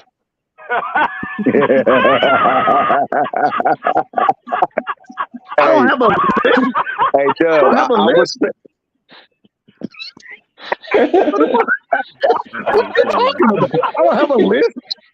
No, I know, Doug, but I'm saying you got Mike Tyson. I'm gonna be like, happy birthday, Faye. No, I just want to say it's ludicrous You know what I'm saying? I'm going to it's final. Hey, Mike Tyson got a list. Me and Mike Tyson, we both don't have a list now. Don't do me like that. Hey, Hey, Don't do but me like Doug, that when I now. was you're doing right. the You're right. Let same, me take it back. Both of y'all did hold this L that y'all just captured tonight. I appreciate you for participating, though. Hey, Oh that man. was wild, man. You let John Redcorn come in here and cook you, man. I ain't see that coming. hey, but I said that to say this though, man. I heard from somebody that's like affiliated with Top Rank that one of them boxers from Top Rank was over there giving that nigga T.O. girl the business. And it was fudging with his head. That's what I heard. Now I don't know if it's true, but that nigga was spacing out over his girl. And his girl was taking his ass through the ringer. I don't believe that nigga was hurt or whatever the hell they said he was, but I think she had crushed that nigga, man. It had that nigga over Oh there. yeah, no, that was me, and Did y'all hear I what caught Bobby Brown BVO with said? his slick dish. You like Chef from 106, God damn it, Did y'all or goddamn South Park, nigga. I caught that shit. You know, I don't argue with white women, so I'm not gonna do that. So what were you saying, BVO? No, I said, y'all hear about when Bobby Brown was on the Breakfast Club, and he said, what happened when Mike was with you in Japan? He said, I kept telling Mike to go to bed. Mike said, I'm not tired. Yeah, I heard he was banging up, got gang of broads out there in Japan, boy. Man, Anytime So a I heard he grown was man up gotta there tell you too. go to bed, man, you in trouble, man. He had to tell the man to go to bed. Go to bed. So that being said, man, that fool definitely fought Cambosis because he didn't want to fight Devin Haney. You know what I'm saying? That is documented. He tried not to get that nigga a shot, so he went and fought Cambosis reluctantly because he had to fight somebody. Your boy Devin Haney really was chasing greatness on his end instead of going up and trying to work around his Mando. He can go to a union fight Matias, who ain't got a fight lined up, and that'll really show that he chasing legacy. And also, he got to stop talking about fighting people like Thurman and AB and all that other nonsense. He truly nah, gonna take. he want to fight Tank, and then he want to fight AB. He want to fight goddamn Boots. He want to fight Thurman. Now, mind you, you got a He don't got 135 versus 154 pounder that he talking about he want to fight, right? And it's like, bro, you got beef right at 140. Why you not, you know what I'm saying, ordering up to fight right there? That got a boy lot of beef at nervous. That 140, boy scared. and He so on do that Tio. And if Tio want to make he on that legacy, Doug right side vibe. You ain't heard T.O. say nothing but except for Bud. He said Bud, or I'm gonna go to 140 and clean it out. That's the things he done said. That motherfucker dead and said 135 to 154. I ain't gonna lie though, man. My man Teal is a doggone mental patient. When I heard that, that nigga got issues, bro. That nigga got issues like a mug, and that's his greatest detriment in that ring, boy. His mental state is not right, dog. That nigga's Hell not no, right. it ain't. it is wild because you know the thing that get me, John. He got all the talent in the world. All the talent in the world. It don't mean nothing if your head ain't right. Because I mean, he was going crazy after that interview. I was all excited. I had just bust Dub's head. Because the For a nigga know couple he lost, months. bro. He really know he lost that fight. And see, that's the one thing It that's was a a draw, strength of Tom. Devin. It was a Nigga, draw. Devin's a rock upstairs. That nigga will not break upstairs Yeah. his old deal. Nigga, I'm sticking to this, and this is gonna get me the dub. So, you know, that you put that in the ring with somebody that's not on their best day, like T.O., that could be a bad look for T.O., bro. He just got to be focused, man. He I do. mean, he just and the thing is that Dub said that was really true. He got to do better at being first, man. My God, Yeah. I mean, he was short like every time. Yeah. I mean, don't get me wrong, Jermaine Ortiz was a coward just running, but you got to cut that ring off and beat him up. Because Yeah. even Miguel Cotto made Floyd fight. You ain't moving. You got to fight, bro. Nigga, that was a great fight. That was a hell of a fight right there, dog. Man, I was watching that fight. I was actually watching that fight earlier, man. He made sure, Floyd, you're not going nowhere. You're gonna fight right here. Like, hey, that's the part that blow my mind. Like, Teal got to do better at cutting the ring off me because it reminded me a lot of that Boots Karen fight, where it was like he ran. It really. Go ahead. No, you cooking. Go ahead. No, I was just saying, it really reminded me of that, and it's like back to what Doug was saying. That was very powerful, man. Is these dudes be going in there with these garbage performances, talking about, oh, my timing's off. Well, get in the ring and fight. Yeah. I mean, Keyshawn Davis, I don't know if y'all seen, this kid is getting better and better and better. And you don't even get better from fighting. You're not gonna get better from being in the gym, bro. This ain't Grand Theft Auto, man. You're not There's gonna only been one James Toney. Yeah, you're not gonna get your dog. You're not gonna be able to get your attributes up on the video. Hey, You gotta Dub. get in there and fight. I mean, dude, BVO, not to interrupt your cook, but we all know I just cooked that boy. I'm just saying. I didn't expect that either, man. I didn't expect it. And then when D3 said, well, he kept interrupting, so he's out of here. I didn't even think that was coming. Cook that boy.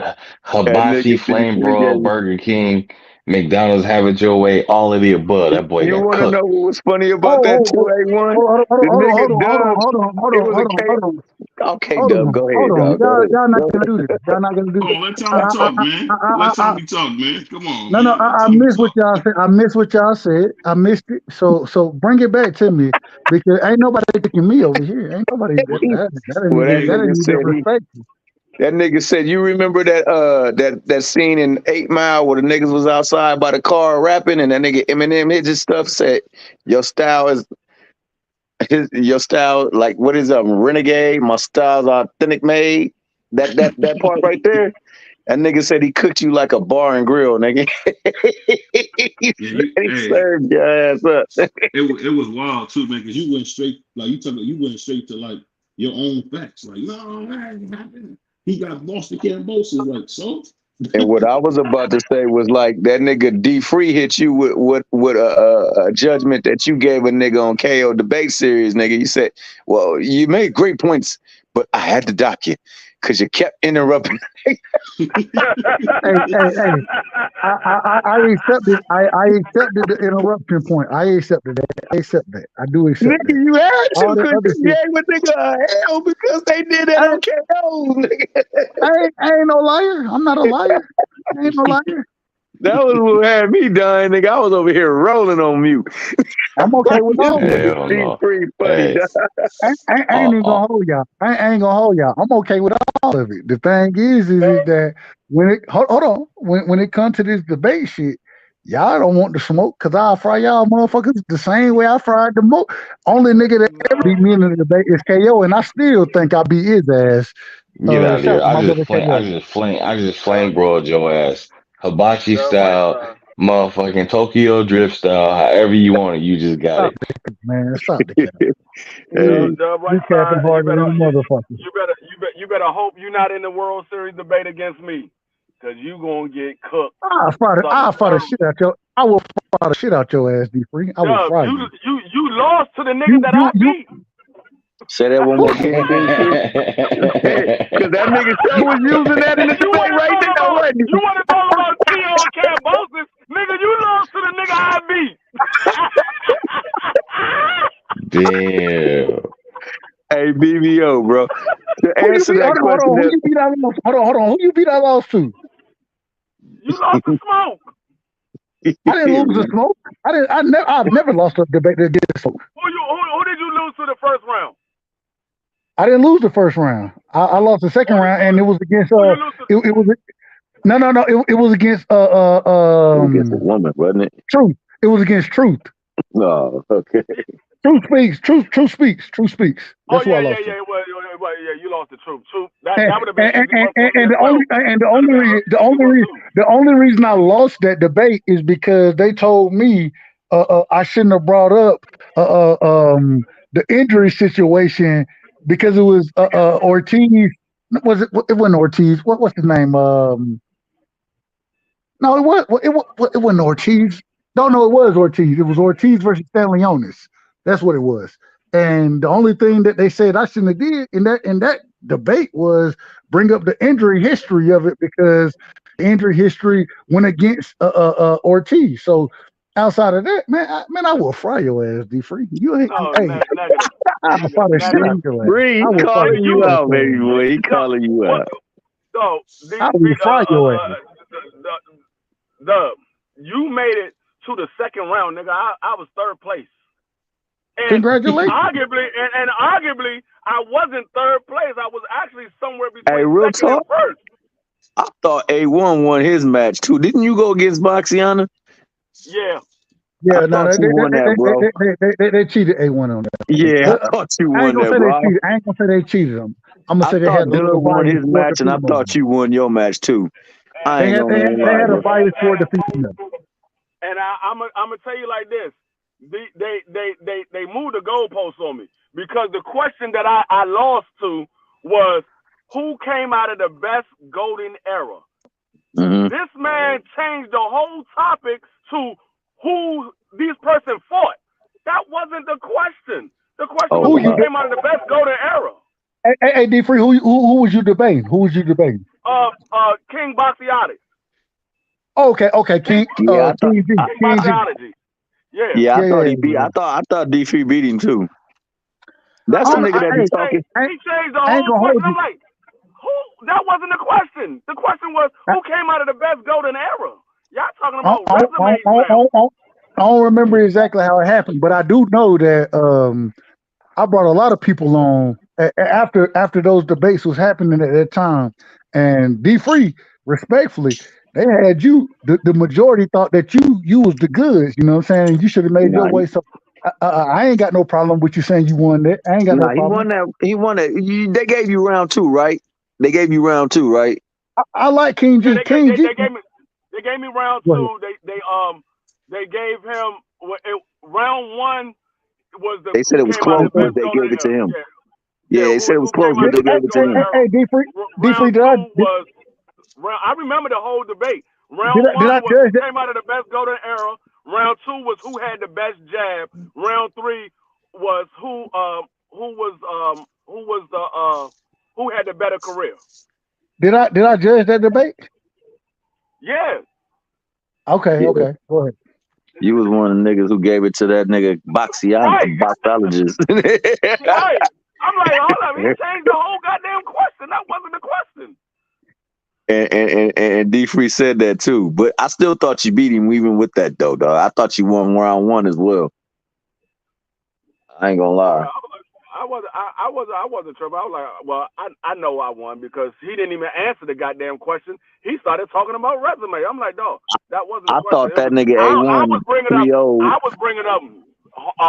was bringing up Muhammad Ali, Ernie Shavers. I was bringing up Ken Norton and those guys that came out of that era. This man said, well, you didn't even fight such and such. I'm like, okay, I'm sitting back. I'm like, that's not even a fucking question. I just knew that I had the round. I was like, this nigga's not even answering the question. And they were like, well, yeah, we got to give it to him because you didn't fight those people. I'm like, that's not the question. The question is who came out of the best era, not who fought who. Unfortunately, D3, I done judged too many debates, so I don't remember none of it, to be honest with you. That's because he's biased, bro. Yeah. All right, cool. I'll be biased. That nigga was hot that he took that L, so he was going to give it to your ass, D3. I was rooting for D3. I was rooting for D3. Yeah. I said respectfully. I said respectfully. I didn't know none of these niggas. You know, I didn't know them. I didn't know none of them. I was rooting for D3. So anyway, I judged it, and like I said, I ain't gonna lie to you. I really don't remember it. So it is what it is. But no, I was rooting for D3 simply because D3 done been that's my brother. Real talk about the nigga he done been my brother for a minute. So however I judged it, I try my best to be 100 about it. You know what I'm saying? So it is what it is. Damn, man. Damn, Dub. I'm just messing with you, play. No, I'm not even gonna lie. Well, when you call me and or when you say I'm biased about shit, I try my best to keep my opinion out of debates. I try my best to. Yeah, no doubt. Yeah. No doubt. I'm not even gonna lie. I was sitting back when they said, "Yeah, we're gonna give it to King Boxiologist." I was like, these motherfuckers just moved the whole fucking goalpost on me, dog. How did I feel? You judged the last one too. You judged the last one. Why did you give it to that nigga? Because I thought he lost that last one as well too. Who did he debate? I don't even remember who he debated. I forgot who did he debate in the last one? But that nigga won 2-1. And I thought he lost that one as well too. Damn, who my was it? last debate. I understand. I honestly don't remember, so I don't know. I mean, I all I forgot know who. is when I judge a debate, I try my best to be as fair as possible. I don't give a damn who wins because I ain't getting nothing from it. I just try my best to speak the truth. So It's all in it is fun, what it man. is. All of it's all in fun, dog. But BVO, to bring it back to what you said about that Cotto and Mayweather, and you asked me like what Shakur got to do. I think that's what he got to do. He got to get over the fact that nigga, I can get hit, and trust in his ability so much that he will stand there and fight like Floyd did. Floyd did this with bigger men too. You know what I'm saying? He would be there and you wouldn't hit him and he would capitalize as soon as you miss. And that's what he's claiming to be. He's claiming to be that type of fighter. Well, nigga, give us that type of fight. Give us that type of intrigue in the ring. Stand there, move around side by side. Like what Dev did with Progress, nigga. You can move even like that. You know what I'm saying? Move around that nigga. If you feel like he can't keep up with you laterally, move laterally. Move your head, give him feints, all them things that you say you got that subtlety just so much better than everybody else. Use that and throw punches at a nigga, dog. Don't be, oh, I got hit with this in the body, or I got a couple of hooks to the head. Oh, now I'm gonna be. Go ahead. Hey, let me ask you a quick question.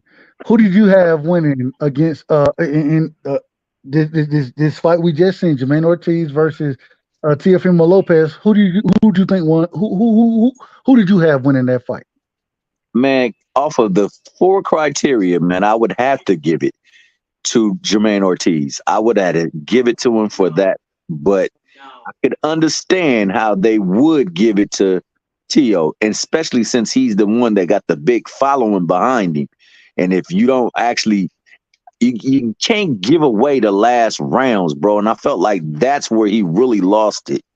He gave away that 10, that 11, and that 12 looked like he was just in survival mode at that time. He didn't want to make a mistake or whatever the case may be.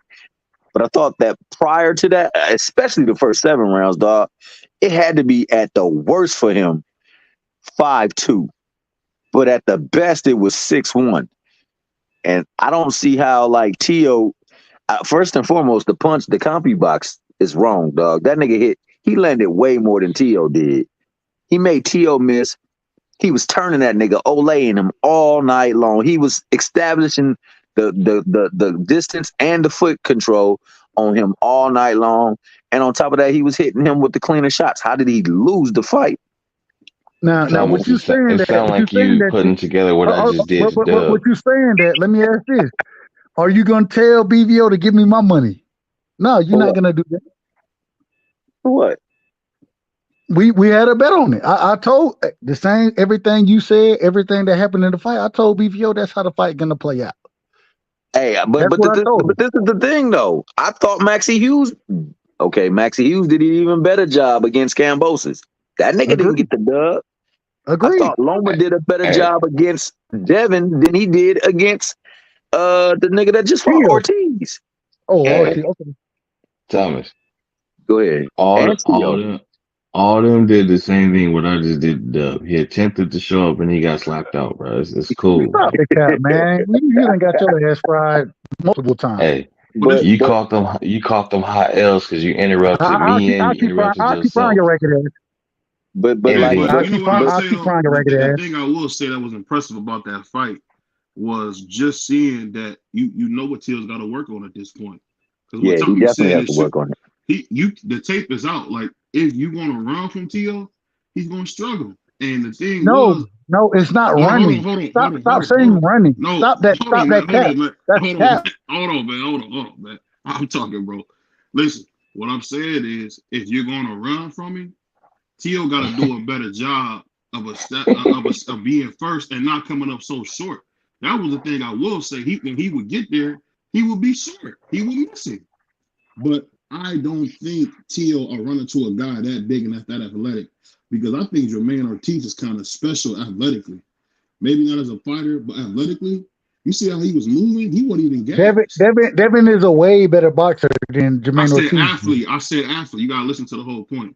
I'm saying Devin I is think as much of an athlete as Jermaine Ortiz is. I don't see that. Hey, I Dub, don't see that.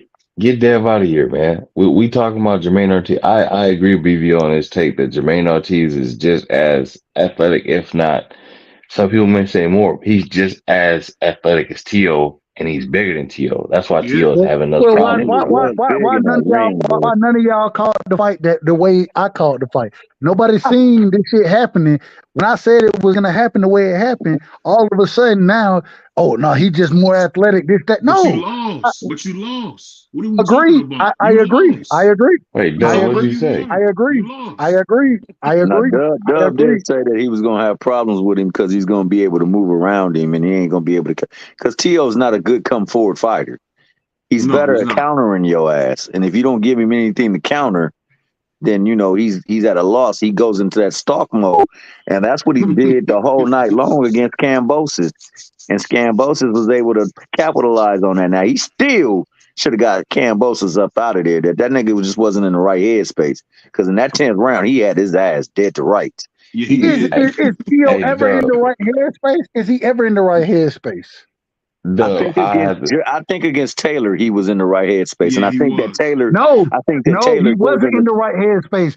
Taylor comes forward. Taylor Yeah, is a yeah. come I was forward just fighter, about to say and that it though, falls Dub. into his wheelhouse. Hold on, That this Dub. Hey, This is the thing. You can talk, bro, but you gotta let the man finish his point, man. We want to hear hey, from everybody, man. Go ahead. Go ahead, Tom. I can hey, argue with Dub. whoever the fuck I want to argue with. Respectfully, respectfully.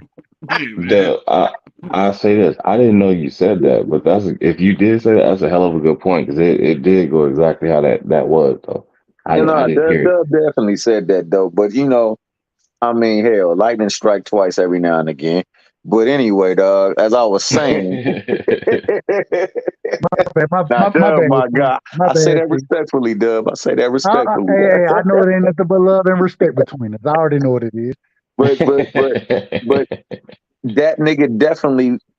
If you come to To, Oh, the so nigga's quick twitch muscles and precision can get your ass. But if you make that nigga come to you, oh, he's You open to gonna all kinds of struggle. stuff. He overreaches. He's off balance. He puts his feet too far wide apart.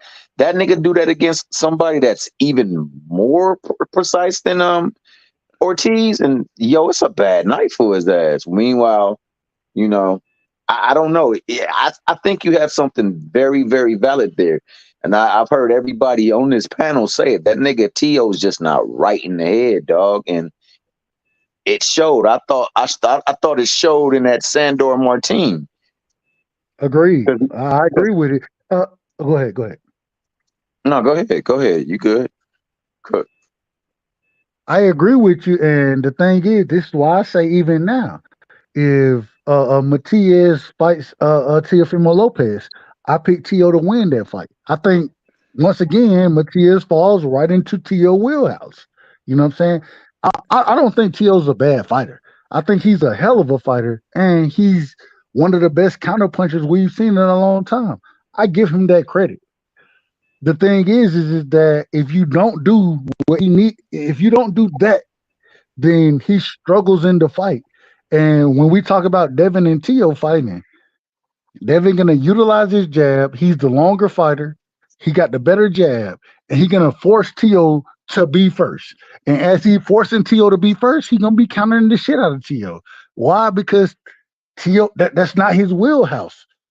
And it's crazy that and even if I think about this when I say these things, but it's crazy that I'll sit here and say Matias will lose the Theo, and people don't really have anything. They don't have nothing to say when I say that. But when I say that Theo gonna lose to Devin, then all of a sudden it's smoke all over the place. I understand, but at the same time, I'm just breaking the fighters down. Yeah. I, Okay. I think the hard thing though in both fights is Tio at some point gotta understand that you gotta make them dudes come to you. You can't.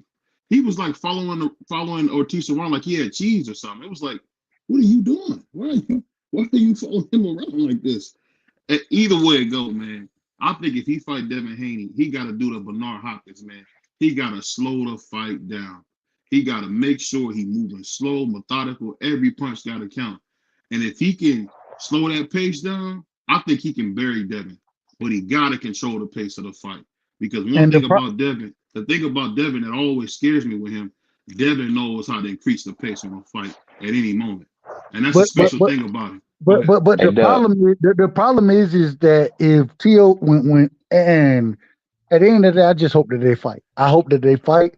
I think Devin beats Tio, but the reason I think he beats him is because Devin, he's gonna utilize his jab. He's gonna stay on the back foot. If I watch according to we see that Bill Haney was training Jermaine Ortiz. We see that. You know what I'm saying? And we see how Jermaine Ortiz fought, exactly how I thought he would fight. And we know what gives Tio trouble. And so if Devin go out there and utilize his jab, he's the longer ranger fighter. He got better footwork than Tio. And this is the ultimate thing that I think people don't understand. Devin coming forward is equal to Tio coming forward. Is equal. And the only thing is, in this situation, Devin ain't got to come forward against you. Devin had to come forward against Lomachenko because if you put Lomachenko on the back foot, we done seen him struggle fighting off the back foot. Where when it comes to Devin and Tio, if Devin sit there, utilize his jab and fight off the back foot, he gonna beat the shit out of Tio. It'll be even worse than what Jermaine Ortiz did. That's a fact. But what fight was Devin first in? That gives you this confidence that he can be first. What fight was he first in? Hey, hold on before he. I answered. Oh, go ahead. I do want to answer that question. I do want to answer that question. Before y'all answer, I'm gonna fall back in the chat because this goddamn whiskey done got to me. I'm dozing off on the live. So I'm gonna fall in the chat, bro. I appreciate you letting me on, BVO. Your brother's cooking, man. It was fun as hell. Salute to my brother, man. A1. That's my brother. That's my brother. Hey, that brother saw he about to go to bed. Man, hell yeah, bro. This goddamn stout edition, goddamn Jameson whooped my ass. I'm like, yeah, I'm gonna tap out before I fuck around and start snoring. Hey, man. Hey, I'm glad you have some of that E&J in you, man. Peace. But hey, real quick, BVR. I hope it was anything but E&J. Please don't let it be the E&J, brother. Respectfully. Don't let it be the E&J. Hey, that bad boy, $25, man. Hey, it's 22 where I'm at. It's 22 where I'm at. So, hey. Yeah, answer the question though, Doug. Go ahead, ask the question again so I can answer it. No, I'm saying, in what fight did you see Devin be first that's got you so confident that he can do this? No. Once again, I never said Devin had to be first against Tio, but I watched Devin be first against Lomachenko. That's the only fight that Devin really wanted to be first, and the only reason he wanted to be first in that fight is because that's how you beat Lomachenko. You can't allow him to be first and allow him to fight on the front foot, and that's what Devin did. He went and he was first, and he landed body shots. You know what I'm saying? So I'm not saying that Devin is a great front-footed fighter or anything like that. What I'm saying is that Devin understands that styles make fights, and certain individuals fight certain ways.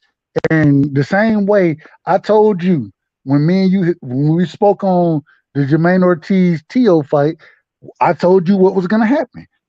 Jermaine Ortiz going to fight off the back foot, and Tio going to look bad in the fight. That's what happened. That's a fact. And so I don't know. I don't think that. And this is the other thing I gotta say. It's not a lot of fighters out there that come forward or excuse me, fight off the back foot the way a Devin does, the way Jermaine Ortiz does. People don't fight off the back foot like Tio. People don't fight off the back foot like that. A lot of times they want to come forward and be the aggressor in the fight so they can win quote unquote rounds. The thing is that when you can't win those rounds and you meet somebody who can fight off the back foot and making you be first, you're gonna struggle. And hence the reason I thought Devin was gonna be what's the other man? Goddamn. Regis? No, Cambosis. Hence the reason I thought he would be Cambosis. And which And one of you guys got the damn George Jetson scooter, dog? Is that me? It might be me. I don't think it's me, but it might be me. Something over there taking flight in the air or something. Nigga, you got UFOs around you. Brother D Free must be hanging out with Elroy or something. What you saying? We just heard like this. At the end of the day, man, things worked out exactly how I said they were gonna work out with Tio and with the Tio and Jermaine Ortiz fight. Things worked out exactly how I said they would happen, and it just, man, if you know boxing, you know boxing. If you don't, you don't. And you don't think Devin would come to Tio? No, Devin. He better not. No, Devin has no reason to walk Tio down. He has no reason to. What he's gonna do? I'm gonna explain why. He's gonna fight behind his jab. As he's jabbing the shit out of Tio gonna want to come forward, and that's when Devin gonna have even more success. It's an easy fight for Devin against Tio. You gotta understand who Devin Haney is. Devin Haney is a fighter who studies these fighters that he gotta fight. And Devin Haney can win from the outside. All he gotta do is use his jab. He has the longer reach. All he gotta do is use his jab. It's gonna make Tio have to come forward because Tio is gonna be losing the rounds. Yeah. So he's gonna have to come forward. Because we've seen Devin win a fight just using his jab the whole night. He can do that with Tio as well and stay on the outside. Tio's going to have to come forward. Devin don't have to come forward to beat Tio. Tio has to come forward to beat Devin. And when Tio starts to come forward, he's going to look bad. Devin going to be countering the shit out of his ass. So, it's an easy fight for Devin. Tio is an easy fight for Devin, in my opinion. What Tio needs to definitely adjust to, if that fight ever does get made, he got to not let his feet get in the inside of Devin's. He was letting that happen all night long versus Ortiz, and Ortiz just had a way to turn his ass every single time and get up out of there, come back on there and give him a couple before he got back out of the Dodge. So, he's definitely got some work to do, and I think that he's going to have to bring somebody in his corner, man, to give him some assistance, bro. I don't think his dad is good for him. Let me ask you a quick question, TQ. Let me ask you a quick question. Oh, go ahead, BVL. My bad. No. What I was saying, I was just saying, like, I think that I don't know who that Cuban dude was that Tio had before. He got to get him back because I don't know what's up with Tio Senior, man. And this is no me trying to be funny, man. The dude's a drunk, man. You got to get him out the corner, man. Yo, he won that award. He won that award. Your boy Tio won that award, and them niggas started thinking of that David Jones or whatever that nigga name was that was having them fools drink that Kool-Aid out there. Yeah. In Africa, he started sipping his Kool-Aid and thought that ish was fire, dog, because this nigga be out there thinking that like his stuff don't stink. And neither one of them niggas don't realize what the reality is, and it will cost you in a matchup, especially against somebody that's disciplined like Devin. Devin is disciplined, extremely disciplined.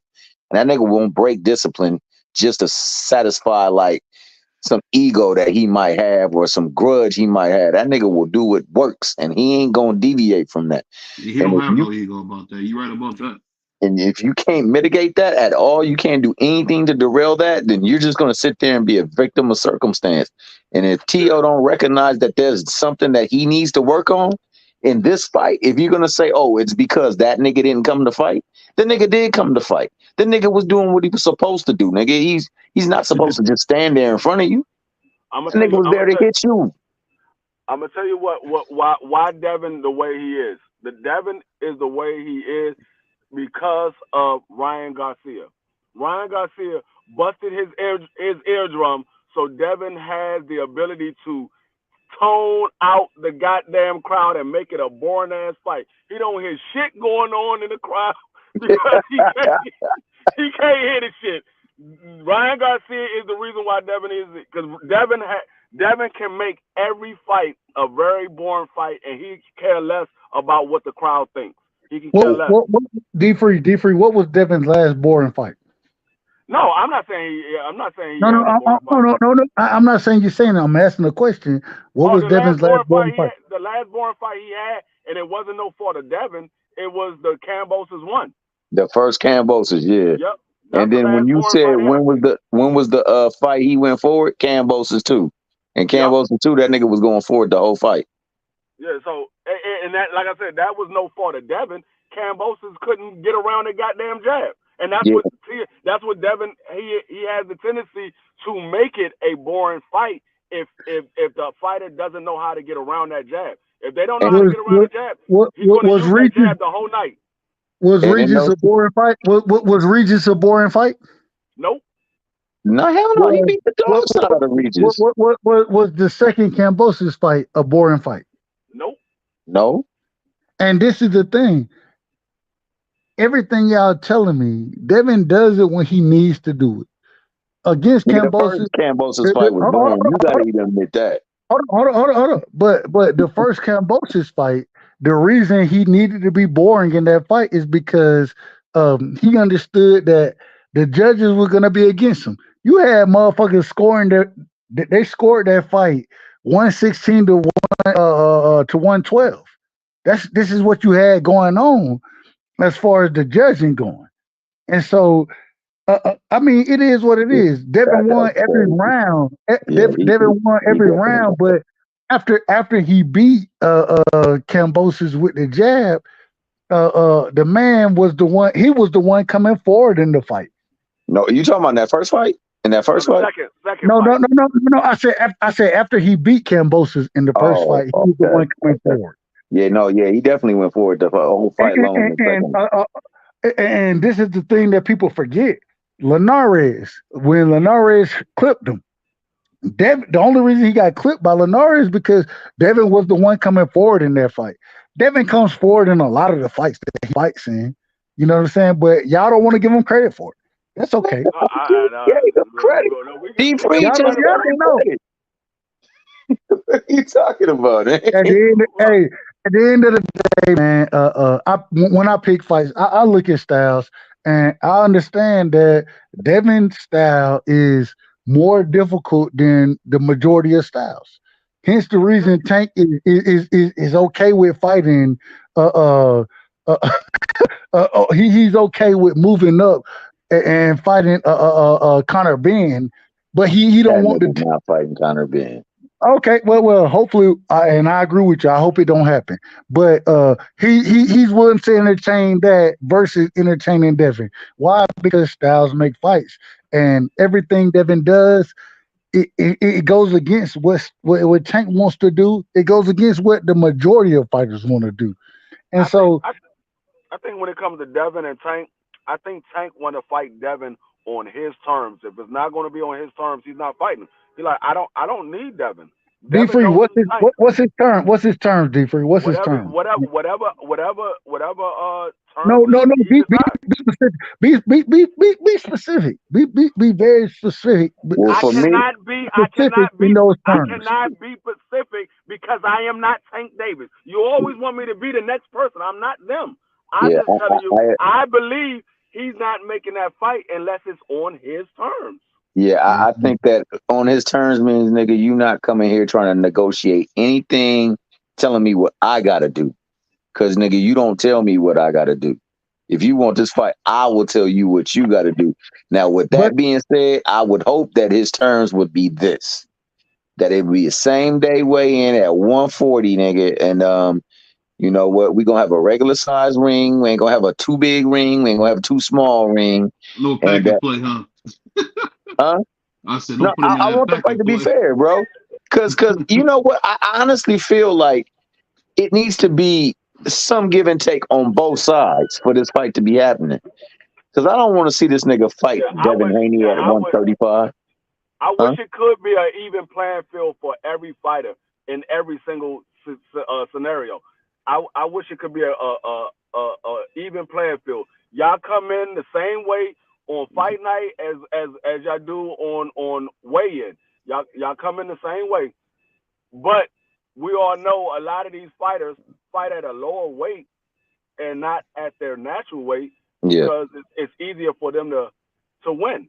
It's easier for them to win at a lower weight than it is for them to fight at their natural weight. Because at a natural weight, it's a much tougher fight. because a lot of those guys are the same size as you. A lot of those guys are the same height or taller than you. So a lot of times they fight at a lower weight. Now Tank Davis, he's one of the exceptions because Tank Davis is 5'5". So I think Tank Davis is fighting closer to his natural weight. It's still not his natural weight, but it's closer to his natural weight. I think Devin Haney, natural weight that he really should be fighting at, probably somewhere around 147, 154. That's what I believe. Because Devin Haney, it's hard for me to believe a guy 5'9", 5'10", walking around at 135. It's hard for me to believe. Been walking like that for like 10 years. Yeah, it's hard for me to believe that because I'm 5'10", and the last time I was 135 pounds, I was in middle school. Facts. So it's hard for me to believe a grown man walking around at 135 pounds, 5'10". Now, I'm not saying that there ain't none. It's just hard for me to believe it. I haven't seen none. Does D-Free, let me ask you this. If you cutting weight and you're coming in smaller than you would normally come in, does that affect you as a fighter? Yes or no? Does it affect you as a fighter? Yes. That's the question. No. So coming in at a smaller weight than what you normally walk around at, it doesn't affect you? No. Now, you talking about draining yourself, yes, but not cutting weight. That you can cut weight and not drain yourself. Yeah, that could be now, true. when Devin Haney was fighting Lomachenko, he was draining himself. Yeah, he was definitely draining. That's different. That's different. Now, cutting weight like Tank Davis cut weight because Tank Davis probably walks around like 150. Tank Davis cutting weight to make 135. He's not draining himself. He's just cutting weight. I don't know. Either way it go, man. Either way it go. Yeah. Either way it go, for that fight to happen for me, where it can be entertaining, and I can be happy with a 5 to 7 round knockout by Tank Davis, is if it happened at 140, same day weigh in. Because that way that nigga can rehydrate to whatever he is, and you can't hold him to no damn standard. Man, Devin gonna fuck Tank up. He gonna fuck Tank up. Oh God! Hey, about the Freddy Krueger, that nigga dreamland. Hey, Doug, you don't want to lose no more money, do you? So I always sit tight. Hey, I'm betting on that one. I'm betting on that one. Wait a minute, T. Wait a minute. I bet accordingly. Even with this fight, even though you're gonna tell me Tia won the fight, did I not bet you $100 that? And when I bet the money, I told you how the fight was gonna play out. I was right about all of it. So, I ain't got no problem losing money. Did you say he was gonna also win the fight though? I did. Oh, he said that Tio would win the fight. No. That he would lose it in the ring, but that he would give it the scorecard. No. I didn't say that. What I said is that Jermaine Ortiz is gonna come in. He's gonna give Tio all type of problems, and he's gonna win the fight. And after what I've listened to multiple channels talk about, the majority thinks that it was a robbery. They think it was a robbery. So I mean, I'm not. I ain't even worried about no robbery because I called the fight on BVO channel. And when I called the fight, after the fight, I told BVO, tell me I'm lying, BVO. I said, no. You take the money. You take it. It's all, I ain't got no problem with it. I was proven correct by the style and how the fight played out. That's why I was proven correct there. So I ain't got no problem. Hey, BVO beat me. He beat me. I ain't got no problem saying it. The judges beat you, bro. The judges beat you. No.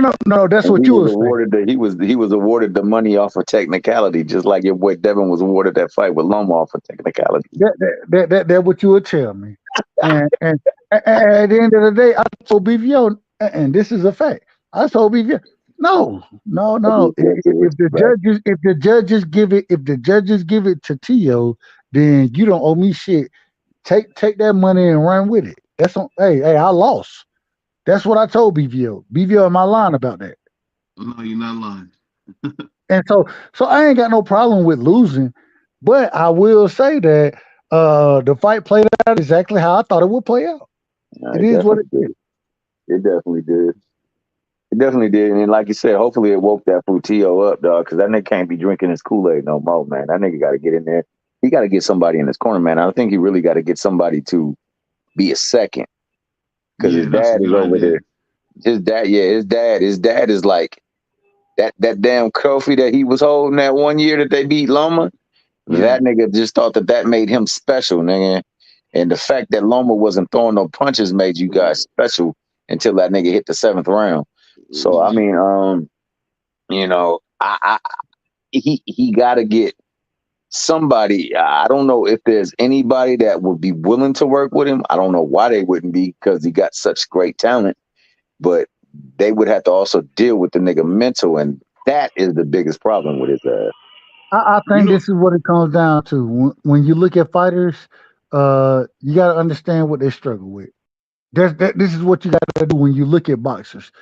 When you look at them, you understand what they struggle with, and then you evaluate the style that they're gonna be fighting. And this is what I do. This is why I say, man, hey, if there comes a fighter out there that I think beat the shit out of Devin, I will tell y'all that immediately. I ain't got no problem with Devin losing. I have no problem with it. The difference is that y'all niggas, I ain't saying everybody up here. I ain't saying everybody. I'm just saying niggas wanna have these conversations, and then when I tell them what's going on, they want to disagree with it. And when the shit happen, um, I don't get credit for it. I don't get credit. And now I'm starting to argue for my credit. Now that's what I'm arguing for, my credit. Well, here you gonna get it right now, dog, because the fight has been signed, right? What's gonna happen in that Ryan Devin fight? Break it It- down for us. it's gonna be easy work. It's gonna be easy work for Devin. Ryan, Ryan's gonna be looking for a big punch. Outside of that, Ryan don't have a chance in this fight. Outside of and the great thing about Ryan is that the man, he does have a great left hook. He definitely has speed. You know what I'm saying? The problem is his footwork is pathetic. Um, and I said this earlier tonight. I think if Ryan would have been on the same path as Devin, then Ryan would be much better than we see him now. The problem is that he hasn't been on that path. He ain't been on it. And because he ain't been on it, Devin done moved and has progressed multiple levels over Ryan. And so outside of that left hook, hopefully Ryan can land it. I ain't got no problem with Devin getting knocked out. None of that. I rock with Devin, but at the end of the day, man, I want to see Devin in there with the toughest fighters, the best fighters. Man, Devin gonna put hands on Ryan. He gonna put hands on Ryan, bro. Like he gonna fuck Ryan up. so Okay. so so so my question is simple, man. So what happens when he beats Devin by UD? What happens then? I'll be absolutely incorrect. And if that happens, then I'll come on your show and tell you, BVO, you were absolutely correct. That's what that's exactly what Wait, would happen. BBO, you saying he gonna beat him by UD? I think so. I got Well, if they BVO do don't fight. know shit about boxing, so we Well, not gonna we don't want to don't criticize them too much. Don't criticize them No, no, too no. much. I'm not criticizing you. You saying you calling it by decision for Ryan? I'm going by the shit. Oh, I thought you. No. Ryan really got Ryan. In my opinion, Ryan got to get that lucky hook, man, to beat Devin. I favor Devin in this fight. I really do. I hate it, but unless he get how Why Devin do like you to let. hate it? Why do you hate it? Why do you hate it? Because I just think that Devin's style is not great for boxing. Not so much him as a person. I like him a lot as I think as a role model, all that good stuff. I think Devin Haney's special with that. I just think his fighting style is just horrible. It's hard to watch. I mean, even if you say you look at the pro grade fight, you might say it's more action for us, the average fans, but I mean, if you're a casual fan, man, it's not the most entertaining, man. The thing is, you got to put on a show, and I feel like Devin doesn't do it. Because one thing about Devin, he fights the wrong fight so much. I don't think you understand. Like, you gotta put on for the crowd too, man, because he easily could have lost that Lomachenko fight. Easily, if you watch Yeah, that on I back agree with that play, statement for sure. he could have easily lost that fight. And it's just because I think Devin don't understand that. You know what? We need you to give it your all, man. He kind of cruised a little bit. He kind of reminded me a little bit of Demetrius Andre. He's really good, but sometimes he kind of take his foot off the gas. That's just my humble opinion. He Well, got to do a better I job of. thought that in that Pro Grace fight, I'm gonna Yeah, tell you right now, man, he boxed phenomenally, bro. I don't have a problem with the boxing aspect of it. He yeah. did have him wobbled that second time, and that nigga did not jump on him. And I think he was a little bit afraid of an exchange that could happen where the fight could change. But isn't that what And when Gary Russell Jr. was saying? Ain't Well, that's been the biggest? real quick. Oh, go Go ahead. ahead. Go ahead. Go ahead. Go. No, No, what I'm no. Go saying, ahead. what I'm saying is with Gary Russell, it's the same thing Gary Russell, Bernie the Boxer, have all said about Devin. Devin does not have the killer instinct to get the guys out of there like he should because, like you said, what happens if you go in there and he get clipped? We don't never really see Devin throwing 3, 4, 5 punch combinations like we do Shakur. It's 1, 2, and he's out of there. I don't know if he's overcautious or what. Like that's why people think he's chinny. Because if you got a chin, you're gonna do that stuff that Shakur do. Shakur gonna give you a 4 or 5 punch combination. We do not see that from Devin. We don't see Devin do a good job coming off the right hook. I mean, coming off the overhand right. So I mean, there is some holes in Devin's game if we're being totally honest, man. oh yeah, There so is some holes. It's Go so ahead. interesting. It's so interesting that I hear you speaking on these things, but Mm-hmm. you crucified Shakur Stevenson. You crucified this man in the fight that he had with goddamn De La Santo. You crucified the man, and now all of a sudden he get credit after you done crucified him. No, I don't understand. You can't have You it got both ways, this bro. the Like, thing. This the thing you gotta understand. I'm a hardcore boxing fan. I'm not talking about me. I'm talking about okay, I'll give you an example of how I see fights. So if I have a fight on, I'm probably the only person in my circle that watches boxing religiously. In my personal circle. Because one thing I always say people say is boxing doesn't have a schedule. We don't know when nothing's going to happen. Boxing don't have a schedule. If you watch a lot of these fights, man, especially a guy like I don't, it's kind of hard to explain. I see why Tank is so popular, man, because he's fighting guys that's tailor made for him. Like the matchmakers make Tank look better than he is because I honestly at this point think that Devin and a Focus Steel could beat him because he got guys coming right to him. You know, say what you want about Ryan. Ryan came right to him, and what did Tank do? He looked spectacular. We want to see him versus a tricky black fighter.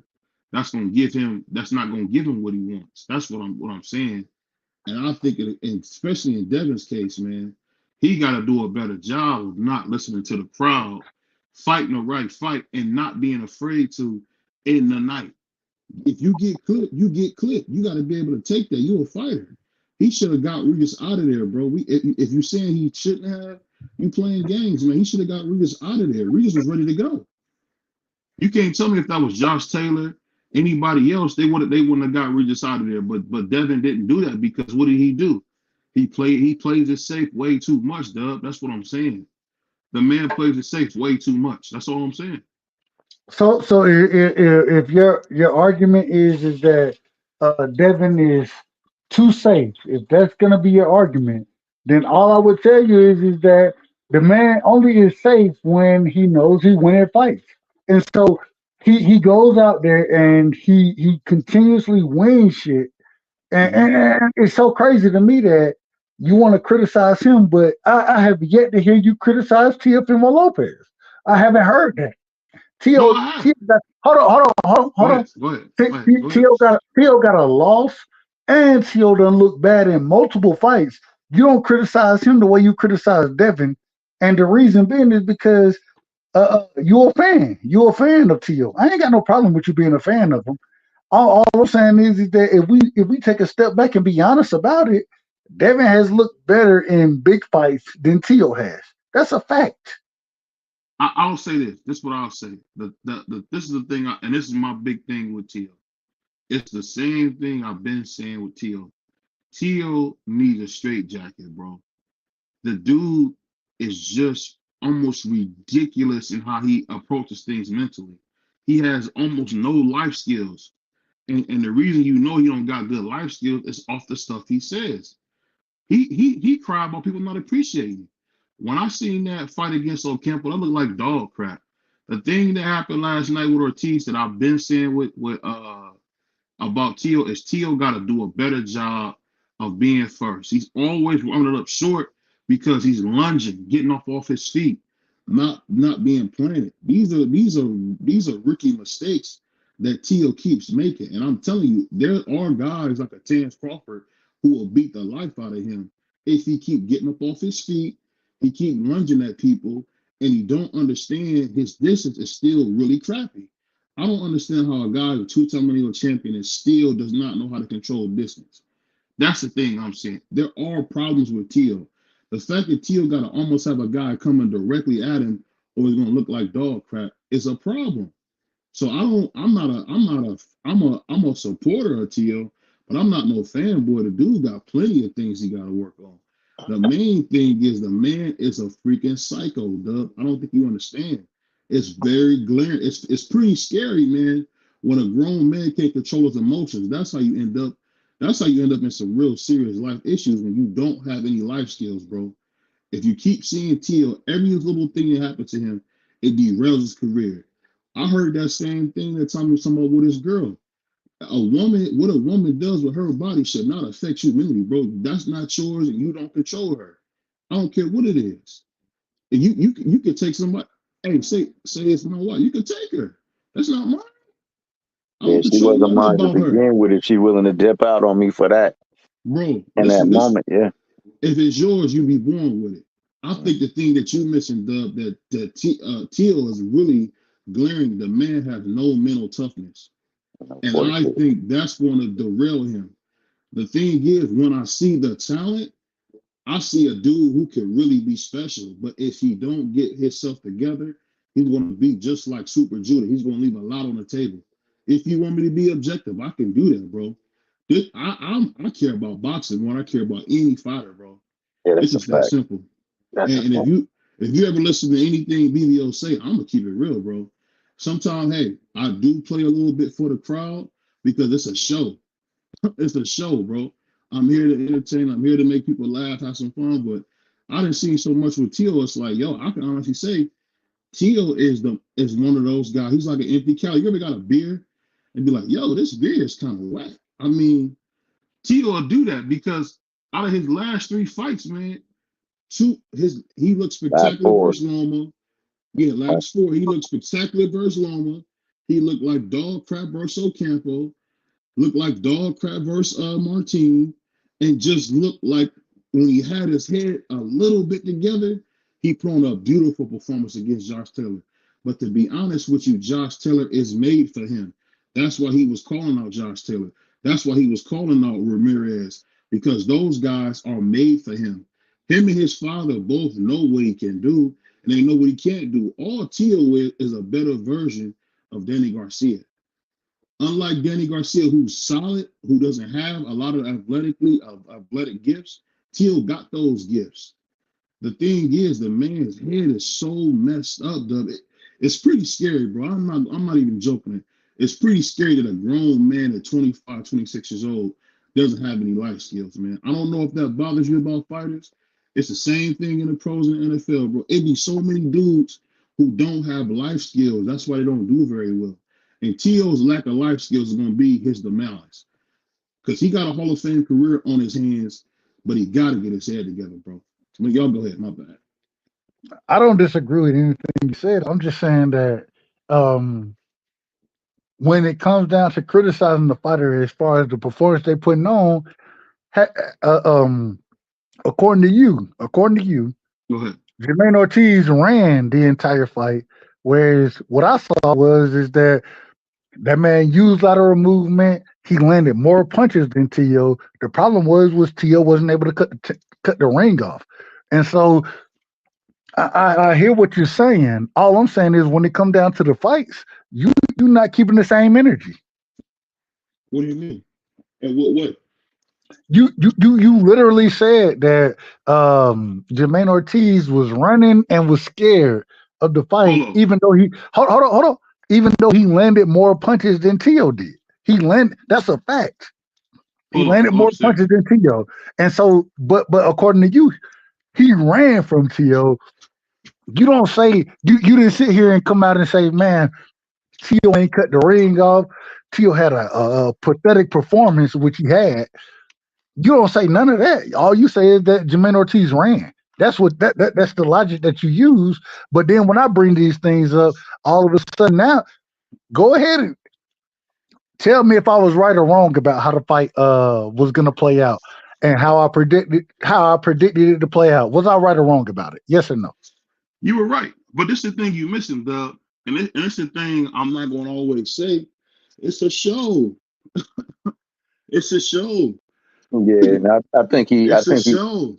I think he did just recently state that too, that he's just putting on for the audience and stuff. There'd be a lot of times I'm sitting here listening to BVO, and I know he's just playing devil's advocate just because he want to stir up the pot, get the conversation going. That being said, like I agree everything what BVO said about concerning Tio, and I will add this: that nigga has no like accountability for himself. Zero. He has zero self-awareness too of himself. Like he doesn't know what's going on within him mentally and physically in that ring at times. And like that will be a detriment to him going forward because it's gonna come a point in time, especially at 140, nigga, where you can't duck. No, that's a fact. There's niggas who don't have belts that are a problem at 140, dog. So it's a bunch. It's a bunch. It's a bunch. Hitchens. You got Russell. You got what's the one dude name? God dang, nigga is hard. But you got people at 140 that don't hold belts. That if you don't even fight the niggas that do have belts, you fighting these niggas and they will take advantage of anything that is a weakness. And to not know yourself, that's a weakness. To not give yourself the proper criticism when you don't do well, that's a weakness. Thomas, all that is cool. The problem is that when we talk about and in this specific moment, we talking about Devin and Tio. Those are the two fighters we're talking about, and we don't watch Tio move up to 140 before Devin did. Before Devin became truly undisputed, right? We don't and defended undisputed against Lomachenko. We don't watch Tio move up, fight lesser competition, struggle against lesser competition. He put hands on Josh Taylor. That's a fact. But then we watched him struggle with goddamn Jermaine Ortiz. I'm like, what do we? I watched that man struggle. He struggled against Jermaine Ortiz. He struggled against Sandro Martin. Put hands on Ocampa. Put hands on Ocampa, in my opinion. Well, I didn't think that was a close fight. So I didn't think it was a close fight, but at first it was an inactive fight. Until it wasn't. Until it wasn't. Until it wasn't. I agree with that. All these other guys, they put hands on Tio, and these are all questionable fights that we judge. Hold on. Okay. As well as Tio losing to the Australian in Cambosis. So I mean, all this stuff y'all want to talk, it's fine. I understand it. All I'm saying is that at this current moment in time, Devin hadn't looked nearly the only questionable fight you can give Devin is the same questionable fight you give Tio was Lomachenko, and we all understand that Lomachenko is a hell of a fighter. So outside of Lomachenko, Devin don't struggle with fights, and Tio does struggle in fights. And man, Devin will beat the shit out of Tio. I'm gonna say this, Dub, and I'm gonna say this, man. I think the thing that, and I can't, I'm believing. I'm only saying it because it's late night. We talking real. You got to understand, bro. Like for me, I don't do YouTube like everybody. I'm not doing it just to be talking and having fun and bullcrap. I'm here to make money. I'm here to do what I'm supposed to do. But check this out. Check this No, out. I just want to say, I don't think you're doing. I don't think you're doing it because I think you rock the way you rock. I believe you believe what you say. But no, this is what I'm saying. What I'm saying is this too. If you think about how most people talk about boxing, how most people see it, they see it all the same. The thing that I will tell you is that the fighters that I enjoy, one thing you told me I had never thought about it until me and you were talking about this, and it was just random. You was like, BBO, how did you get into boxing? What made you like boxing? And I told you I grew up watching HBO, Jim Lampley, Larry Merchant. Them the guys I watch. You know, I'm one of the biggest Jim Lampley fans there is. Like when I came up, when I first started doing my YouTube, I thought of two people, Space Ghost and Jim Lampley. So I don't know if y'all remember Space Ghost. Hey, I love Space Ghost. I love Space Ghost, coast to coast, man, coast to coast. But when I was a kid watching Tsunami, bro, that was my show, and I used to love how Space Ghost could be so engaging, but he always kind of had like this prick thing about him. But then Space Ghost will let you know he had a good heart. So that's the thing you got to understand when it comes to boxing for me. But I do see it different because the only thing I will say is this. What Teal is, I'm telling you, bro, the thing with Teal, if you have my honest opinion, I think the man shouldn't be fighting right now. That's the God's honest truth. When you see somebody have a hold on, real quick. You said you don't think he should be fighting right now? When I'm not talking about just him as a boxer. I'm talking about him as a person. I just want to make sure I heard. He only shouldn't be reason I say fighting. it. Okay, go ahead. Listen, he shouldn't be fighting. And Tom, you agree with me when I tell you this, bro. The man had a mental break after winning. He told the crowd, "You guys can suck my dick, no homo." You don't say that kind of stuff if you have your mind together. That was horrible. We literally seen a man have a mental break, and all we do in boxing, let's be honest, because it's a meat sport, we ready to see him back in the ring again. The thing that Tommy said, I had never thought of. It made me think about one of my favorite plays, man, Julius Caesar. Brutus said it best. One must be true to oneself. The thing that's killing Tio, the man had zero self-awareness. But what happens is he's so damn talented, and then he do stuff like he did with Josh Taylor, you forget he's a fucking nut. That's the thing I'm saying. You forget he's a nut. The dude showed us again. Oh yeah, I did my thing versus Josh Taylor, but I'm still a fucking nut. The man told the people who pay his salary, y'all can suck my dick, no homo. Like, as you getting rewarded the belts, as you got a decision where you might have not maybe should have got it, but I don't think that, and it's not me. This is not me putting on being serious. I think that he did enough to win because at the end of the day, Ortiz didn't take the title like Tommy said in an 11th and 12th round, and that's been Jermaine Ortiz's problem. He is not the same guy that we see in the amateurs. The power, the speed, the ring generalship, we see the athleticism, but we see nothing else. And that's why Jermaine Ortiz is a regular nobody fighter, because he does not have enough killer instinct. That's the thing. And contrary to Devin got his head together, but the man has no killer instinct. He's just like Vince Carter, bro. He got all the tools in the world, but is he going to put them together and kill what he need to kill? That's the only thing that worries me about Devin, because there's too many times where you see he leave people around. Dude, he should have got Regis up out of there, bro. This is the problem, BVU. Outside of Regis, you can't tell me nobody else Devin should have got out of there. Matter of fact, what? You should have got JoJo Diaz. Hold on. Let me. Can I finish? God, go ahead. Go ahead. No, you go ahead. I know what I'm gonna say. Go ahead. No, go ahead, Dub. Go ahead, Dub. Don't do that bullshit, Dub. Go ahead, man. Well, I try my best to be quiet. I try my best. Do it, Dub. Come on, Dub. All I'm saying is, when we look at Devin, outside of the Regis Prograis fight, we ain't never looked at Devin as not have. The thing is what has always been said is that Devin don't have that type of power, right? And I'm gonna be honest with you. I've said this on your show multiple times, BVO. I think that when Devin hurt Regis, I don't even know if he knew he had Regis hurt. I don't know. And the reason being is because he hit individual with the same shots earlier, but he was draining himself so damn much that his power didn't carry accordingly. And so there was no killer instinct because the same shot that I hit this individual with and knocked him down with, I done hit multiple people with this shot, and none of that shit didn't translate accordingly. It didn't. That's a fact. And so now that he done moved up to 40 and then hurt Regis multiple times, the man didn't have that mindset as far as that killer instinct goes. But I will tell you, and that's why I'm interested in. I said this earlier tonight on your show. I'm looking forward to seeing Devin versus Ryan because I think Devin might stop his ass.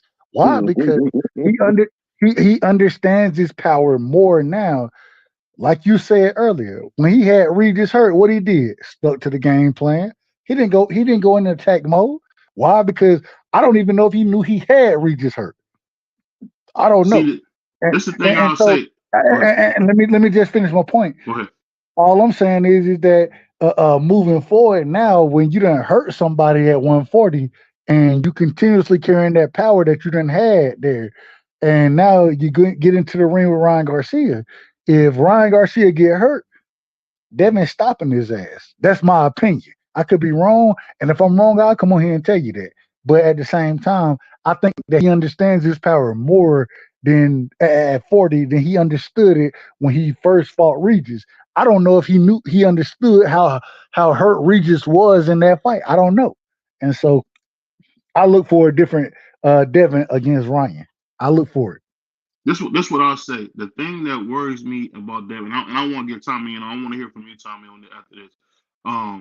I just wonder what is Devin going to do when he run into the guy who's willing to die in that ring.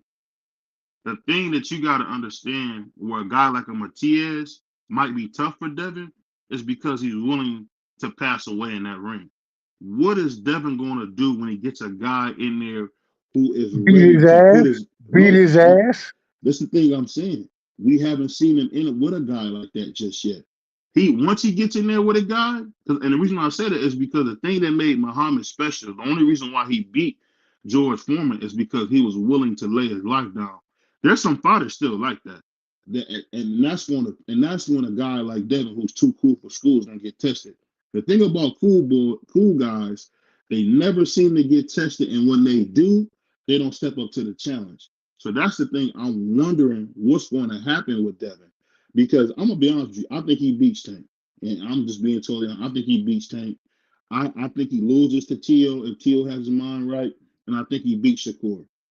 It's really a wash. The two guys that we need to keep that we got to keep up in this is really Crazy Tio and Devin Haney. These are the cream of the crop. Let's just be honest. Tank is not on that level. He's never been on that level. And the only reason we think he's on that level because he got niggas coming straight to him. He got people coming straight to him. And if you think about, I can't figure that. Y'all remember that Cuban dude that he fought? I cannot remember his name. He's a nobody. But I remember when that dude started being a little Cuellar. Yeah, remember he was being a little tricky with Tank? And it took Tank forever to knock him out, or even a Gamboa fight. If you willing to stand up to Tank's power with your chin and let him know I'm not going nowhere, we see that Tank can be beat with that. The same mental stuff that we seen in yesteryear still works today. That's the reason why Tyson Fury is so good, because he's doing all these old ass tricks that these guys who never studied the game of boxing don't know about. So what I'm telling you this stuff is what's Devin going to do to get in the ring with a guy who's willing to die before losing to him?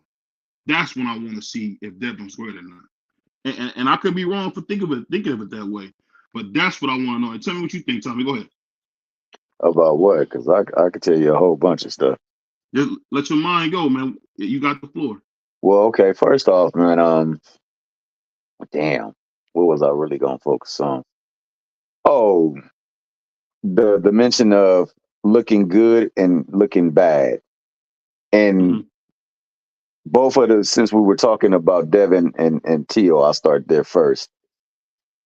Devin's best fight by far that he looked the best in is Regis, and he stunned it and styled on him. That was very impressive. I don't believe it is more impressive than what Tio did to Josh Taylor. Both of them were tailor made for each other's opponent, and they both did what they hoped they would do and what they normally did. I thought that the victory by Tio was just a step above the victory that he put on by Regis. Both of them happened to make the other one stop coming and fighting. So like both of them are pretty head to head, but I just slightly edge it to Tio.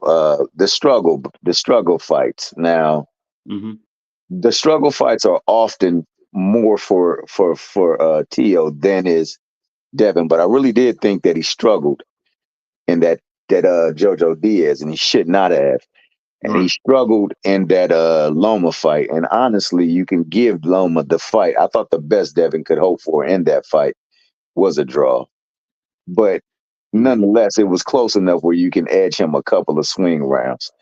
So the same thing can be said with Tio and his struggles as well too. So you find where they are light years above somebody in one match, but then they struggle in a match that they probably shouldn't have. And talk about Tio and Cambosis. Talk about Tio and Cambosis. Talk about that. Tio and Cambosis, like I said, I honestly believe the same thing that I said about Mike Tyson. I thought Tyson was distracted, and I think that Tio was very distracted in that matchup. And he didn't fight with a reasonable game plan. He's a counterpuncher who went on a stalk mission. He went on a stalk mission like he was pissed off. He was fighting the fight like he was pissed off. And the only thing that really gets you like that is when people that's closest to you F you over. And I think he was F'd over in the head, and he went out there and fought. And then when he doesn't do well, the nigga always makes excuses. He always makes excuses. Every time. So when you see them at the decision, and I'm gonna highlight these two decisions, the decision between Devin and Loma, and the decision between Ortiz and Tio. Both them niggas was worried because both of them know that, damn, I think I lost this fight. You just see one who's a lot more mentally stable, and I agree with what you said. Let him finish, Dub. Let him finish. Don't let him. I want to ask you, BJ. Hold on, BJ. I want to ask, did you hear what he said? I didn't hear what he said. It broke up. Maybe it was me. I don't know, but it broke up. So I didn't hear what he said. That's all. My bad. Go ahead, cook, Tommy. You was cooking, bro. Which part? About them both being nervous about the decision. You can going into that decision, both of them were nervous because they know in their heart that maybe I lost this fight. Tio knew it. Devin was thinking it too. That's why the celebration just shows how stable one is and unstable the other one is. The stable one celebrated, even though, he probably felt like I was giving this decision more so than taking it to him. And the other one, nigga, y'all was tripping. He didn't want to fight. This, suck my dick and all this other stuff. That shows instability where one person shows stability, but both of them struggled and both of them was worried about that decision because it could have gone either way. And I agree with what both of you say. I mean, the instability and the accountability is not there for one fighter where it is prevalent in the other fighter. Now, that being the case, going back to what was the other thing I was going to talk about? Golly, I forgot just right now. Got thrown off. You cooking, bro. You cooking, man. I always call it down the line. I'll call it down the line, bro. I never knew you knew like this, bro. You cooking, dog. Yeah, I just don't talk often, bro. I know a lot. And I know what I see in people. I can see things in people. And like I've always saw this with it. So going back to that, like I said, like, you know what, in a fight, there has to come a time when you're not doing well, you recognize that, hey, yo, there's some things that I didn't do well. You can't just go blame it on everybody else. You can't say, oh, I didn't look well in this fight because a nigga didn't fight me. Well, my God, you're not supposed to have a nigga just stand there and say, please hit me. Matter of fact, here, I will stay right here for your best asset just so you can look good. No. The thing is, like, do I box? and make it an advantage for me, or do I allow this person to just do whatever he does and just blame him?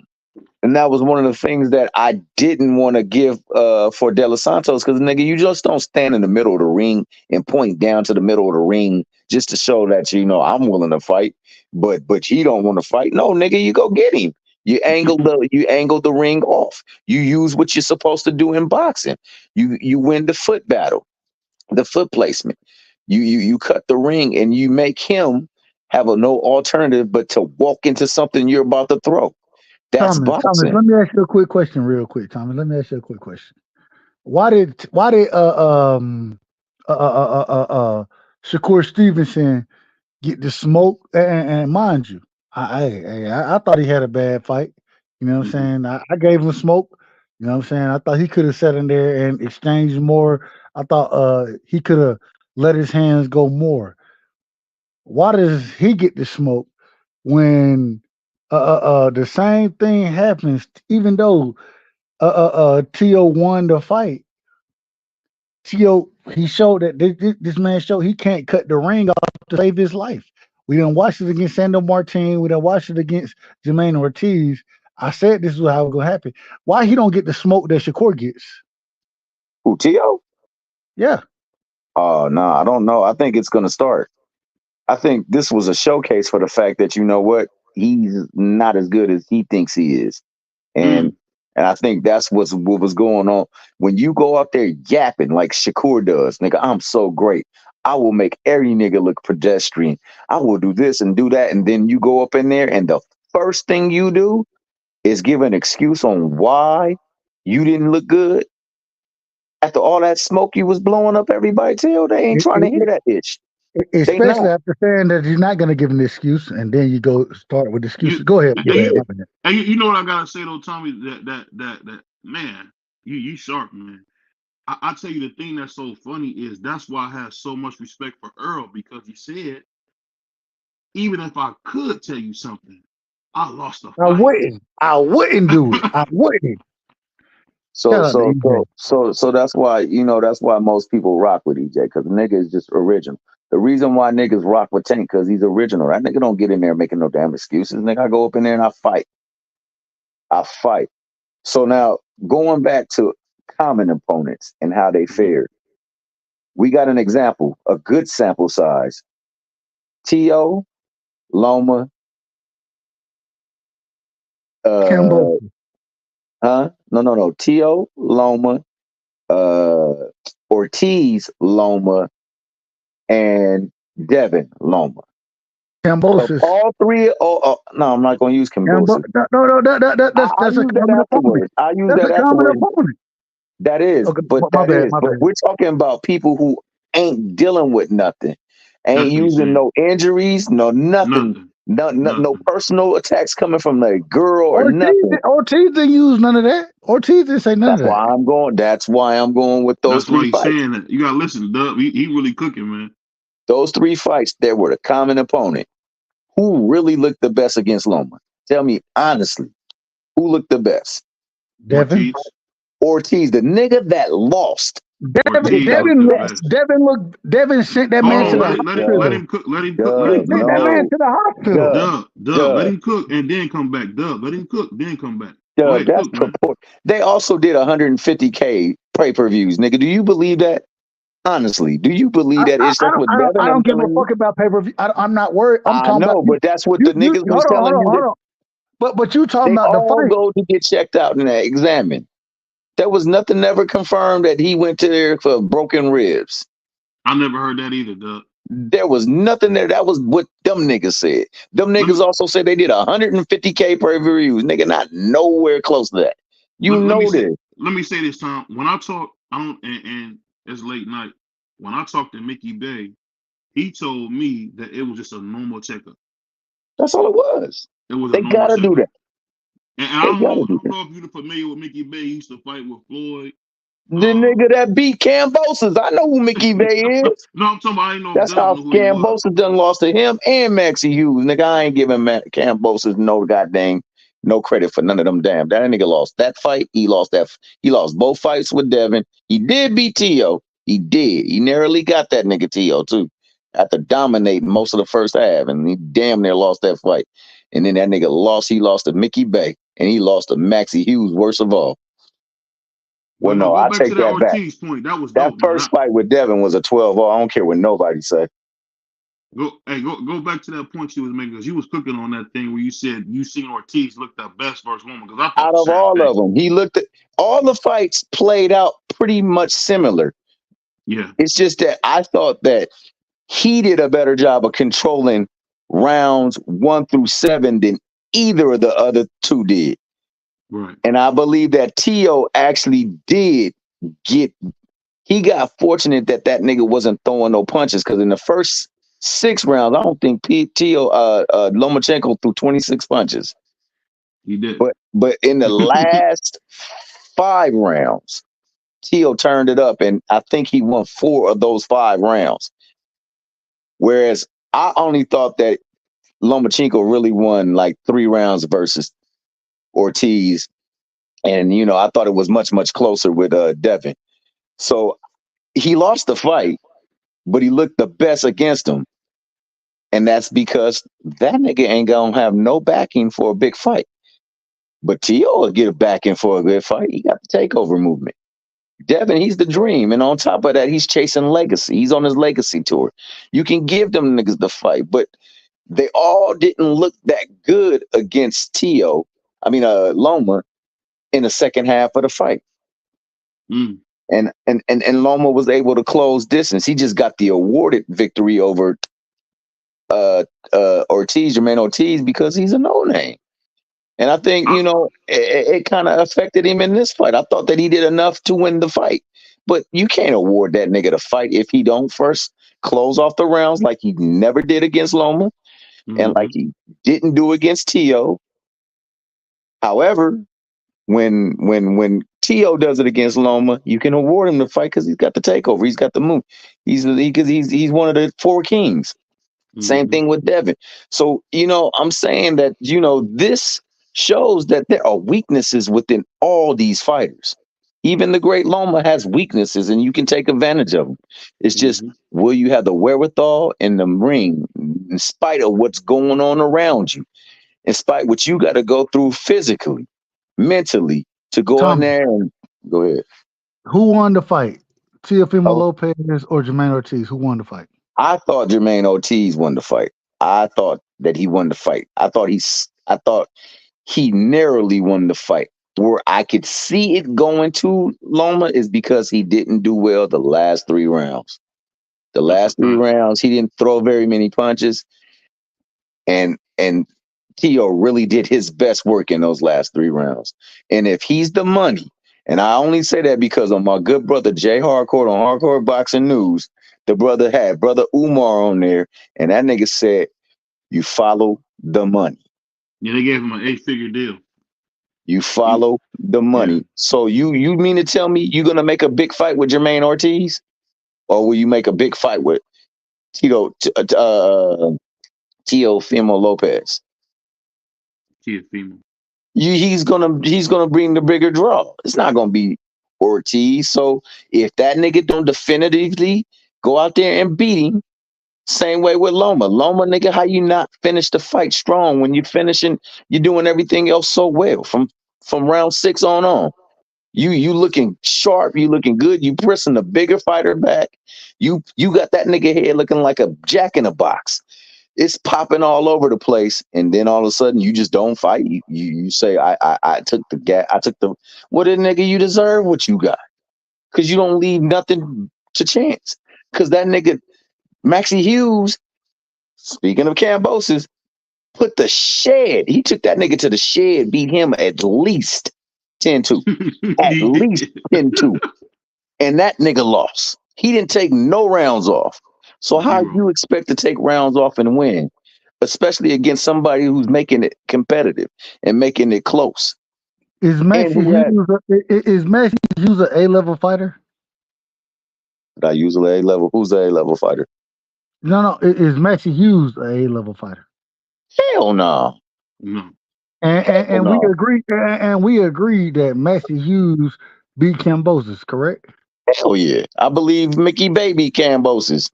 Cool. This was No Mickey problem. Baby No, that was hold 36 years on. old and on 4. He trying. Let What? me trying to finish. trash Right? Teal? Go ahead. I'm not trying to trash nobody. I'm asking questions. Go ahead. Is it okay for me to ask questions, BVO? Go ahead. Do your thing. You sure? Go ahead. Go ahead. Go ahead, I see Doug. what you doing. I see what you doing. Yeah, I Keep see your what camera you're doing going. too. I see what you and doing. Keep your camera going. I'm gonna make easy work of these questions. So I'm not even gonna continue. Y'all see where I'm going with this.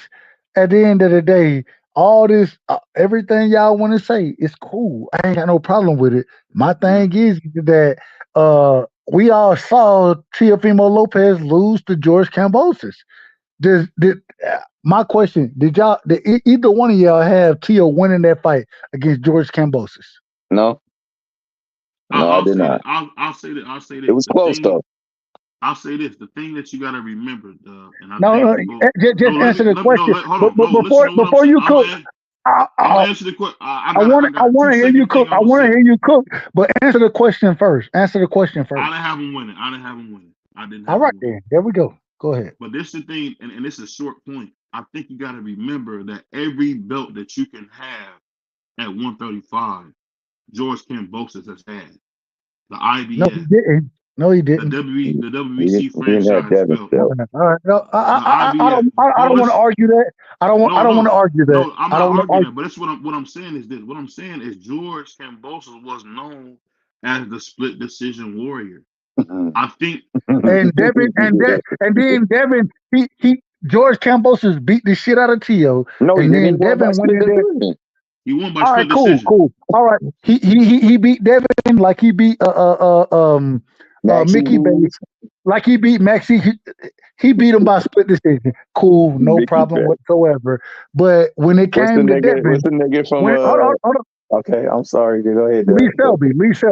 Yeah, split But decision. when it came to Devin put hands on this man for He 24 rounds straight. did. He did. Now let me tell you when it comes. And this is hold on. Styles make fights. I'll let y'all Go cook. ahead. Go ahead. I'll Go let ahead. Go y'all ahead. cook. You Go run at ahead. me every time, but go ahead, bro. You No, You got go my ahead. pulverizing, nigga. Dub. All right, go, No, y'all got it. Dub. Y'all got it. No, Doug, Y'all got it. Y'all got it. no, Y'all got you it. got it, Doug. Go ahead. I just had to let you know. Well, Yeah. I already know I got it. Because I don't get up here and lie and cap. I don't do that. I just tell the truth. And as I tell the truth, y'all, hey, motherfucker get mad at me. It's okay. All I'm Hey, saying is, Dub, you my dog. You a crybaby, man. Go, man. Go. now I'm crying. Now I'm a crybaby. I God gotta damn. make your point, Doug. Make your point, man. No, y'all got it. Y'all got it. No, dog, go on and cook. Go on and Hey, I cook. I'm do this. listening. I ain't gonna hold you. I do this on purpose. I do it on purpose. I bring this shit. I bring this shit out that y'all don't want to talk about, and then y'all criticize me of crying and all this other shit. I I do ain't it on purpose. criticize you or I do nothing, it but on purpose. I do interrupting it me, on my nigga. purpose. I do it on purpose. It's okay. Dub, where you go, man? Where you go, man? That nigga Nope, trying to make me I ain't forget my going train nowhere. of Matter thought. of fact, get what? I'm going. Guess where I'm gonna go? Hey, BVO, guess where I'm gonna go? On mute. I'm going on mute. No, for real, cook. I want to hear what you got to say because I want to answer. Y'all can't answer this shit. I'm about to answer it. Go ahead. Cook. Once again, we done heard that George Kambosos is the split decision champion. All these things that y'all want to say, Right. and then Devin goes and beat this man 24 rounds straight. Hell 24 no. rounds. All right. See, you Hell tell me no, Doug. He lost you 2 tell me rounds you that want me to second cook, fight. and then you cut me off. Go ahead. Okay, my This is why. bad. No, my bad. And this. Where No, you no, no, go, no, no, no, man? no. Where you And this go? is what. No. No, no. I'm on I mute. I'm agree on with mute. I'm everything on you mute. said I'm on except for mute. the I'm on 24. mute. I'm on mute. I'm on Let mute. him I'm go. on mute. Hey, Tom, let him go on mute. But I think the thing is this. I think what Dub is saying, 22 or 24. either way it goes, man, it's a bad loss. I mean, but nobody gives Muhammad Ali hell for losing. What was the guy's name? Damn, I just lost his name. What's the Nigga bring up Muhammad Ali. I can't even remember who he talking about. This is no dude? ridiculous. He had 8 fights, man. What was his name, man? The gold. He won the Olympic. He won an Olympic gold medal. You know what I'm talking about, Tommy? He had 8 fights, Oh, man. Oh yeah. Goodness gracious. What is? I know what you're talking about, Hey, guys. It's y'all, late, y'all, bro. y'all, y'all, y'all keep searching, but while y'all search and BBO, go Google it. Go Google it, Nigga BBO. said go All I'm Google it. no, all I'm telling you is that everything y'all talking about, Devin did more than that. Devin has been the one individual who didn't have to take a loss against Kambosos, didn't take a loss against Lomachenko. Devin is the one individual. Didn't look bad against Regis when we don't watch Teofimo Lopez look bad, and it's crazy because I told you what was going to happen in it, but that's a whole nother story. We watched Teofimo Lopez look bad against Sandor Mm-hmm. Martin. We watched him, but all of a sudden, uh, um, he's a better fighter than Devin. Man, y'all got to stop the cap, man. Y'all capping so hard for this man. Who Well, said I mean, he's a better fighter than Devin? I don't think no one said that. I'll say No, this though. no, He no, no, said no, he was no. more talented than Devin. He didn't say he was better. I didn't say he was better. BVO has said this. That's a fact. BVO has said this. Tonight he I didn't. didn't say it though. I didn't Tonight say he it didn't say tonight. it. I didn't say it Okay, tonight at all. you ain't got to say it tonight. You done said it before. It don't matter. Oh, now it don't matter. See, hey, you see that, Thomas? Did you hear? Did you hear that? Did you hear what he just said? It Listen, went tonight. I, That's a I, fact. I heard. I Thomas, heard. The, Thomas. It wasn't tonight, but he said it before. And I've then said when it I before. started oh no! crucifying, I heard him say that T.O. is the best fighter. hold Yeah, on, I hold heard on, him. hold on. Hold on. He said this, and then when I started crucified, I get put on mute. I get kicked. Okay, all Who right. put I'm you on on No, mute. mute, look, I'm on my mute. nigga? I'm Nobody on no. put mute. you. Put yourself on mute. Nobody put you on mute. You got the floor, nigga. Kids nigga to cook. You know what it is, man. I'm ready to cook this ass, so it's You no know, you reason know, for you me to. know, you know. I'm gonna say this. A great chef, a great chef puts his meal out there, and then he stops cooking because he done put a great meal out there, and that's what You, I'm doing. Shout out you to know, you know, BBL. you know what my brother just did. It's funny, Tom. I haven't had this meal in a while. My man just did what my grandma used to do. She used to make beans and wieners and rice. We all used to love beans, wieners, and rice. So Dub want to throw these little breadcrumbs out. At the end of the day, man, the thing that you got to understand that Devin's greatness is going to be tied to Tio's greatness. No matter how you slice it, bro. These guys are going to be intertwined at the hip because these guys are serious fighters. And And look, Tom, I'm glad they intertwined because Devin will beat the shit out of Tio. I'm glad they listen, intertwined. listen, listen. I'm gonna tell you this. I'm gonna tell you something. I'm glad they intertwined. I'm gonna tell you something funny. I'm gonna tell you something funny about how boxing works. Do you guys remember Roberto Duran beat the shit out of Sugar Ray Leonard when he came up from lightweight, right? Uh-huh. Nobody brings up that performance. Nobody brings up the fact that when he did fight Duran again, Duran didn't know about the fight until I think 2 months, 3 months before the fight, Yeah, when that he was nigga was big and 190 pounds. had to Yep. lose all that weight. So at Yeah, the end yeah, of the the fat camp. day, man, Just people quit don't because remember. They don't remember the details. What I'm trying to tell you is this: in 20 years, nobody remembered Tia was a head case. What I'm saying is this: these two guys are so special that if you look at them, and what Tommy said is true, you look at them, it's so hard not to be excited because they both got it all. Devin got it all. The thing is that what Devin is a reflection of his father. He's a reflection of what happens when you take care of your children. He's mentally tough. And that was dope what you said. He did celebrate. He looked kind of crazy, but he did celebrate. Where you got a guy like Teofimo who's just like his daddy, making excuses. What does daddy say? I kept my son at 135 too long. It's my fault. Where I was told as a baby, nigga, don't nobody care what you talking about. Don't nobody care what you feel. At the end of the day, you shut up and go to work. And I think Kid wasn't told that enough. The thing that happens too much sometimes, especially boys, man, they want to baby these little boys way too much, and you get grown men like Teal that's very unemotionally stable, that hurts you about a woman. At the end of the day, dude, okay, his woman was going crazy. I heard Devin Haney's woman was a prostitute, all this crazy stuff. Devin Haney never said a word. Y'all remember that when they were trying to say that about Devin Haney's wife? Mhm. His wife a prostitute. She's been on OnlyFans. She this, that, and the third. Devin ain't say a word, bro. It's the thing is this that get me with but you don't realize that we gotta hope that Till get his mind right because does not have the nuts to fight Devin, bro.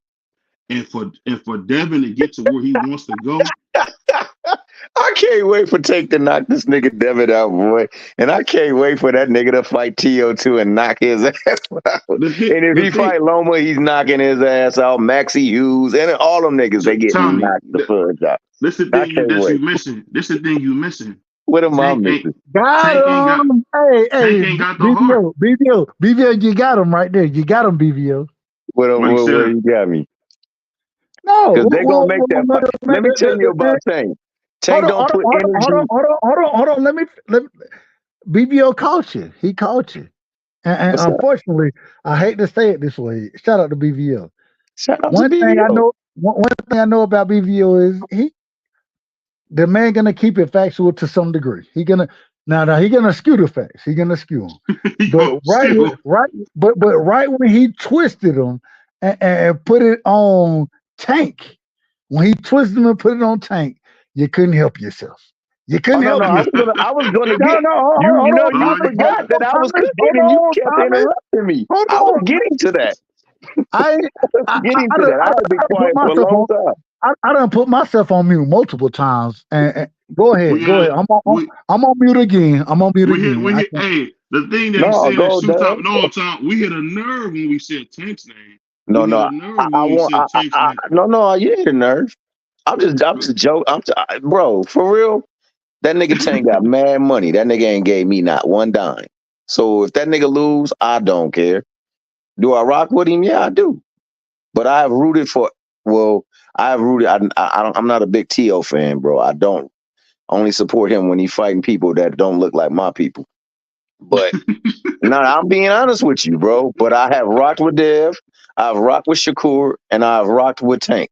I want Tank to fight Dev and Shakur. Likewise, I want Shakur to fight Dev and Tank. I want them all to fight, and I do want them to fight Tio and Ryan. So far, the only nigga I know that's fighting all of them is the nigga Ryan.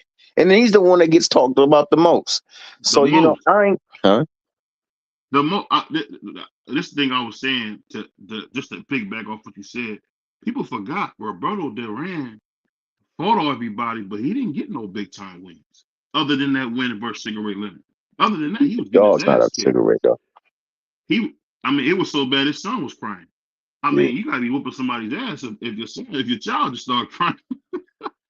But all crap aside, I think people don't understand like what we got with Devin and Tio is like the last of the Mohicans. That's why we so hard on them. That's why we go after them. It's because unlike Tank, like you said, he's papered up. But he's not like Roy Jones. He's not like those guys that we see. He's not like Oscar. You remember when? And I'm actually something. Do you remember when Ooh. Roy Jones would give his personal phone number over the airways? You remember he used to give his phone number out over the airways Yeah. because he wasn't playing. He Yeah. wasn't playing, dude. Like you Well, there couldn't was say at no. one point. There was one point in his career he was damn near untouchable, It and I was. think it all changed after that damn Griffin fight. I think when he got disqualified, like he stopped caring as much, and then he Well, started doing stupid he stuff. came back and fucked Montel Griffin up. He fucked Yeah, Montel Griffin up because the he's second just time. that special. But then the nigga started thinking of that I'm so special I can play basketball and then go Yeah, fight. Oh, I yeah. could do 2 fights in one night. The nigga started going all the way up to heavyweight and then coming he was doing stupid He stuff. got beside himself. That was Yeah. the But thing. That even when he went to heavyweight, he won. I mean, like what are we talking about? you missing a point. Like I'm when he fought saying that, Ruiz, he should have stayed right there. yeah, if you're gonna go up there, you don't come So, back so, so, down. so, so all of a sudden, it's okay. It's okay to say that a fighter that Dub, is it challenges. okay? Hold on, hold Is on, it hold on, okay? hold on, hold on. Let me. All right, go ahead, go ahead, go No, ahead, no, go ahead, you good. go ahead, Go go ahead, ahead. Dub. Go ahead, Dub. No, no, no, I no, no, love how no, you no, do no, that. no. Go ahead. No, no, no, no. Hold on, Dub. Look at my screen. Watch my name.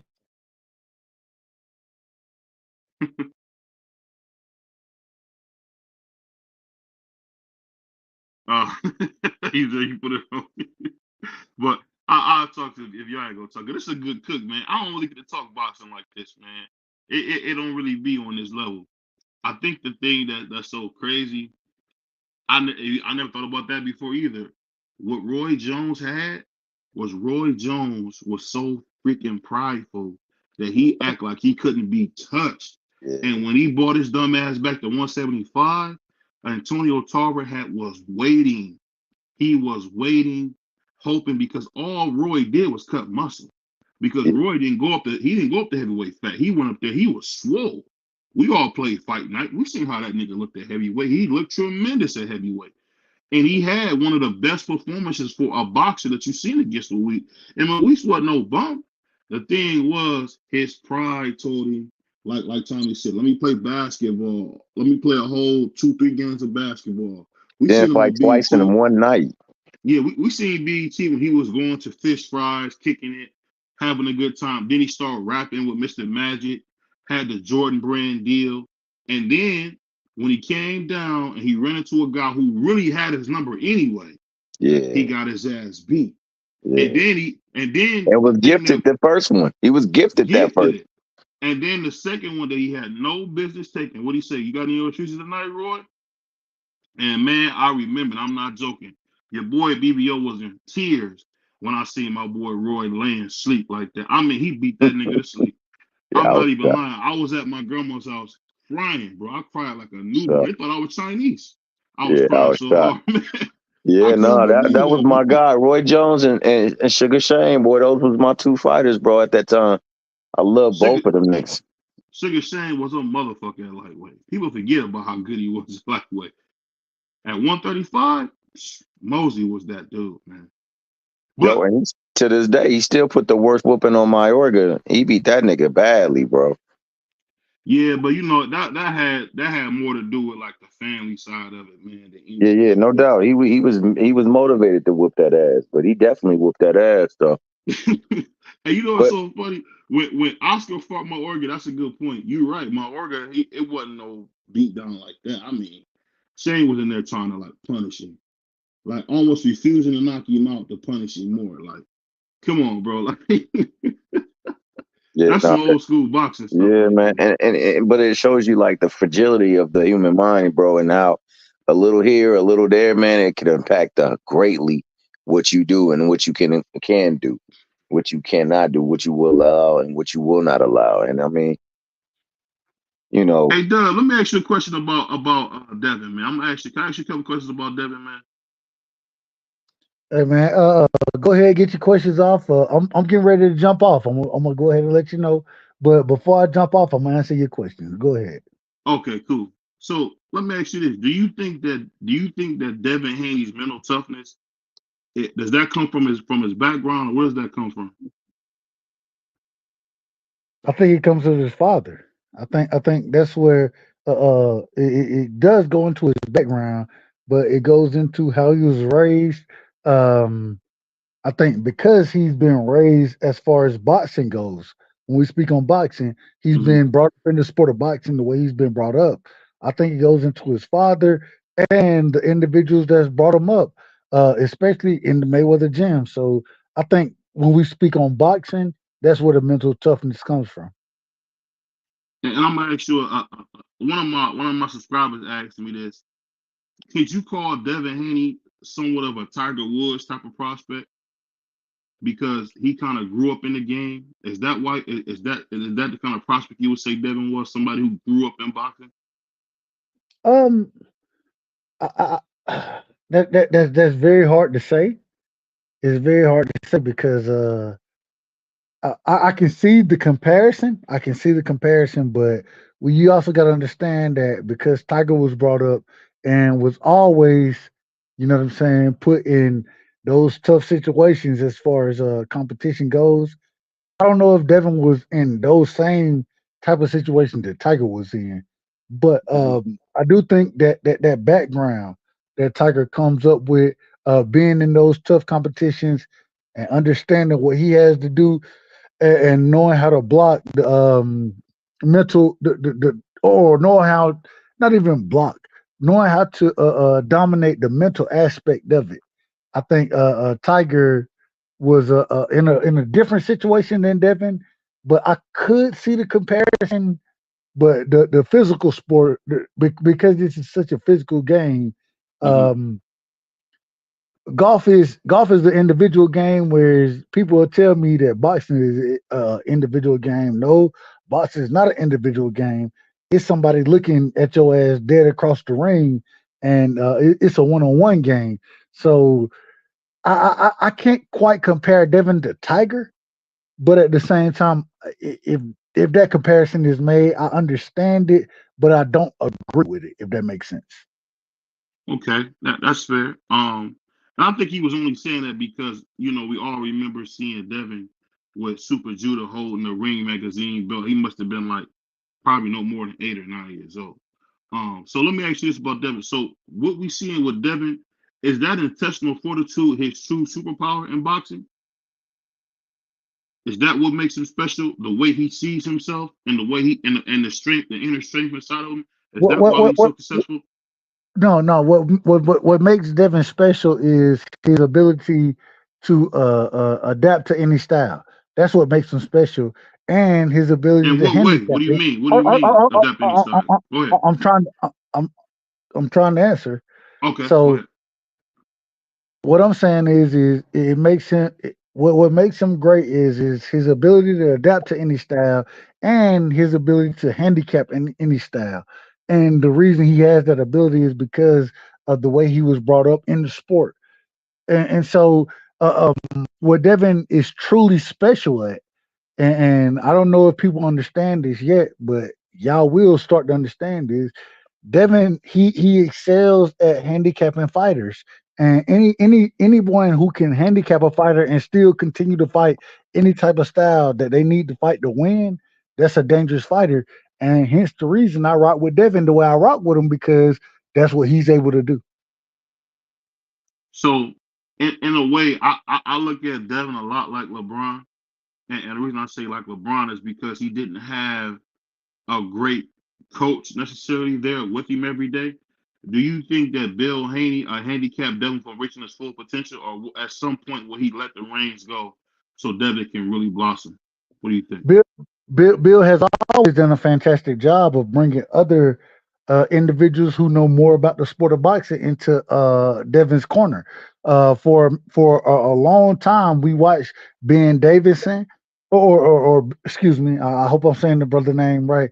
We watched him be in the corner. We don't watch Roger Mayweather. We don't watch Floyd Senior. We don't watch Jeff. You know what I'm saying, from the Mayweather camp, as well as also bringing in individuals that even though I disagree, but we watched them bring in what's the what Pacquiao, what's Pacquiao trainer name? I can't call his name right Freddie now. Roach. Freddie Freddie Roach. Roach, Shakes. He brought Shakes Shakes. in there, and so we've always watched Bill, and shout out to Bill, because as a father, I look at I want to be a father like Bill was, and I'm gonna tell you why is because Bill understood that I don't know everything about boxing, so he brought different individuals. Yoel Judah, you know what I'm saying? There's been multiple individuals that's been in Devin corner, been in Devin training camps that Devin's been able to been able to learn from, and so I think Bill does a hell of a job bringing other individuals and not saying that I gotta be the one guy. Now, this is the one. This is the one criticism I give. I think there's gonna there will be a time where Bill got to get out of the corner. I think there's gonna become a time where other individuals will be able to give better ring instruction in the corner than what Bill gives. I don't know if we've seen it yet. I thought it was very close with the Lomachenko fight, but at the same time, um, with Bill bringing in all these other individuals, I think it does nothing but continues to build Devin's skill set as well as his understanding of boxing. So I ain't got no problem with it. So I got two more questions. I'm gonna let you go. I'm in the line. I think I'm going over. I got to say some things too. Okay. So then let me ask you this. Real quick, Thomas. Do you disagree with anything I said, Thomas? Do you disagree? Well, I can disagree with two things. Go ahead. The first thing, because it came out of Devin's mouth, he said he get his toughness and his will to fight in the ring from his grandma. That was on I that heard that damn. too. Yeah, that was on that damn fight with Blood, Sweat, and Tears. Yeah. Yeah, So his I would grandma have did to that. disagree with that because it came from him himself. And unless that nigga's just trying to glow up his grandma or whatnot, I don't think he would be lying in that. And I do believe that there is correlation between Tiger's growth in the sport and Devin's when you look at how he was able to roll around. Matter of fact, I think Devin benefited more because he actually had access to people who were champions and who were seasoned in the sport. So I could see how somebody can correlate it, but I could also see how you could say you would disagree with that because it is vague. It is vague, but everything else, especially with your dad, because that's what I was, when I was cooking, and you kept doing the right side respectfully on me. I was gonna get into the difference between Dev and To from their father's standpoint, and I was gonna talk about that. So I agree exactly with what you said with his dad. I think his dad has been a big benefit to him and not much of a hindrance at all. I just think that he does a major disservice to him when he get out there and start, talking them lies and capping. Well, I won't say capping, but you know, embellishing a lot of the ish that he be saying. But that's about all, though. I agree with everything you said so far, except for that one obvious one where the nigga said it was his grandma. So I got three more questions, Dub, and I'll let y'all go from there. So the thing I'm wondering is, will Devin's religion slow him down from the stardom that we think he can get? Will his religion be an issue? I don't think his religion will be an issue. The reason I don't think so is because and I'm not an expert on Islam I'm not an expert on it, so I can only go off of what I've seen so far. But I have watched him go into fights during Ramadan and say that well, Allah understands, and I don't, once again, because I don't know if it's true or not. I don't know. But I have watched him say that Allah understands, and that as long as I'm trying to provide for my family, then Allah understands it, and then I can make that up. I don't know if that's true or not. But if he keeps that mindset up, then he gonna continue to be ready for whatever fight. And this is a very important question. Do you think Devin's stability mentally comes from his home life, or is it just from the team that he has around him? Because I think the thing that I've noticed, and you can tell me if I'm wrong, is that a lot of the hate Devin gets is not even towards him. It's more towards who he is. And I'll tell you something that I had. I actually had a guy in my comments, so I had to block because he was saying all this stuff as if like people just hate. It seemed like Devin is hated because he was raised right. Like, let me ask you now. I know you got a son as well. Do you think that that's a thing that happens where people are just jealous because that child is being raised right? Is that something Devin is experiencing as well? I can't say I can't speak on anybody else's opinion, but when you So have reaction hate right toward, side.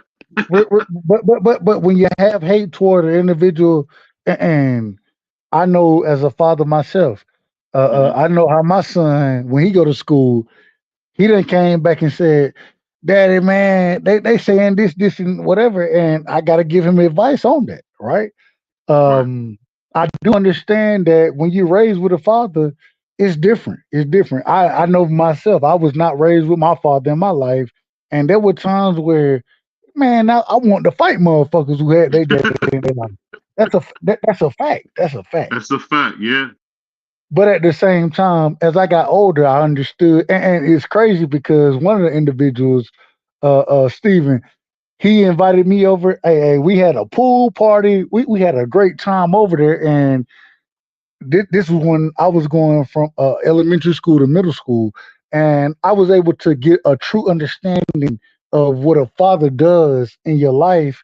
Because when I was invited over there, his mom showed us love, but the love that his dad showed me, you know what I'm saying, really meant something to me. It meant something to me because I didn't have that type of interaction that Steve had going on at that time, and so I do understand it. And it's one of them situations where I ain't gonna hold you. I really can't say. I can't say because I do know that there are times where individuals who don't have their fathers in their life. My dad lived. This is a true story. My dad lived less than a mile and a half away from my grandmother's house. I grew up at my grandmother's house. He lived less than a mile and away from my grandmother's house. I seen that nigga a handful of times me growing up. When I got to college, uh, um, I had it really became on me, and I had to call his ass, and I went off on him. I went off, but the craziest thing is after I went off on him and said what I truly felt, when I moved to Atlanta, it gave me that much more leeway to go and build a relationship with my father. And so I don't know how I really can't speak on that. I can't speak on it because I know what happened with me, but I do know that when I was able to build a relationship with my father, that it changed my perspective of him completely. Um, People used to tell me, "You're just like your daddy." One of my coaches in basketball, my father's best friend. You know what I'm saying? Rock is my dad's best friend, and so Rock knew my daddy better than I knew him at that time. But when he used to tell me, "Bro, you just like your daddy, you just like him," and it made me want to go and build that relationship with him. So I can't really speak on it because I know my situation and I know what happened to me, and so I can't just to be honest with you, I can't really speak on it just because I know when I got that opportunity to build with my dad, I loved every moment of it. I cussed his ass. I got drunk one night and cussed his ass out. That's a fact. That's a fact. But but damn it, I went over there and when I moved to Atlanta, I got a chance to go play dominoes with them, and I realized, shit, I beat motherfucking dominoes. I beat their ass in dominoes like you beat my motherfucking ass right now. You know what I'm saying? And so there was a level of respect that was gained from those conversations and from those interactions. And and my dad, he told me, he said, shit, they was about to lock my black ass up if I didn't get the fuck out if I didn't get the fuck out the city, they was locking me up. And so I had to go. So it is what it is. And as a grown man, you look at it differently than you looked at it when you was a kid, right? And so all of that meant a lot to me. So I can't say. I can't say because I know what I went through with my father. And I always say, if I didn't give my father a chance, then I would have missed out on a lot in life. And I'm glad that I got to know who my father was, regardless of what I went through as. And shout out, hey, I just think it's a different a different playing field, if that makes sense. Nigga, you danced around the whole goddamn question. Hey, bottom line is this. This nigga is Devin Miles in flesh. This nigga just lived the drum line out. No, I'm just messing with you. Devin Miles. And that was a Devin Miles. I'm messing with you, dog. I'm just messing with you. Hey, that shit funny to you. It ain't funny to me. No, I know it ain't funny, bro. I'm just saying, dog. It parallels with Devin Miles, though. But I do think it makes you qualified to give an opinion, dog, because you actually on both sides of the spectrum.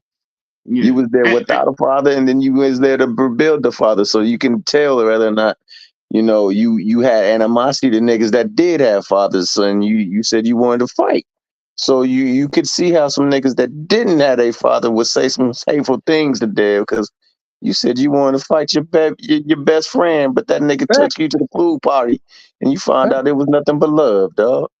That's a I think, fact. and the reason I asked you that, Dub, and I can't answer that because one thing I can say about Big BBO was that he's a motherfucker, but he's there. What? My dad was always there. And see, my dad had a drug problem, unfortunately. So whenever he was, going too crazy, he'd just start, building stuff. So for me, I noticed that when you do got a father, people want to be at your house. They want to hang out, see your dad, spend time with your dad all the time. So that's why I asked you, because I know you might have a better idea of what Man, he that's has the about. It's crazy. The craziest thing is out of everything that I just spoke on, the one thing I Mm-hmm. learned. This is the one thing I learned, and I always tell you, I don't know how good of a dad I am. I don't know, but one thing I do know is that I'm here every day, and I'm gonna be here every day. facts. And I think regardless of how I look at my dad, Mm-hmm. if he was there every day, I may have a different perspective of him. With my son now, the one thing I can guarantee you, the one thing I can guarantee, the man may tell you, I don't know shit about whatever. I don't know shit about Fortnite. I don't know shit about none of that. Know what he can't tell you? You know what he won't say? What's My that? dad wasn't there. He wasn't there. He would never tell he would never be able to tell anybody that because I'm gonna rock with this young man because I love him. And that's the greatest thing that I learned from my dad is that father's got to be there. And Mm-hmm. BVO, we don't. I think we don't had this conversation before, but I'm gonna be here regardless. And at the end of the day, whatever my son do, the one thing he gonna be able to say is that my dad rock with me, man. My dad, he always there, Hey, and bro. I'm gonna be there. And I take pride in that. I take a lot of pride in that. Hey, bro. I'm gonna say you said two things. Well, you said one thing for sure, and you alluded to the other thing just right now. The first thing you said, dog, and it's true of everything that followed after that. If you hating on a nigga like that, it's something wrong within you to be doing something like that. Because I didn't have my father. My father passed away when I was young, and I Mm-hmm. didn't have him. And I do not have any animosity towards anybody that has their father in life. As a matter of fact, I applaud the father because we live in a society where they want to push us away, where they want to say it's okay to do that. And for anybody to hate on another nigga, boy, something wrong with you to have hate in your heart towards somebody else, especially against something so trivial as they got a father in their life. Nigga, something's really wrong with you. You maladjusted. The second thing you said that is so damn true is that by you going through your experience, the totality of your experience, it taught you the one thing to deal with your son. Your father showed you about ability, reliability, accountability, responsibility, and I forgot the other damn ability that I was gonna go throw out there. But damn, it was a good one. And now because of it, you showing this to your son. You're gonna always be reliable. He's gonna be accountable. You're gonna be responsible. And on top of that, you're gonna make him able to recognize the traits and the characteristics that he may need to develop so that he can do the same thing when it's his turn to be in that same step. So, man, you know what I'm saying? There's a chance where you go through things and you don't learn from it. Then there's a chance when you go through things and you do learn from it. And that separates the men from the boys. You know, it used to be this old saying my dad used to say all the time, man. It's probably corny. You probably might have heard it, but he said, "When you're born, you look like me. When you die, you look like your choices." And I think a lot of times people don't never want to take that accountability for what their choices are or where they landed in life because of what they did. And I'll say this to go back to Devin. I think Devin is such a microcosm for the sport of boxing because him and Bill kind of killed that what do you I don't know, he kills the fact that you don't need a patriarch. Stereotype. The stereotype, and the fact that most families, not so much in mine, but a lot of families I've seen, like in my friends, like they always have like grandma, where Big Daddy's a big deal in my life. My dad's father was a big deal. My grandma was cool. His wife was cool, but wasn't nothing like going to see Big Daddy, if that make any sense. You know what I mean? Like he just was the dude. You know what He I was mean? that But dude. but He but was but that He but didn't dude. but, do. but, but Go it's ahead. so crazy, BVO. It's so crazy because Paw right? I Hmm. was born in '88. Paw died in '86, right? Right. So I end up I never got the opportunity to be around him. Hmm. But I grew up with my grandmother, my great grandmother, and my mother. And Hmm. to hear them talk about Papa, you feel me? Yeah. The way they The spoke shadow. on Yeah. him. Oh my Yeah. The man shadow, couldn't. yeah, you could feel it. He couldn't do no wrong. No. And this was the craziest thing. The craziest thing is, as I've gotten older now, me and my grandma, I argue with my grandma on a regular basis. Did you hear what I just said? I argue with her, You're right. and I don't take pride in arguing with my grandma. I don't take pride in it, but at the same time, we argue because the questions that I got are this is according to them, right? This is the story that I'm gonna hear. Papa hit my grandma in the head with the shotgun. You know what I'm saying? That's the story I'm gonna hear. Well, I don't hear nothing about the goodness that he did. Now, and the problem is that I talked to Uncle John. Uncle John, that's my the oldest for that's my grandmother's oldest sibling. I done heard him talk great about Papa. You know what I'm saying? I done heard before. Shout out to my uncle Tom Lee. I call her Uncle Tommy. So, but Tommy Lee, before he passed away with COVID. Before that, I heard him talk great about Paw Paw. You know what I'm saying? I done heard great stories, but then when it comes to me and my grandmother, my mother, you know, I hear the negative stuff about Paw Paw, and I'm like, wait a minute. I done heard all these great stories about him, and now y'all telling me about him hitting you in the head with a shotgun. Did he do it? He probably did. He probably did do it. I ain't gonna say he didn't do it, but at the same He time, did it for sure. but at the same time, did he make a way for the family? Absolutely, he made a way for the family. And this is these are the questions I have to ask because I'm an outsider looking in these type of situations, and really, I just want to hear. And I'm biased. I'm very biased. I'm very biased. I love my grandfather. You know what I'm saying? Because I done heard the stories of Paw Paw that I didn't get a chance to experience. Like I said, he died in '86. I was born in '88. But at the same time, I know that for how I was being able to be raised, if it weren't for him, I wouldn't have had those opportunities. So I gotta ask those questions, and I don't want to hear the negativeness about him. I want to hear the great things about him. Talk For to sure. me about that. You know what For I'm saying? sure. That's how I look at it. But go ahead. No, go ahead. No, you go ahead, BBO. I'm on your show, play. No. All I was saying is, I think it's just when you have, and I look at Big Daddy as King David.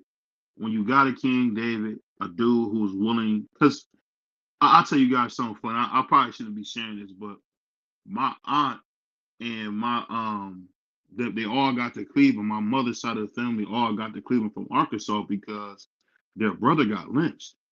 And not like a joke. Like I'm not joking. Like he really No, got know what lynched you like mean. in front of Yeah, their you house. over there. Yeah. And they like my aunt Sarah, man, she could tell you, man, she could almost tell you. She would explain it, bro. It give me chills thinking about it now. She came outside and her brother was like burned to a crisp. So they knew a guy who was like a pastor or whatever at the time who used to do the trolley, but he was like real fair skinned. You know, he's like my brother Dub. You know, he was super light. So but he was light, almost lighter than you, though. He could pass for white back then. Don't do me like that, BBO. Don't do me No, like but that, no, he BBO. not No, I Don't like. do know. me I like can that. relate, dog. That's how my family is, dog. All my family is like, bro. So he could pass for white on my brother Dub can't pass for white. They But got my family got blue eyes, green eyes, yellow eyes, all kind of nigga. I got amber eyes, nigga. yeah, so he was a light skinned dude. He's a light skinned dude with green eyes. So he ended up bringing my family here, and you should just hear you could, man, some of the stories that I heard about what my grandfather would do to make a way. Used to be a sharecropper. They used to pay him. This is crazy. They used to pay the man 15 cents a row, like to go up and down these roads. He get up Yeah. early in the morning, go up and get the roll. He go get the food, come up here. You know, he made a life for himself. End up working at Goodyear, doing this whole thing. I said all to say this. I think that it's so great that Bill put the work in because now, because he played his role as David and didn't try to be Solomon, you seeing his son be Solomon and be celebrating. If you, and I don't know if you guys are, into the Bible at all. One of the things that absolutely. Solomon, Absolutely. Go ahead, BVO. one of the things absolutely. about Devin that I see that happens to Devin is Solomon, and people hating for it. The venom, and I'm gonna be honest with you, the venom that Abdul Wahid has towards Devin is simply because Devin was raised with his parents. No, I don't want to do that. I don't want to do that. No, listen. This is the thing I'm saying. I'm speculating. If you want me to start off by why I'm speculating, I've met dudes that grew up in the boys and girls shut. We used to call it the doghouse. I don't know if they call it that no more. I know kids that grew up in the doghouse, and those kids are so resentful, hateful. Not everybody, but a lot of them are because they never had nobody. The majority. A lot of them they never had that. And if you got a parent, oh man, F you soft, you sweet, you this, that, and the third, I'm hood, I'm out here, I came for nothing. When they do, whenever they do like a 24/7 of blood, sweat, and tears with Devin, I love the fact that it's not about Devin coming from some hood.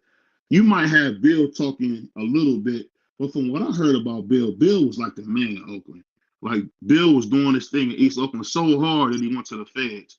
There's a guy named Little D who did like 27, 28 years. People don't realize that Bill Henny was working for Little D. So Bill Henny ain't no little like nobody. He was like a dude who really was on the radar. I don't know nothing about none of that. This is what I know, right? But no, this is the only reason I bring that out, and I'm gonna bring it home. I'm gonna land the plane. I'm bringing that out because what I'm saying is all the stuff that Bill went through, he made sure his son didn't have to go through it. And I think him having a promotional company also put his son in a great position. And this goes to my final question. I'll ask you this.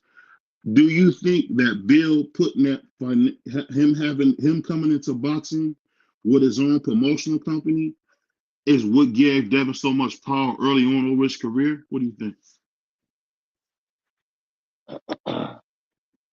What you think, blood?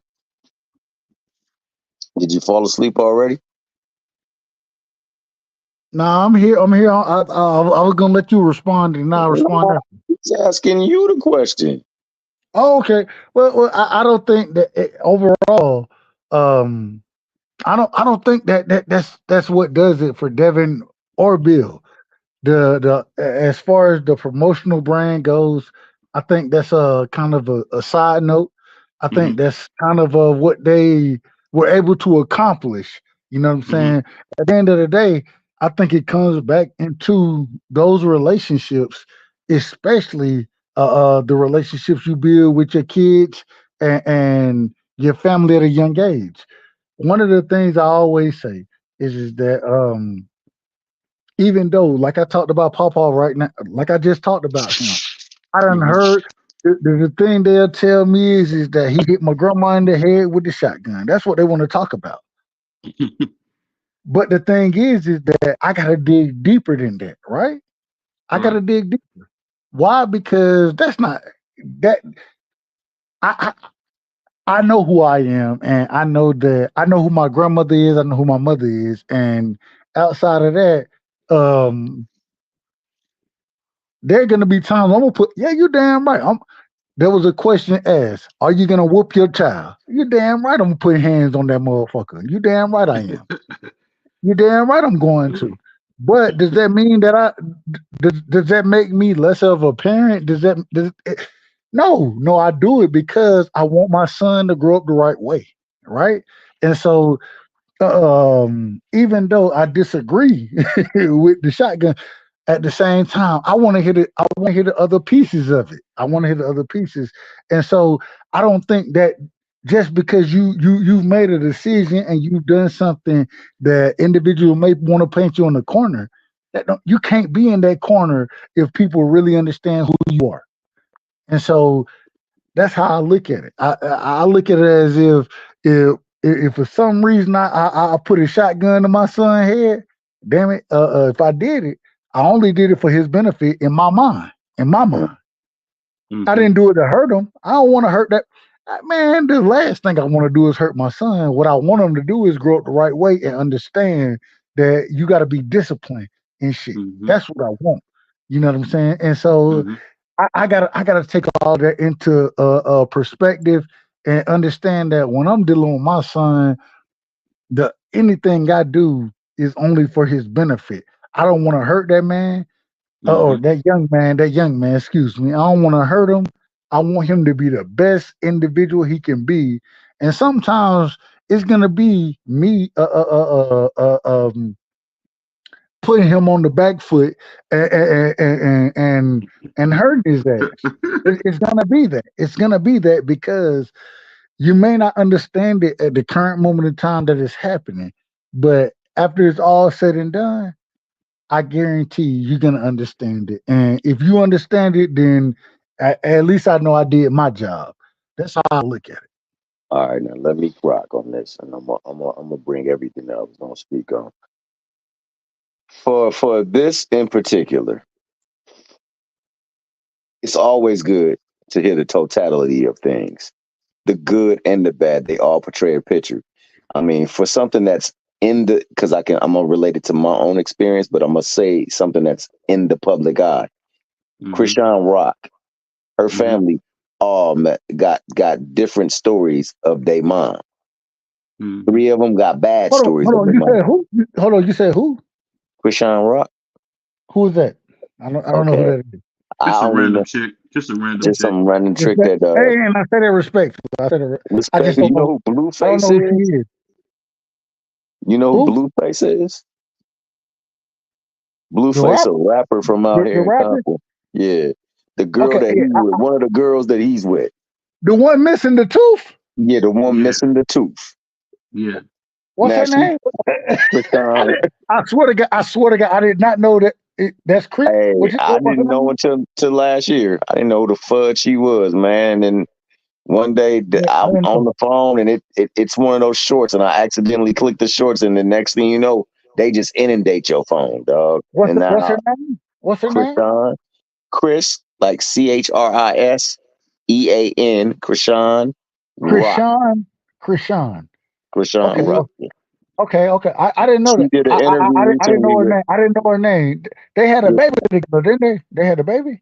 yeah, she got a baby with him. And she did a interview recently with Cam Newton.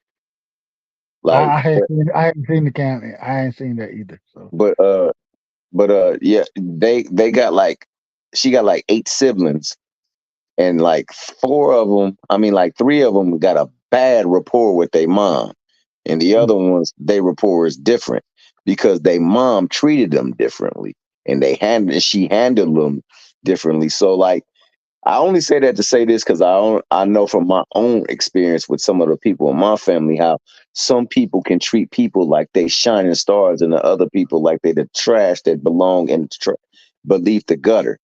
And you know both of those accounts are valid because it happened to them, and that person that was doing it didn't parent the way that they probably should have, where they showed unconditional love to each one of them, no favoritism. So they could have different dynamics in their stories because of that type of relationship. That being said, you do need to hear about somebody smacking somebody with a shotgun because you could kill somebody with a shotgun if you're not careful and you're strong and you hit them in the head or some stuff like that. And that's something that you would know, like as a parent, I cannot do because I could really do damage to my kid emotionally, physically, and mentally. So you know that's something to help in that situation. And I think that it's something that you might not want to hear, but you always want to know the totality of things before you get the whole breadth of the situation. That being said, Devin, and Tank, I think more so the angst, any kind of animosity or whatever it is between them is because Tank don't speak on nobody's name, but they often speak on his name and they throw dirt on his name and they attack his mama, his daddy, and his coach, the people who have been instrumental in his life, they come at. And after a while, a bunch of that just inundates and it probably festers and it made it to the point where he ain't responding like he needs to respond. So that's on him, the way he gives the energy back to them. See, like when it's nonsense, what I was from, if it ain't true, nigga, you don't pay it no goddamn mind. You just rock out and let it. And when you ignore nigga when they trying to push you down, that really gets them messed up. It really upsets them. So that's something that Tank got to work out. But likewise, they shouldn't be throwing no kind of stuff out at him, bro. And just like negotiate the fight if you want to fight. You know what I'm saying? Just do something like that, but don't be just hurling stuff. And I think that's where Tank gets upset with Devin, so to speak. But I don't think it's nothing past that. I don't think it has to do with his fight. He might be a little like touched with the relationship that he has with his dad, but his dad definitely has been something that's been prevalent in his life. And fortunately for Tank, he's had other people fill the role for him in his life. But the last thing I want to say. Go ahead. Go ahead. No, Go go ahead. ahead. No, go ahead, Doug. I know it's Finish. this last thing. I know I've been I sitting want on you to this finish. last thing for the I want you longest. to Go finish. ahead. I want you to finish. I want you to finish. My bad. I want you to finish. No, you good, bro. You always good. No. I respect everything you're saying, so I want you to finish because you teaching me. You know what I'm saying? Respectfully, you teaching me, We so I want teaching you each to finish. other, brother. This is a good conversation right here. This, like I said, it's deeper than boxing. And like I said, unfortunately for Tank, he grew up in a much different environment and setting where there was stability in Devin's life. And you can't condemn Devin for that, and you can't condemn Bill for that. I mean, Bill had Bill had a questionable upbringing in life. I don't know about upbringing, but definitely life, because he did some things that ain't on the normal side of the law. I'm gonna be honest with you, but Yeah. he took it and made it a better way for his son, and he's been on the straight and narrow. So and this is where I was gonna go a way back, way back. The difference between T.O. and the difference between Devin is something that you correlated BBO and with Dub a long time ago. Their fathers. Mm-hmm. You said one father is an enabler, the other one is a supporter or a builder. And I think that is the problem right then and there with T.O. Because you got somebody that's coddling. What are you doing, bro? Beautiful. He ain't even doing a beautiful. Keep doing that. You're losing. You're blowing it, bro, because he's living vicariously through that nigga T.O. Whereas the other one is putting his energy into building his son up so his son can do great things. And I think that is the difference between parenting from Bill and parenting from T.O. Sr. And that is the difference between you see in the ring with Devin and what you can see that instability with Tio. And I think all of that stuff plays a big part. And if you can't find in within yourself, like, yo, I'm effing up. Yo, I could have done this better. Yo, this Mickey freaking getting in on me. I got to do something to change that. Then you just continue to make excuses and cover it up. You start drinking your Kool-Aid, and then you got a bad product that's waiting to unravel. And I think therein lies the differences between upbringing and between what you see in that ring. And that's all I was gonna say. I think that was brilliant. Go ahead, BVO. No, and the reason I like to have these conversations, man, because I think it's so crazy. In any sport, you can really get the mirror and you can look at yourself. And I could tell you, watching some of the stuff with Devin Haney, it'd be like I kind of understand why I dealt with some of the stuff I dealt with, because people don't like that you got somebody to stand in for them. What's the first? I can't give you an example. Remember how when Ryan was left up on the stage by himself, when um, Oscar and Bernard just left him, right? Facts. You know, the part that was so powerful to me was it didn't even matter because his parents were there. Mm-hmm. I heard a guy say this one time. Basketball player named Bill Russell said, "The first thing that I knew is that my parents loved me." And I'm telling you, we don't realize how things that we see now are just reflections of things that happened to him as a kid. One of my favorite movies is The Five Heartbeats. he was pissed off at his brother because his brother was sleeping with his girl, and he was like, "We're the Facts. same selfish dude we was when we were kids." When That's we the were first thing kids, out his. he stood on that when we were kids. Go ahead. My bad. My He bad. My stood, bad. My bad. and he stood on business on that. And the thing was, if you think about it, a lot of the He was reflections right. or the things that we do now is stuff that we did as kids. I remember somebody was messing with me or something because I've been known to be on that pretty boy stuff. And I learned what it was is because when I was a kid, I used to look up to Mace so much. I remember that this is now y'all gonna probably roast me on this. I remember as a kid trying to learn how to talk slow like Mace. Millions, the only thing we in a hurry to make. I remember I used to try to talk super slow, and I could hear my grandma now. You sound like an idiot. What are you doing? Bro, I wasn't allowed to do none of that shit, bro. I wasn't allowed to do that shit. But see, this is what it was. My parents were young. They were young. My mom, when I was born, 1990. My dad was 20. My mom was 18. So they were young. So they kind of were like growing up with me, if that makes any sense. And I just remember, like, it's just kind of funny when you had that stability as a child, it really correlates and puts you ahead of the game in life. One of the reasons why you so successful in life now, Dub, is because somebody put the work in. Same thing with my man Tom. Somebody put the work in early on, and I think the thing, and I'm gonna be honest. I mean, if y'all bring it up during any other time, your boy BBO might just deny it. But I think Devin might go further than Tio because the roots are good. And I don't know if we did any gardening. When I look at Tio's roots, they got a lot of water damage. He's been overwatered. And when you overwater things, you start to get mold. You start to get like deterioration of the roots. That's just for me growing up in my grandmother's garden, getting it. She don't use no doggone what is that stuff called? She don't use no dang, I can't think of the name. She don't use no weed spray, no weed killer. I'm the weed killer. So weed and feed. Yeah, she don't use none of that. She don't use none of that. You gotta be out there. You the one who gotta be out there pulling the goddamn weeds out the motherfucking garden. Yeah, that's a fact. That's a fact. Hey, you gotta go pull the motherfucking weeds out. No, it wasn't about no killing. We ain't worried about killing it. We gonna go root that shit out from the beginning. Take the That's a fact. And the funny thing was, that's how I grew up like that. I grew up picking pecans, bro. I grew up picking pecans. Like, bro, go ahead. And when you for instance, like, okay, like when you dig up potatoes, like I don't know if you ever done that. You dig up I ain't potatoes. did potatoes. I ain't did potatoes. Because that's what we had. We had it's a cold environment, so we dig up potatoes.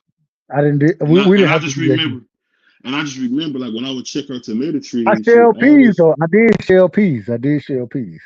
Yeah, I would look at her plants, and she used to tell me about the time, like, I can tell you overwatering them. I'm like, how you know when I'm overwatering? She said, you look how it's looking weak. Look how they look. Look how they look. Don't hey go ahead, BVO. No, go ahead. I'm pretty quick on this. My grandma could eyeball it.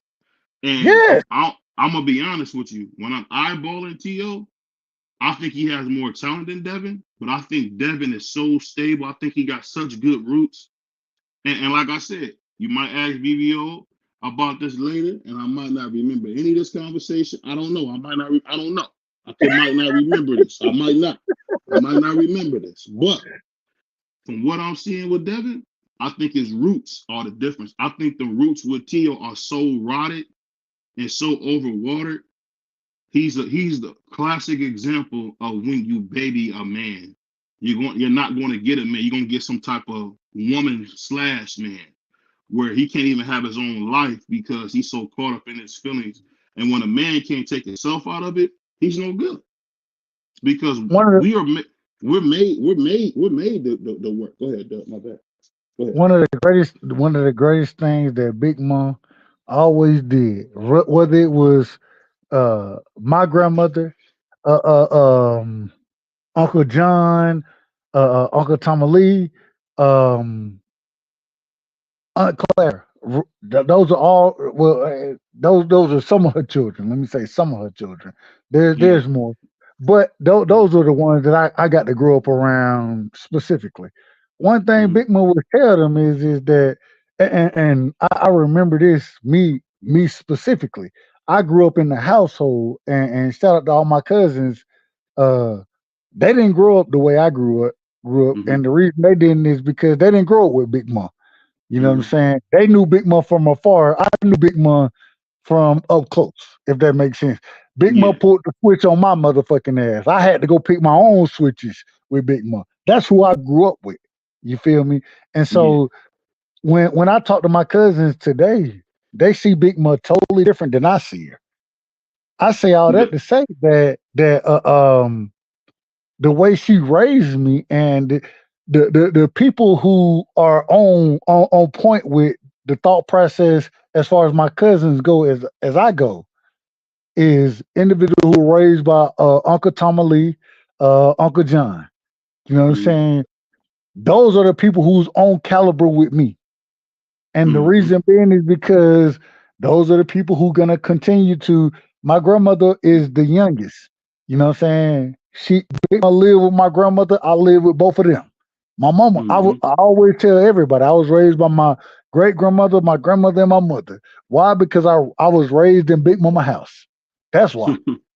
Everybody else wasn't raised in it. So when they talk about Big Mom and I talk about Big Mom, I'm talking about cousins that's older than me. They got a totally different perspective. They don't have they truly don't have an understanding of what my understanding is. You know what I'm saying? Because they wasn't raised with Big Mom like that. They and at the end of the day, what it comes down to is that there was a line that was set from the beginning, and if you don't follow that line, you don't get your ass whooped until you do follow that line. Everybody wasn't getting their ass whooped to follow the line the way I did. Well, what I was gonna say, I forgot, I neglected to say on my last thing too was like discipline is always necessary, dog. Discipline is what allows Devin to navigate the ring the way that he has to this point for right now. And discipline within parents and children is necessary. That rod is necessary, but it is to be always accompanied by and with reproof. You have to tell why this moment is happening, why we find ourselves here, so that they can understand why they are there and how to avoid it the next time around. You can't just beat on kids. You got to also give them that correction. And that reproof is necessary because it helps build them from the moment where they have been broken down. Now you build them back up so that they don't make these mistakes again. And that's true discipline. That's the love of God right there that you're giving them. So, it's all, and I was gonna say that when you smack somebody, and I'm only saying this because you said it, but when you smack somebody with an object that is not your hand or a belt, there got to be a reason why you justify that to that kid that was necessary in that moment, so they can relegate it, saying like, oh shoot, I really was effing up to the point where my loved one got to take something that's meant to protect my family from other people doing us harm to inflict harm upon me. And if there is nothing that you can say to justify that, then you got to realize that, hey, I got to find a better way to to discipline my kid, to let them know that that's not cool, and then to build them up. And that's what we get, because that's what happens with a lot of people, man, especially when you got a lot of pressure on you. Sometimes the people that you expect nothing out of to be like what you about to deal with happens, that pressure makes it intensify that much more, where they will grab something like that to do that. But in that moment, you're in a fit of rage, and we're not supposed to let emotion overcome us, and we're not supposed to let the sun go down on our wrath. So if we do things in proper context and proper perspective, then you get a better end game, or a better result from it. And I mean, that's one thing we got to listen for it. And like, I don't know what's going on within Devin's familial structure and union, but one thing I do know is that he just doesn't center his attention on Dev. All his children get attention, and they all got something that they have that he divides their attention to, and you got to commend that man on that. Now, he is supposed to do that because he is their children, and they didn't ask to be up in here. He brought them into here. But at the same time, there are so many people failing that part that you got to make note of it. And yes, he does a very good job with that. And if, that is one of the things that helps him benefit in the ring, then you know what? Hey, more power to them, because like ultimately it's win by any means. It's win by any means. As long as you don't break the rules, you do everything within the rule, you do everything within your power to gain the advantage. And if that's an advantage, then hey, more power to them. Yeah, I mean, I couldn't have said it no better than that, man. And that's the thing, man. And that's the thing about in general, man. We don't be having these kind of conversations, man. We really don't, because you That's a just you fact. just you just explained something. I don't think you realize at the time. You just showed us why, Lord willing, Devin might be the guy. I mean, like I said, BVO might not remember this conversation. I might not remember this conversation. I'm just letting you know. So if you see this, you bring it up. I don't know what you're talking about, but I do. It's crazy, man. It starts at home, man, and you see it every day. And I think that, I'm telling you, man, that press conference, man, was powerful, man. That dude Tio blamed everybody but himself. But himself. I ain't gonna hold you. I missed all of the press conference until today. I actually went back and had the opportunity to go watch everything that Tio said after that fight, and it was disgraceful. It was disgraceful. Disgusting, man. From telling the fans to suck you, regardless. Right. It was disgraceful how Tio acted after it, and I ain't gonna hold you. Regardless of whether I always tell you, I ain't got no I ain't got nothing invested in Tio, right? I ain't got nothing invested in Devin. Whenever these fights happen, I try That's my a best just fact. to call it. I try my best to call it down the middle, and I'm gonna tell you how I think the fight gonna play out. At the end of the day, I felt I was I ain't gonna say hurt, but I felt bad for Tio when he was speaking the way he did, and I watched his dad try to step in there and say certain things. Him push his dad away. I thought I ain't gonna hold you. I thought that was a good thing, but at the same time, You see where his dad failed him. Say it again. You see, I'm sorry, I didn't mean to cut you off, but at the same time, you see where his dad failed him, and I think Yeah. his dad is starting to realize that. Yeah. It was hurtful. It was hurtful watching Tio act the way he was acting, and man, once again, I bet BVO. Hey BVO, BVO beat me out. He beat me out in this situation. But at the same time, watching Tio, man, that shit was hurtful, bro. Because I'm gonna be honest. I think that he feels hurt as far as the way he's speaking, the way he was pushing his dad away. Like, I don't know. I just think Tio feels a certain type of way right now, and I don't know exactly what that is. I don't know if it goes into him and his dad's relationship. I would try to stray away from that. I would hope that it was something else, but I just think that Tio feels some type of way, and man, it was hard to watch. Whenever It's undeniable. I'm one of the. Hey, ABVO, I don't know shit about these new age individuals, but this is what I would consider cringe. This was a cringe situation when watching Tio speaking to anybody in this fight, man, and it was hard to watch. It was really hard to watch. Bro, like I said, man, you see the difference between one father and the other. You see with one father, because like, yo, He won the fight. He won the fight. And he didn't handle himself well and graciously in the win, where you got another suspect decision going towards a fighter, and he handled the fight. I mean, he handled it like a champion. He handled it like he's been there before. Let me read you this real quick. Teofimo Lopez makes a statement and said it was scripted. The fight was scripted. See, the nigga just tail spinning and making it worse and worse and worse. Every time he opens his mouth, it just gets worse and worse and worse. Yeah. That's the man. I don't know. Go ahead. My bad, BVO. Go ahead. No. I'm not saying. I'm just saying it just show you what happened, man, when you overwater them roots, man. And I just you can't. You know what? My grandma, my dad always said this, man. You can't love somebody to death. You just can't. I just hope that I hope Tio comes back from it, and man, it's so bad because I ain't gonna hold you. Regardless of what y'all think, how I look at Tio, I just think Tio lose to Devin. But I root for Tio. I root for him. I love that him and his father have a good relationship there.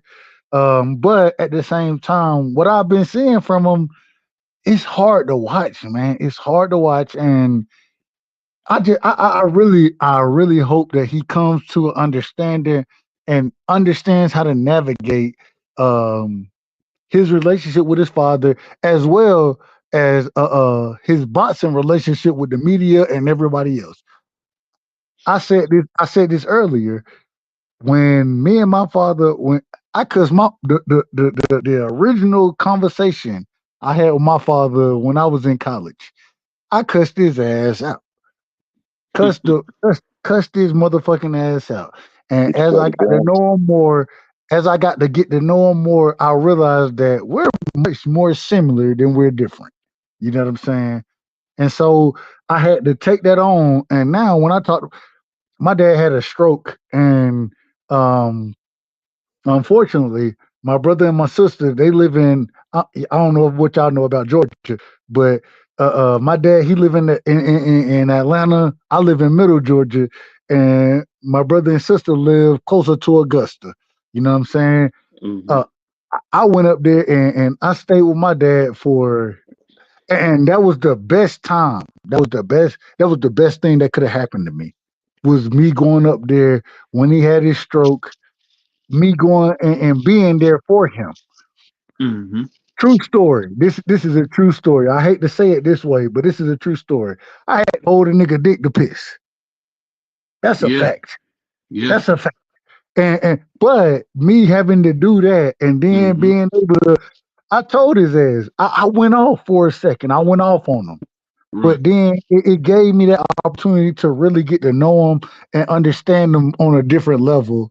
And I think that's what it comes down to with parents. You got to understand them there, because your parents can't always be what you want them to be. Yeah, I'm not going to be with my son. My son going to cuss me out one day. I know that. That's okay.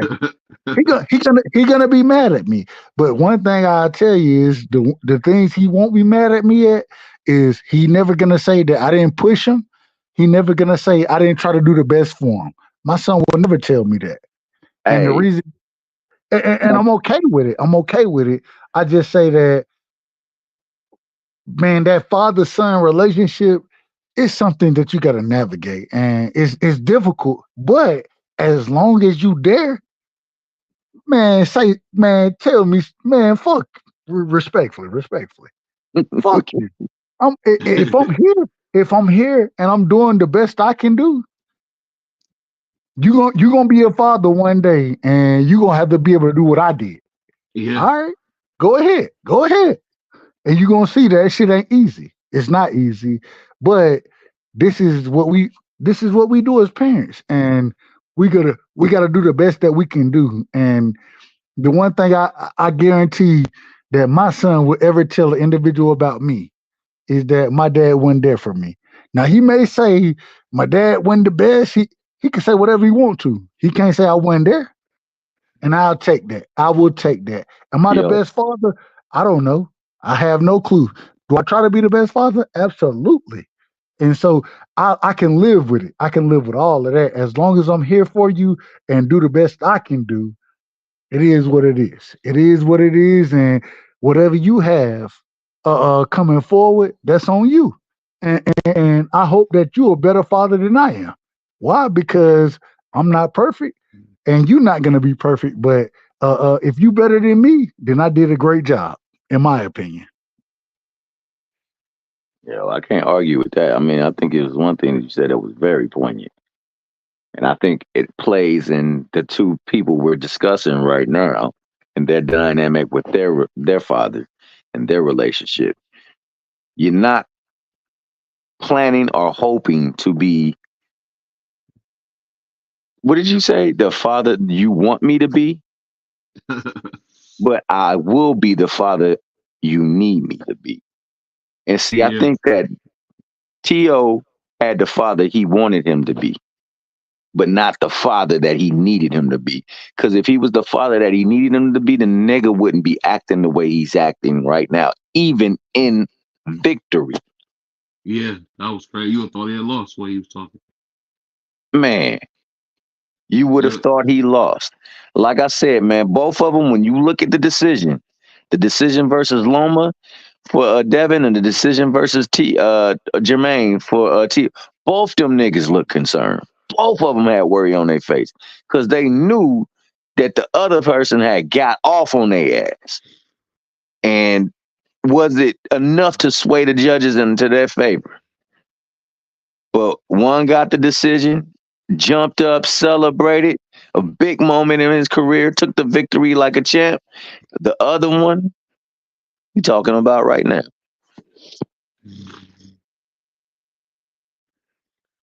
That's the difference between being the father you want me to be and being the father you need me to be. And you saw it when that nigga said, no, no. That's him looking at all the time. I let this Mickey Freaky cut up when I should have been all up in his ass. All the times that when he did get in his butt, I didn't give him the correction behind it so that he wouldn't do it again. See, that stuff was coming to the forefront right there in national setting. Like, you can't take that ish back. There's no takebacks. There ain't no hit the rewind button, the pause, rewind. Like the niggas in New York like to say pause, pause, pause. You couldn't pause and rewind that ish. It's there. Forever. And that nigga know at that point in time, I failed his ass because he should know not to say no stuff like that. When Tio was and once again, I had to I didn't watch the post presser, you know what I'm saying, especially in the ring. I ain't watched none of it until earlier today, to be honest with you. And when I watched it, I was disappointed. I was so disappointed. Yeah. I watched Tio Senior try to jump in there, and what Tio did, waved his ass off. Get the fuck out of here. Get the fuck out of here. Now, I'm gonna say, and I think it does come to a point where Tio looks at it where he like, man, you trying to overshadow me right now. Whereas I don't think Devin looks at Bill trying to overshadow him. I don't think Devin look at it that way. And so it's just it's a very interesting dynamic between the two individuals, or excuse me, the four individuals in this situation, because it just seemed like Devin is more of the nah. Hey, I'm gonna say what I'm gonna say, but man, let me bring my come on, pops. Hey, say what you're gonna say. Whereas with Tio, it's like, nah, I'm gonna do what I'm gonna do. Get the fuck out the way. You want to be the star, and you ain't allowing me to be the star. That Tio and Tio is a star. Tio is a star. That's a fact. And that's a great point. I just think it's different. I think their relationships are so different, and there's gonna be a point in time where one is gonna be toxic, and one is gonna continue to. And I think Devin and Bill have a better relationship than Tio and Tio Senior. That's my opinion. What's y'all thought? What happens too when you become an adult? I remember someone was asking me, why you feel like your dad's so tough and so this and the third. I said because the nigga was never my friend. So I remember when I first turned 18, and my dad was like, "Yo, come over, man, let's do that." I'm thinking like, I'm not looking forward to hanging out with you. You probably gonna have me over doing something. Facts. But hey, real quick, BVO, real quick. When I was coming up, when my dad can hoop, right? My dad can hoop. Mm-hmm. I mean, and the crazy thing is when I play AAU, everybody who coached me AAU hoop with my dad. You know what I'm saying? They knew my dad better than I knew my dad, and they would tell me, "Oh, you play just like nah, man." And it got to a point where I was like, "Man, fuck that nigga, man. That nigga, he don't give a fuck about me. The fuck y'all want to tell me all this shit about him when y'all want to tell me about it? He ain't here. Y'all coaching me, and y'all played with him, but he ain't here coaching me. Now fuck him. That's how I felt. And then when I got a chance to spend time with him, it changed my perspective. It truly changed my perspective. You know what I'm saying? Like I said, I called my dad. I cussed him out. I cussed that nigga out when I was in college. You know what I'm saying? It was my senior year. I was no longer on the basketball team. You know what I'm saying? I had hurt my knee and shit, and I hurt my knee my sophomore year. Tore my ACL, MCL, PCL, meniscus. I tore all that shit. And then now I ain't playing no more. But at the same time, now I'm getting ready. You know what I'm saying? I'm finna graduate. And me and my partner, we move it to the A. We moved to the A. I kick it with my dad a couple times. And it was so crazy that, and I'm gonna tell you, the craziest thing was dominoes. I kick niggas ass in dominoes. This nigga he kicked motherfuckers ass in dominoes, bro. He kicked my ass in dominoes. My dad. And I'm sitting here like, bro, I do this on a regular basis. I'll fuck you up. Let's play one-on-one. And he beat my ass. But at the same time, it gave me something I could relate to him with and have a conversation with him with, if that makes sense. You know what I'm saying? If it weren't for Domino, we wouldn't have had that conversation. We wouldn't have. And so it was one of those, it was one of those situations where I had to take a step back and just say, you know what? Fuck it, man. The nigga may be closer. He may be closer to me than I really believe. And then when I got to know him, I got married. When I got married, man, me and my old lady, we go over to my dad's house, and she would tell me on a regular basis, "Y'all niggas just alike." And I'm sitting here, and I hated hearing it. I hated hearing it. Yeah. But she wasn't lying. She ain't lying to me. You know what I'm saying? Like it's one of those situations where you just kind of figure out that, God damn, bro, I gotta take a step back and listen to the nigga and I gotta get a better understanding of him. I got to, if it's truly what y'all telling me.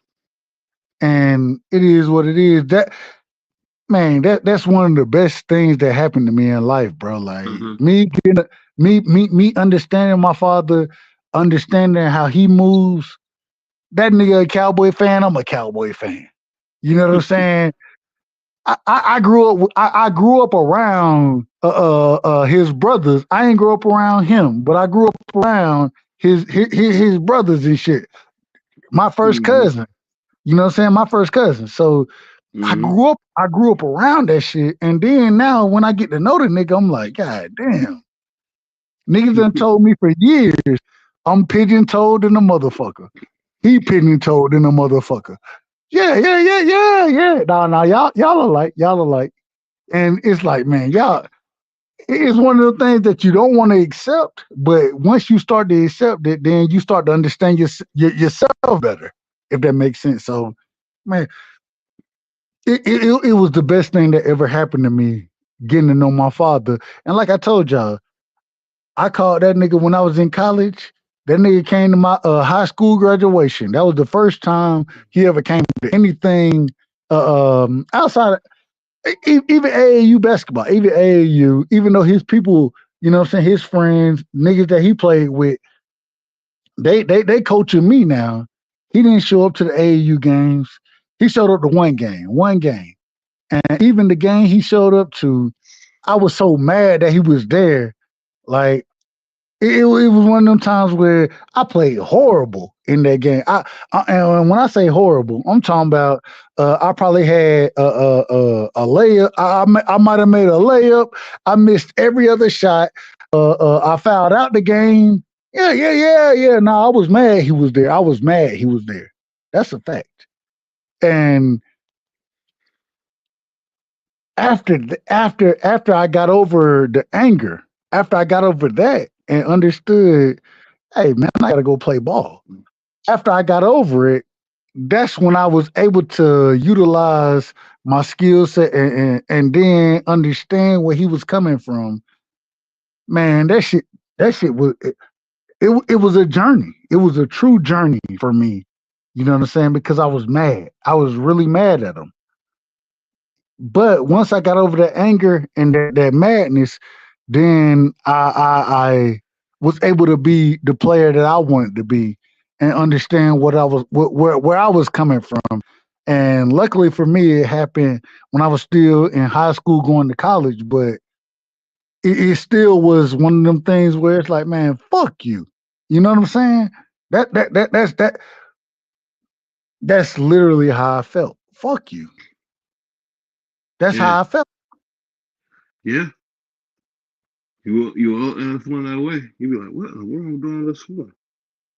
But Yeah. hey, man, it's about to be 4 o'clock. My apologies, BVO, man. My apologies, Thomas. Hey, y'all know, I'm long winded and I'll talk for a minute. So I apologize to both of y'all. But Oh, man, you much love good, and cuz. respect, man. Much love and respect. Hey, bro, for real, man. You opened up and told us something special about you, man. Something that you probably don't tell most folk, bro. I ain't gonna do nothing but listen to what you gotta say. You know what I'm saying? And plus, it's pertinent to the question that was being asked, man. I ain't got no problem. I'm just listening.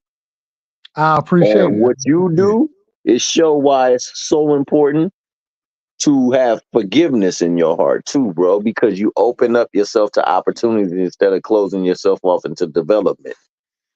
When you hear me say respectfully, it's not from any other perspective than me making sure. One of the things I had to make sure I said to my dad was I got to make sure I keep it respectful around him because regardless, that man or he didn't raise me, but he birthed me. You know what I'm saying? He and when I had the opportunity when I moved to Atlanta, the greatest thing is my dad. He said, "Man, come to the crib, come kick it with me." That man, we cooked out multiple times. I argued with his ass the entire time I was there. But damn it, he continued to cook out. And when he had a stroke, this was the greatest part about our relationship is that I had to be the individual there, and me being there, it changed my entire perspective of my Mm-hmm. father. It changed my entire perspective, and it mean it still even today it still means a lot to me. It means a lot to me, and so yeah, you damn right. I'm gonna talk the way I talk, but I show a level of respect to individuals because I understand that we ain't always gonna agree, but God damn it, I'm gonna keep it respectful. Why? Because I understand what me and my father went through, and you goddamn right, I'm gonna keep it respectful to anybody else. I owe that man more than I've given him, and none of y'all don't owe me a goddamn thing. Y'all don't owe me shit, but I want y'all to know I'm gonna keep it respectful with you. I'm gonna keep it respectful. So that's why hey, respectfully is something special to me. It's special. Hey, respectfully, it is. You know what I'm saying? Hey, BBO, man, I appreciate you opening up the panel, man, letting the good brother Dub right side come up. Always the co-host, D Frizzle, my main man. Who else was up there with us? Oh, A1, the good brother A1. Don't forget I, Marky Dan, man. Marky I was Dan was about up to say there as well. Marky Dan, and what was my other brother name? Boxing. Shelton. Don't forget OG Shelton. Now Yeah, OG the OG Shelton. OG Shelton. Shelton. OG OG Shelton was up there. Shelton, man. Shout It out was to a Unc, great man. Shout boxing out to talk, Unc. man. You know, I always enjoy people, man, because one thing's for certain is that we don't all know everything, and nothing is for certain unless it happens in that ring, man. And ultimately, we could have differences of opinion, but we should always keep it respectful with each other's opinions and what they got to say, especially on something that, like I say, man, none of these niggas my kinfolk. They ain't I, I, paying for me. I don't know if you ever heard this from me, Thomas, but man, shout out to you. Shout out to you because one of the things I always say, you gonna be on my helmet now. I already know you're gonna be on my helmet, but at the same time, you done showed me so much love and respect, bro. Always. I appreciate you. I truly appreciate you, and thank you. I want to thank you because I don't get these opportunities often, but it ain't never been a time that you done came in there and been disrespectful toward me, and um, even in the chat when me and you in the chat together, you still show me love, and that means a lot to me. It truly means a lot to me, and I got a level of respect for you and love for you that you probably don't know, and I don't need you to know it. Why? Because I'm gonna do it regardless. But hey, man, T Hill is one of the individuals I rock with, and when you come over here and jump on BVO platform, we know BVO gonna be biased. We know he gonna lie. We know he gonna cap. Nah, But at the same time, I appreciate you, and I appreciate BVO because although I'm gonna say that he gonna lie and cap. One thing I know about BVO is that the man gonna push what he truly believes, and anybody who push that, I can't argue with you. All I can do is come on and bring a difference of opinion. And Thomas, man, that's what you do as well, bro, my brother, and I appreciate it. I truly oh appreciate it. yeah, because it's all respect, bro. Because like you said, man, when you get in that ring, anything can happen. But in the ring of life, we gotta hold each other to respect, hold each other to a moral code, and we gotta treat each other like we would treat ourselves. You know what I'm saying? I hold to that, man. I don't want to do nobody no. I don't wish no ill will on nobody, bro. And if you got a difference of opinion, I like to hear it out, bro. Because maybe you know something that I don't know. And if we disagree, dog, you know what? We can disagree, agree to disagree, and still keep it cordial. And that's why I like the people that I rock with, bro. Because I mean, I'm not no fanboy, bro, and I'm definitely not going ham for a nigga that don't know me, and I'm not about to sell my moral principle code or whatever it is just because this nigga's doing something and I rock with him. Or if he acting funny style, then nigga need to change. Nigga rocking a purse, nigga, what's wrong with you? You know what I'm saying? This is me, but at the same time, I love talking, bro. I just love to discuss, man, and I appreciate this outfit. And it's always love. And I know my man BVO, boy, on my brother Jeff Campbell's, man. We cutting up on Jeff Campbell's site. I ain't seen. I hope he all right, bro. I ain't heard from Undercard in a minute. I think BVO tapped out though. You tapped out, BVO? Yeah. BVO Yeah, that probably nigga still. tapped out, bro. Yeah. Hey.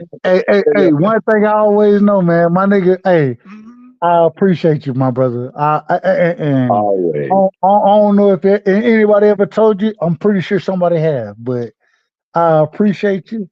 And damn it, I gotta say this now. I gotta say this. You don't know shit about boxing. You don't know shit about boxing. But at the same time, I ain't got.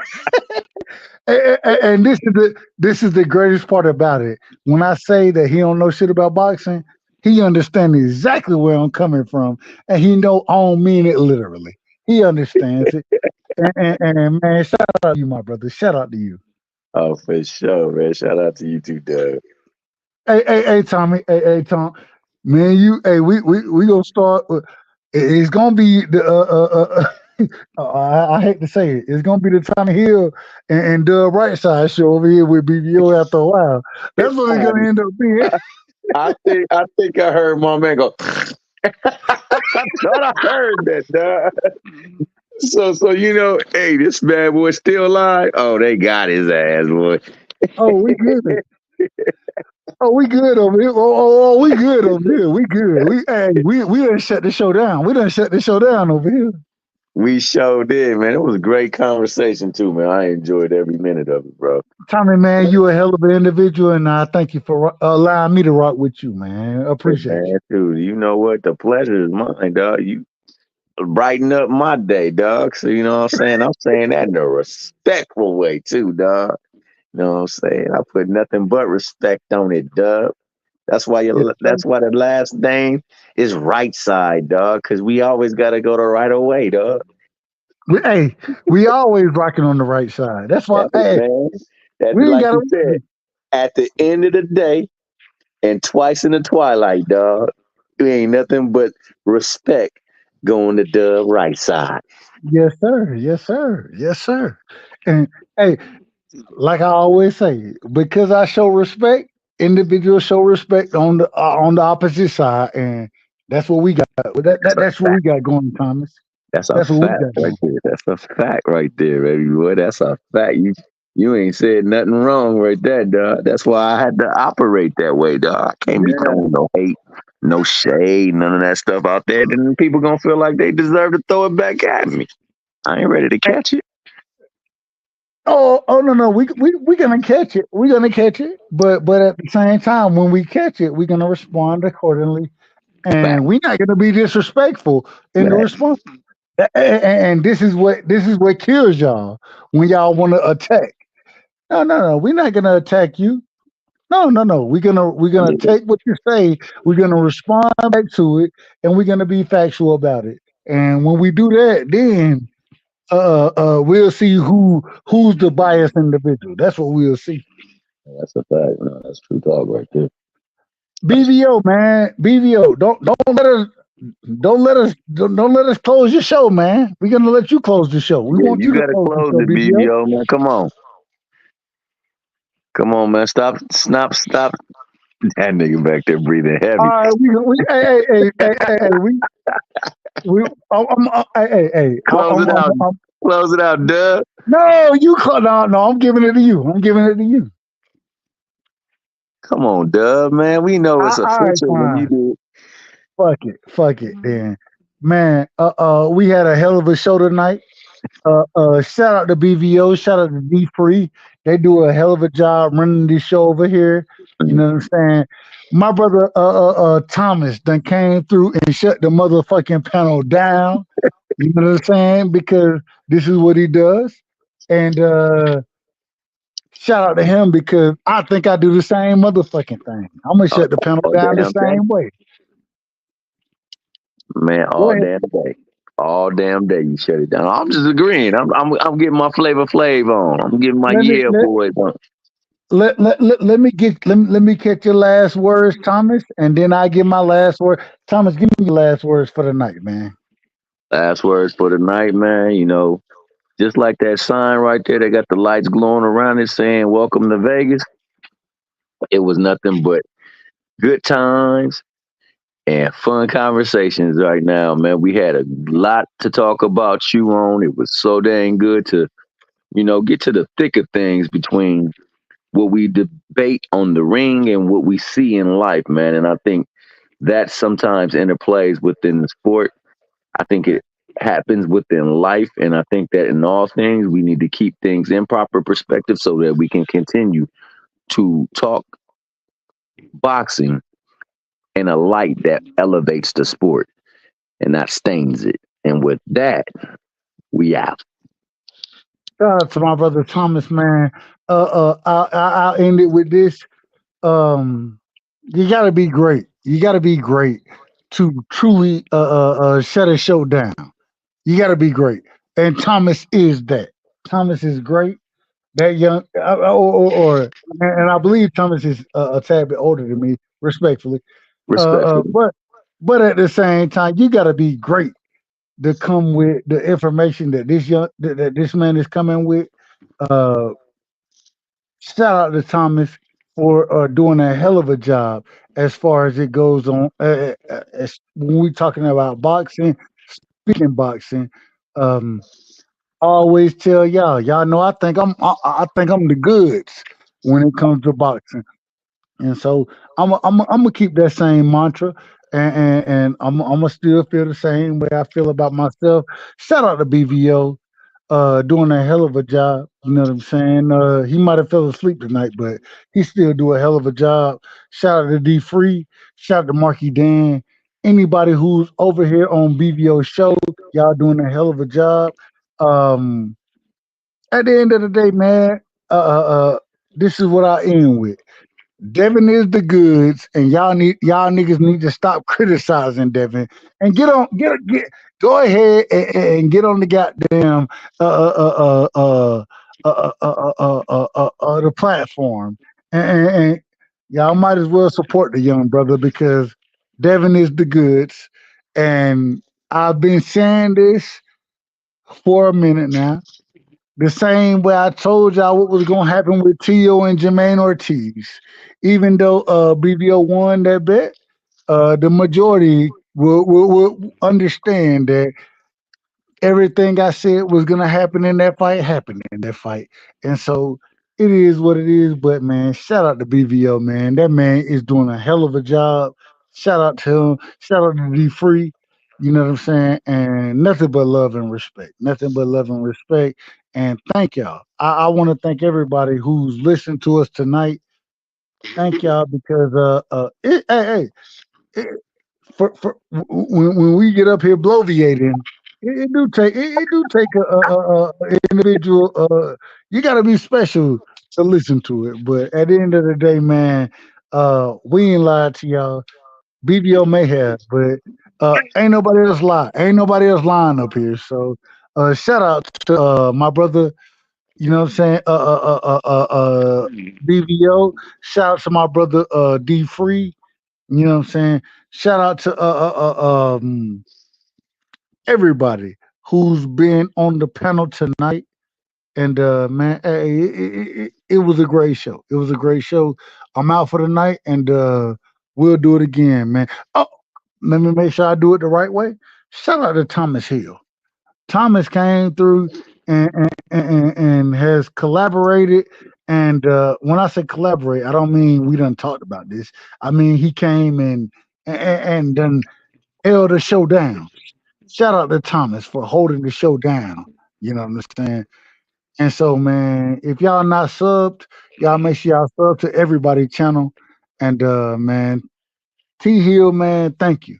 Thank you for allowing me to ride. BVL, thank you for allowing me to ride. D Free, thank you for allowing me to ride. And we'll do it again next time. All right, man. That sounds like an intro, outro to me, baby boy. That's an outro to me. Shout out to the Lethal Injection crew, BVO, Boondini, D Frizzle, my nizzle, my man, the right side. You can't go wrong when you're on the right side, baby boy. And we out. Yes, sir.